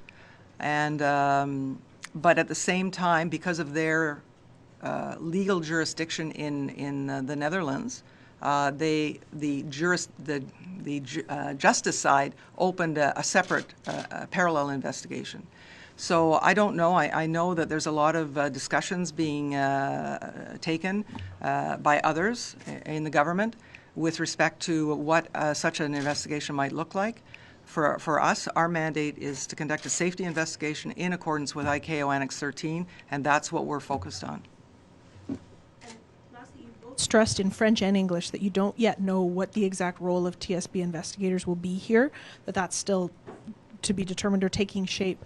Is that unusual at this point after a crash, however many days we are at here, that would still be becoming clear, or is that a usual timeline for this sort of thing? I mean, I understand the tiers of access and involvement you're saying we get depending on which nation we're talking about, but can you compare this timeline for the clarity of the TSB's role to what would be usual? So I can say that in most investigations that we've been involved in, foreign investigations, we've played a variety of roles. We have led some investigations that happen in other countries because we've been asked to lead them by that country. We have participated as accredited representatives, so the equivalent of what the US, the Ukraine, and France will be in this investigation.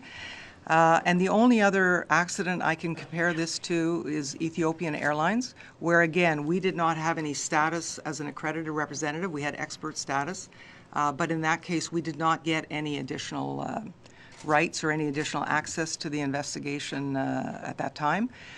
So in this case, already we're seeing a willingness and an openness on the part of the Iranian AAIB to bring us closer in, to give us more access than we would normally have under ICAO. And it remains to be seen how that's going to evolve in the future, given the circumstances, because it really is up to them. What I will say to you is that we are working very hard to build trust daily in order for us to be brought in recognition of our expertise, our independence, and our willingness to act within ICAO but with an expanded role. Okay, we're going to go to Joel Denis Bellavance, La Presse, and then Ashley Burke, CBC News. Oui, bonjour. À la lumière des conversations que vous avez eues avec vos vis-à-vis iraniens, et aussi à la lumière du comportement des autorités iraniennes qui ont nié au départ qu'ils avaient joué un rôle dans l'accident, dans quelle mesure êtes-vous optimiste que vous allez obtenir toutes les réponses aux questions, aux nombreuses questions que vous posez, que les Canadiens se posent sur les circonstances entourant cette tragédie? Je peux commencer. Bon, notre relation présentement avec le bureau d'enquête de l'Iran est positive. On a eu des communications rapides de leur part. Ils nous ont envoyé jusqu'à date la notification qu'ils devaient nous envoyer d'ICAO. Ils ont aussi confirmé lorsqu'on a choisi notre expert, là, ils nous ont confirmé que tout était correct avec ça. Ils nous ont envoyé un rapport préliminaire également de leur enquête. à chaque fois que j'ai été en mesure de les contacter, ils ont toujours été très ouverts à notre participation aussi, sans nécessairement aller plus loin puis nous laisser, nous donner vraiment un rôle clair. Donc ça reste encore à être discuté avec eux. Là, on a 2 enquêteurs en route présentement. Ils devraient arriver très bientôt. Ça va nous donner un bon coup de main. Fait qu'ils vont être sur les lieux. Il y a une rencontre d'organiser demain avec l'équipe d'enquête de l'Iran. Puis à ce moment-là, je pense qu'on va être capable d'avoir une meilleure idée de notre implication dans l'enquête. Et pour l'obtention des réponses que vous souhaitez avoir, évidemment. Exactement. Est-ce qu'il y a des précédents auxquels le Bureau de sécurité des transports a participé, comparables à ce à quoi vous êtes sur le point de participer, là? D'autres événements tragiques auxquels le BST était associé pour enquêter de la même ampleur que ce qu'on voit en ce moment qu'on a vu? Quand on parle des accidents d'avion, oui, on a participé à plusieurs accidents, à plusieurs enquêtes majeures dans les autres pays à travers le monde. Mais de cette ampleur-là, où on parle d'un avion qui s'est fait descendre par un missile, non, on n'a pas une expérience directe. Mais par contre, on a déjà collaboré avec l'Iran jusqu'à un certain point, il y a 2 ans, quand un avion fabriqué au Canada a eu un accident mortel en Iran. Et alors, on avait déjà établi une relation de travail. Mais je pense que dans ce cas-ci, il reste à savoir pas juste comment le Canada va intervenir, mais comment les autres pays aussi vont faire ça dans ce contexte. Mais je veux juste vous aviser, vous confirmer qu'on fait tout notre possible pour bâtir la confiance de tous les partis de façon à avoir les réponses. Mais on ne sait pas qu'est-ce qui va arriver demain ou après-demain ou la semaine prochaine, puis jusqu'à quel point on va être capable d'aller. Alors, c'est pour ça qu'on dit, à date, on a des bons signes. Est-ce que ça va continuer? On ne sait pas. Puis est-ce qu'ils vont répondre aux questions que tout le monde pose? On ne sait pas. Mais on veut tous travailler dans cette direction-là. Can you reiterate what additional access you've been granted by Iran, and ideally what other access you'd like, and what specific expertise that you have in Canada that you want to bring to this investigation? All right. So, and again, I'm answering this in the perspective that we are not leading the investigation. We are part of an international team, and the different countries bring different strengths to that experience. So I think, first of all, normally we are limited to visiting the accident site, getting information that has been, factual information that's been released by the state, and getting a copy of the final report. That's what our role entitles to it now. The additional things that we're getting access to is now that the wreckage has been moved to another venue than the site, we're being given the opportunity to view and examine the wreckage. Secondly, we're being asked to provide technical expertise regarding the download and analysis of the recorders, and we're being invited to attend the download and analysis of recorders, which is not something to which we would normally have access. At this point in time, those are the extra steps that we've been allowed to participate in. Now, sorry, if I could just get back to the second part of your question. What specific expertise does Canada have that you want to bring to the site, and what kind of access? So, I mean, we have very specific expertise, obviously in the download and the analysis of recorders. We have conducted a number of major investigations, and in fact, when Swissair crashed off the coast of Peggy's Cove in 1998 and was smashed tragically into 1 million pieces, it was the TSB that recovered and reconstructed that aircraft and did a very extensive analysis of that accident, what caused it, and issued 23 recommendations, which led to numerous changes in the design of flight protection. Where we don't have direct expertise is in the downing of civilian aircraft by military weapons, but there are other countries like the Dutch who we hope will be invited to participate and provide advice to the larger investigation team. But we've done thousands of aircraft investigations. We're recognized as a world leader. And if you look at our investigations, you'll see that not only do we look at the technical factors and the operational, but we also look at the organizational factors, the systemic factors, the context, including our own regulator and regulatory oversight. So we bring a wide variety of expertise to an investigation team, and will complement the expertise that other countries can bring. About wanting justice and accountability for the families who lost loved ones in this crash. This safety investigation, how could it play into a separate criminal investigation if there is one? Like, for example, you talked about MH17. Did they tell you if any of that work that those safety investigators did play into the criminal investigation too? So I can only tell you how it works in Canada, because our legislation in Canada is very clear. Certain information is protected. Recorders, cockpit voice recorders, for example, are protected. Witness statements are protected under our Act. And our reports are not admissible in court because the function of the board is to find out what happened and why, but we can't attribute blame or determine civil or criminal responsibility.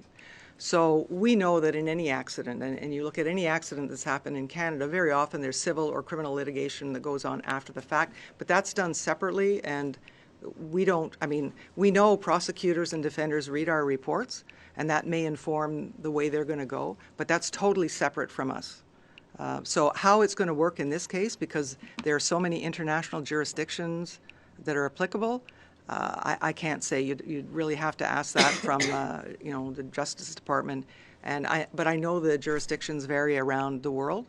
But I know in the case of the Dutch, the Safety Board did the investigation, and then their judicial system, using their laws, pursued criminal investigation against individuals. And that is still underway, by the way. The safety investigation is completed, the reports are out, but the criminal, the judicial process in Holland is still underway as we speak. Okay, we're going to Helene Bazzetti, Le Devoir next, followed by Alison Lampert, Reuters. Oui, en fait, la plupart de mes questions ont été répondues déjà, mais juste une petite précision, ça a été long avant d'obtenir les visas pour nos 2 premiers enquêteurs. Vous avez parlé de 2 enquêteurs supplémentaires qui pourraient aller écouter les boîtes. Est-ce que vous avez la garantie du régime iranien que vous aurez les visas rapidement pour aller là aussi?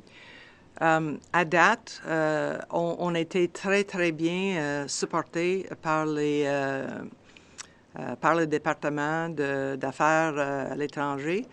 Au Canada, je parle, puis ils ont tout fait en collaboration avec les gens de l'Iran de façon à avoir les visas aussi que possible. Alors, on va voir. Ça se peut que nos autres enquêteurs vont en Iran. Ça se peut aussi qu'ils vont ailleurs.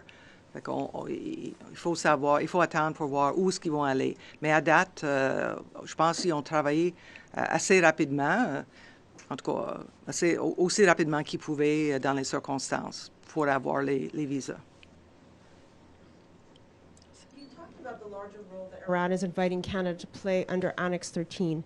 How much faith, though, do you have in the ability to get the answers you want in an Iran-led investigation, especially given that the country previously lied about the cause of the crash? And can you just give any specifics? I know you were asked about this before, but do you have any specific insight, or independent insight, if I can say, into whether the plane veered off course, as the Iranians claim? I'm going to answer that question first. We don't have any independent information regarding the flight path of the aircraft, so I'm not going to comment one way or the other. But that is absolutely one of the questions that the investigators and the broad investigation team would certainly look at, because we need the information we need to collect is on the recorders, it's in the wreckage, it's in the air traffic control radar and communications. What was the standard flight plan? What route did the plane follow versus the standard flight plan? All of those questions are on the table. As I mentioned earlier, we're striving to build trust and build a working relationship with the Iranian Accident Investigation Bureau. We already have well-established relationships with the other investigators and the other investigation authorities. And I think when all of us gather in one place when it comes time to download and analyze the recorders, that is going to be a great opportunity to scope out the roles of various countries and the scope of the investigation. And I'm cautiously optimistic, but it remains to be seen. You know, but I'm optimistic that at least things are moving in that direction. But again, we'll have to see, because clearly some of these questions are going to be very uncomfortable for the country to answer. But we hope that safety will the purpose of safety investigations will override those, and the fact that everybody's acting in accordance with ICAO Annex 13, that will help to lead us in that direction. You referenced the Dutch Safety Board report in the wake of MH17. Some of their recommendations from 2015 did lead to improvements, but others, like the creation of that ICAO conflict zone repository, failed to really materialize. Do you think the world went far enough after MH17 to prevent this type of tragedy from happening?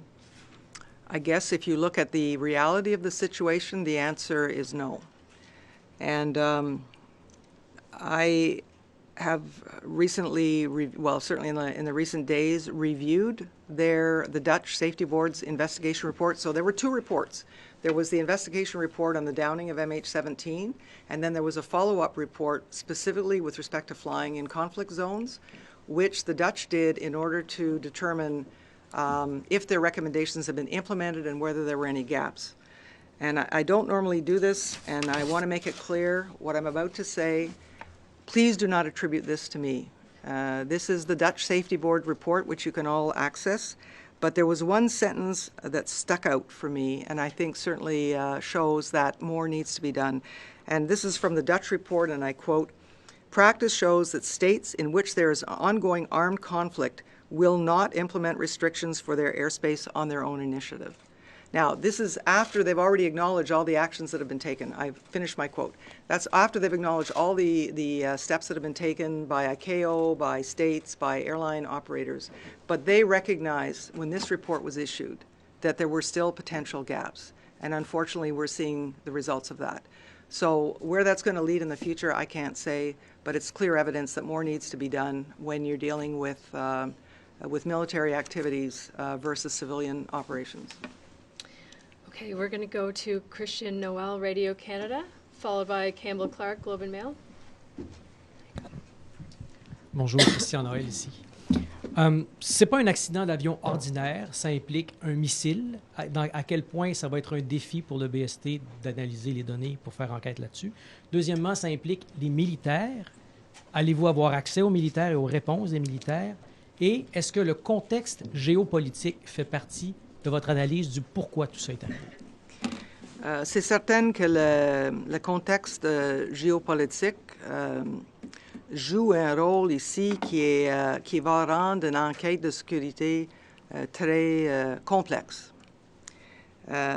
Et à savoir si on va avoir accès aux données, je ne sais pas. Mais je veux encore clarifier l'affaire. C'est l'enquête internationale menée par l'Iran, mais avec la participation du Canada et des autres pays, devrait définitivement poursuivre. Jusqu'à quel point on va être capable d'aller, il reste à confirmer. Et vous allez pouvoir voir le lieu, mais pas nécessairement faire enquête. Vous allez pouvoir assister à l'analyse, mais pas nécessairement faire enquête. Pardon, vous allez pouvoir aussi regarder l'épave, pas nécessairement faire enquête.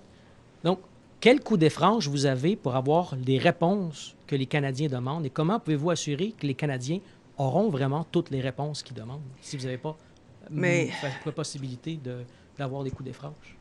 C'est certain qu'il y a plusieurs pays impliqués ici, entre autres, à part l'Iran, évidemment, il y a l'Ukraine, il y a les États-Unis, il y a la France, entre autres, qui ont un statut où ils peuvent participer de façon plus évoluée dans l'enquête. Et je pense que Natacha pourrait vous préciser un peu qu'est-ce qu'ils peuvent faire.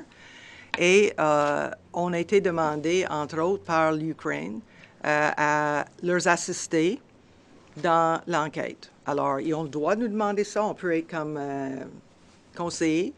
Donc, c'est pas le même statut que si on était, qu'eux y ont, mais en tout cas, on va faire notre possible. Parce que j'ai l'impression que ça va être surtout un rôle passif. Je ne suis pas prête à dire ça, là.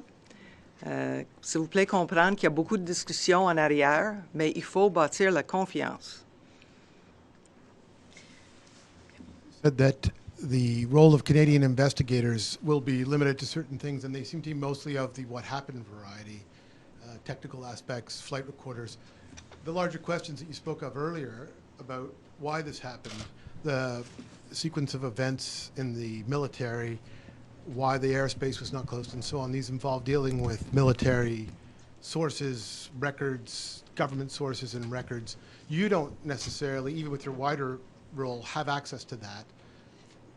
Are the Iranians, as the state of occurrence and the lead investigator, the only people who will be asking questions of their military, asking questions of their government, or do those other international investigators, the Americans, the Ukrainians, the French, will they have a role in that? Well, I think that remains to be determined. Maybe, Natacha, you could just go through a few of the rights of accredited representatives, which are definitely superior to what the role of an expert plays. So basically, to become an accredited representative, you have to be either the state of registry, the state of operator, state of design, or state of manufacture, or have been invited by the country who's leading the investigation to act as an accredited representative. AC reps, as we call them, they have actually, they can participate, they are entitled to participate in all aspects of an investigation under the control of the investigator in charge, right? So the difference with the expert is quite a bit, actually. So an expert, on the other hand, would be allowed to visit the scene of the accident, would be allowed to access relevant and factual information that has been publicly released by the state conducting the investigation, and get a copy of the final report. So that's basically the range. So you have AC reps on one side that are allowed to participate fully into the investigation, whereas on the other side you have the expert who is quite limited. However, we have, like we said earlier, we have been in contact with the Iran Investigation Bureau, and we are seeing some positive outcome out of that. So they have invited us to the download of the recorders. This is above and beyond what Annex 13 allows us to do. They have also allowed us to not only visit the site, but go to the wreckage and examine the wreckage, which is also above and beyond what the Annex 13 allows us to do. So we're confident, cautiously confident, but confident that we will continue. We know we will continue to work really hard to get more accesses, and we're confident that it might be. About the TSB's role in this investigation, but about the international participation, because I think most of us would consider that the only form of oversight for the Iranian investigators. And so what I want to know is, will those investigators be involved in talking to Iranian military officials? When you say full participation, are they allowed in that? Because usually foreign militaries don't invite people in. Yeah, so it's, and I'll give you the parallel in Canada. In Canada, when other countries participate in a Canadian investigation because of foreign aircraft registry, foreign aircraft design, etc., we in Canada do not allow them to participate in the interviews because our legislation prohibits and protects those interviews. I don't know what the appropriate legislation, statute, protocols are in Iran. So, no, we can't answer whether they would permit other countries to participate in the interviews, but I tell you, we don't. So I guess the question will be, you know, how far are they going to allow, as the lead agency, how far are they going to allow? ICAO, the International Civil Aviation Organization, may be able to help play a role here. We'll see. But if we don't get those kind of answers, then others will have to look at other mechanisms to get there. So the international team will rely on the information provided to them by the Iranian lead investigator? Unless the Iranians allow people to participate directly in the interviews. But again, as I said, that's up to them to decide, and it's contingent on what their protocols and procedures are in Iran. Okay, we're just going to take a quick break from the room to see if there's anyone on the line. Jacob, is there? Yes, thank you. Please press star 1 on your telephone keypad at this time if you have a question. N'hésitez pas à appuyer sur étoile 1 pour toute question.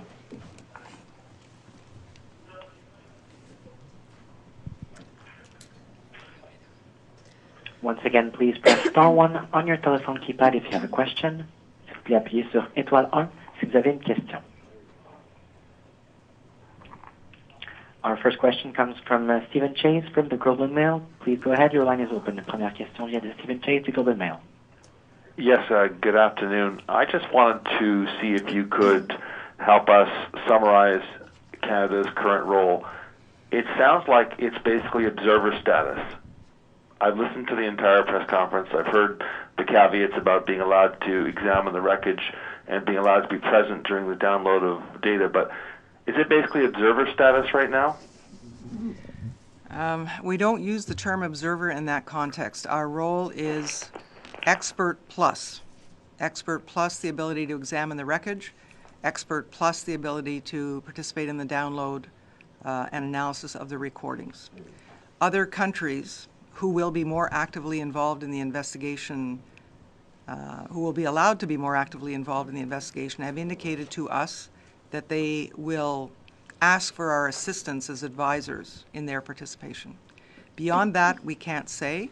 It will depend on what happens in the coming days.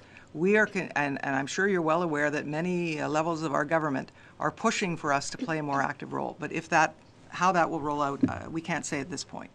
But we're certainly advocating, and we're trying to maintain a positive working relationship with the AIB in Iran so that they have confidence in us that they can rely on us, one, in terms of bringing expertise to but also in terms of not sharing information publicly at this point that we're not entitled to release.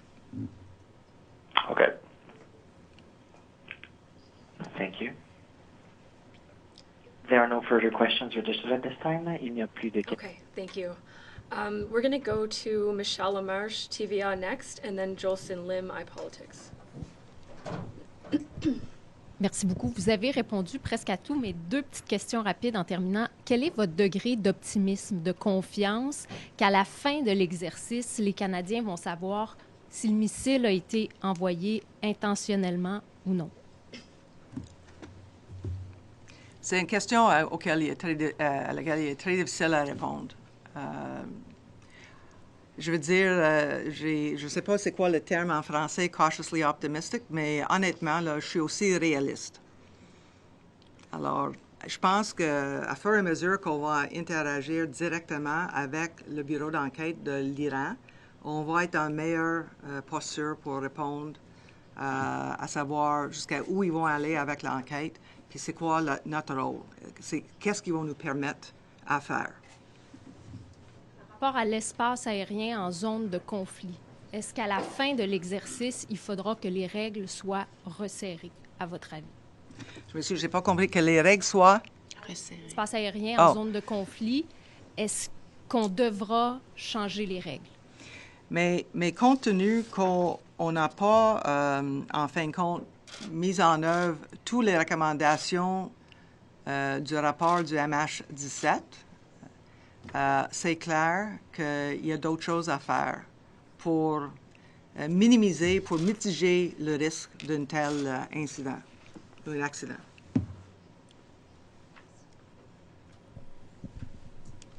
How much time will TSB investigators have to see the accident site as well as the wreckage? I'm just trying to get a sense of the quality of access that you'll have to the physical evidence there. So far, so far we have, the plans are that we're going to meet up with the Accident Investigation Bureau of Iran in tomorrow, their time, and we have at least a couple of days. But, you know, again, our investigators are going to have to go with whatever they're allowed to do while they're on site. And then after that, we'll have to see what happens. So we're kind of going day by day right now in terms of how long they're going to be there, what they're going to be able to do, and when they're going to come out of there. There are limitations, as you can appreciate, on their visas, but what we understand that they can be extended if required. But for now, we're just sort of looking at a 48-hour window, and then we'll build on that. What I can tell you is that we're going to stay here and answer your questions as the best we can for as long as we can. But after this, we really don't have any new information to add. And when we do have more information that we can add, we will continue to issue statements, as we've been doing for the last few days, and update you on sort of what's happening. But again, I caution you, and not just the media, but also the families, that we can only share with you a certain amount of information. We have more information than we can share. So we want to respect the boundaries laid out for us in ICAO Annex 13. But we will update you as we can. Okay, we're going to Jordan Press, CP, and then Ken Pohl, Canadian Skies. Good afternoon. Thanks so much for all your time. There's one thing I want to pick up on. You talked about building trust with the Iranians. Can you just describe the challenges in doing that and exactly what you have done to try to build that trust?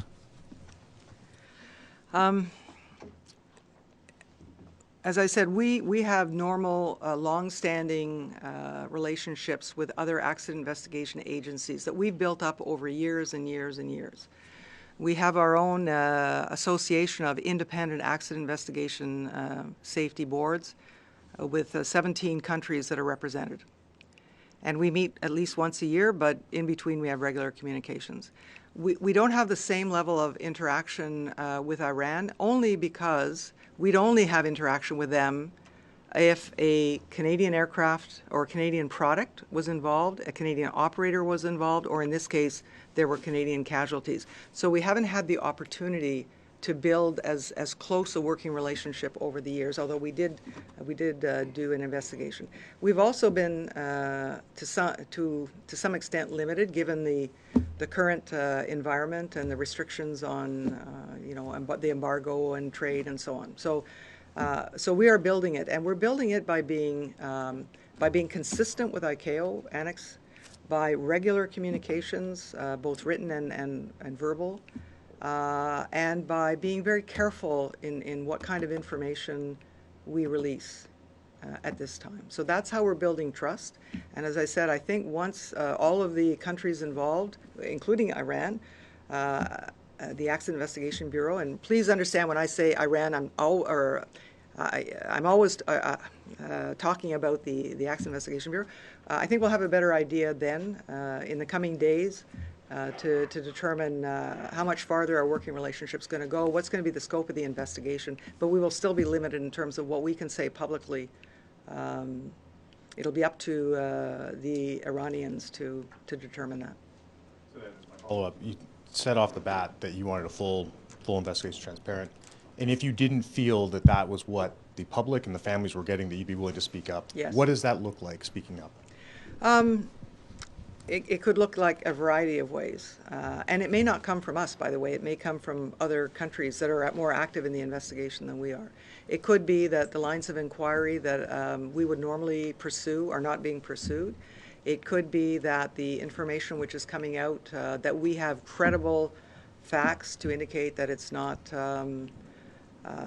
complete or it's misleading. But I really hope that's not where. I mean, everything that we've been seeing so far is giving us some optimism that this is heading and can be managed in the context of a foreign accident investigation under ICAO's protocols.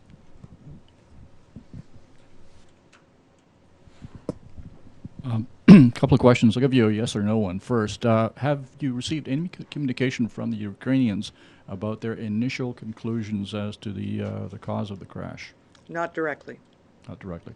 The flight data recorder, cockpit voice recorder, we know the build year of the airplane. Do you know the generation of those recorders? I don't have those specific details with me at this point. Okay, and how long are the initial visas for? It's my understanding, and this is general, I mean, that question really should probably go to Global Affairs, but my understanding is that generally it's about 14 days in country over a 30-day period, but that they can be extended on site. But that's for everybody. That's not just for us. Ashley, do you have a follow? Yeah. Okay, Ashley Burke, CBC. And we're wrapping up soon. Unless anyone has follows, just please signal, and then we'll Emotionally, how do you feel that 57 Canadians lost their lives and Canada is playing a much smaller role in this investigation? I can say that we're horrified, shocked, and saddened, and that we know we have expertise that we can bring to this investigation along with our international partners that can help get the answers that the families deserve and that the public wants as well. You said when you spoke at the beginning that if Iran isn't being forthcoming with information, that you would push them on that. What exactly can you do? What power do you have?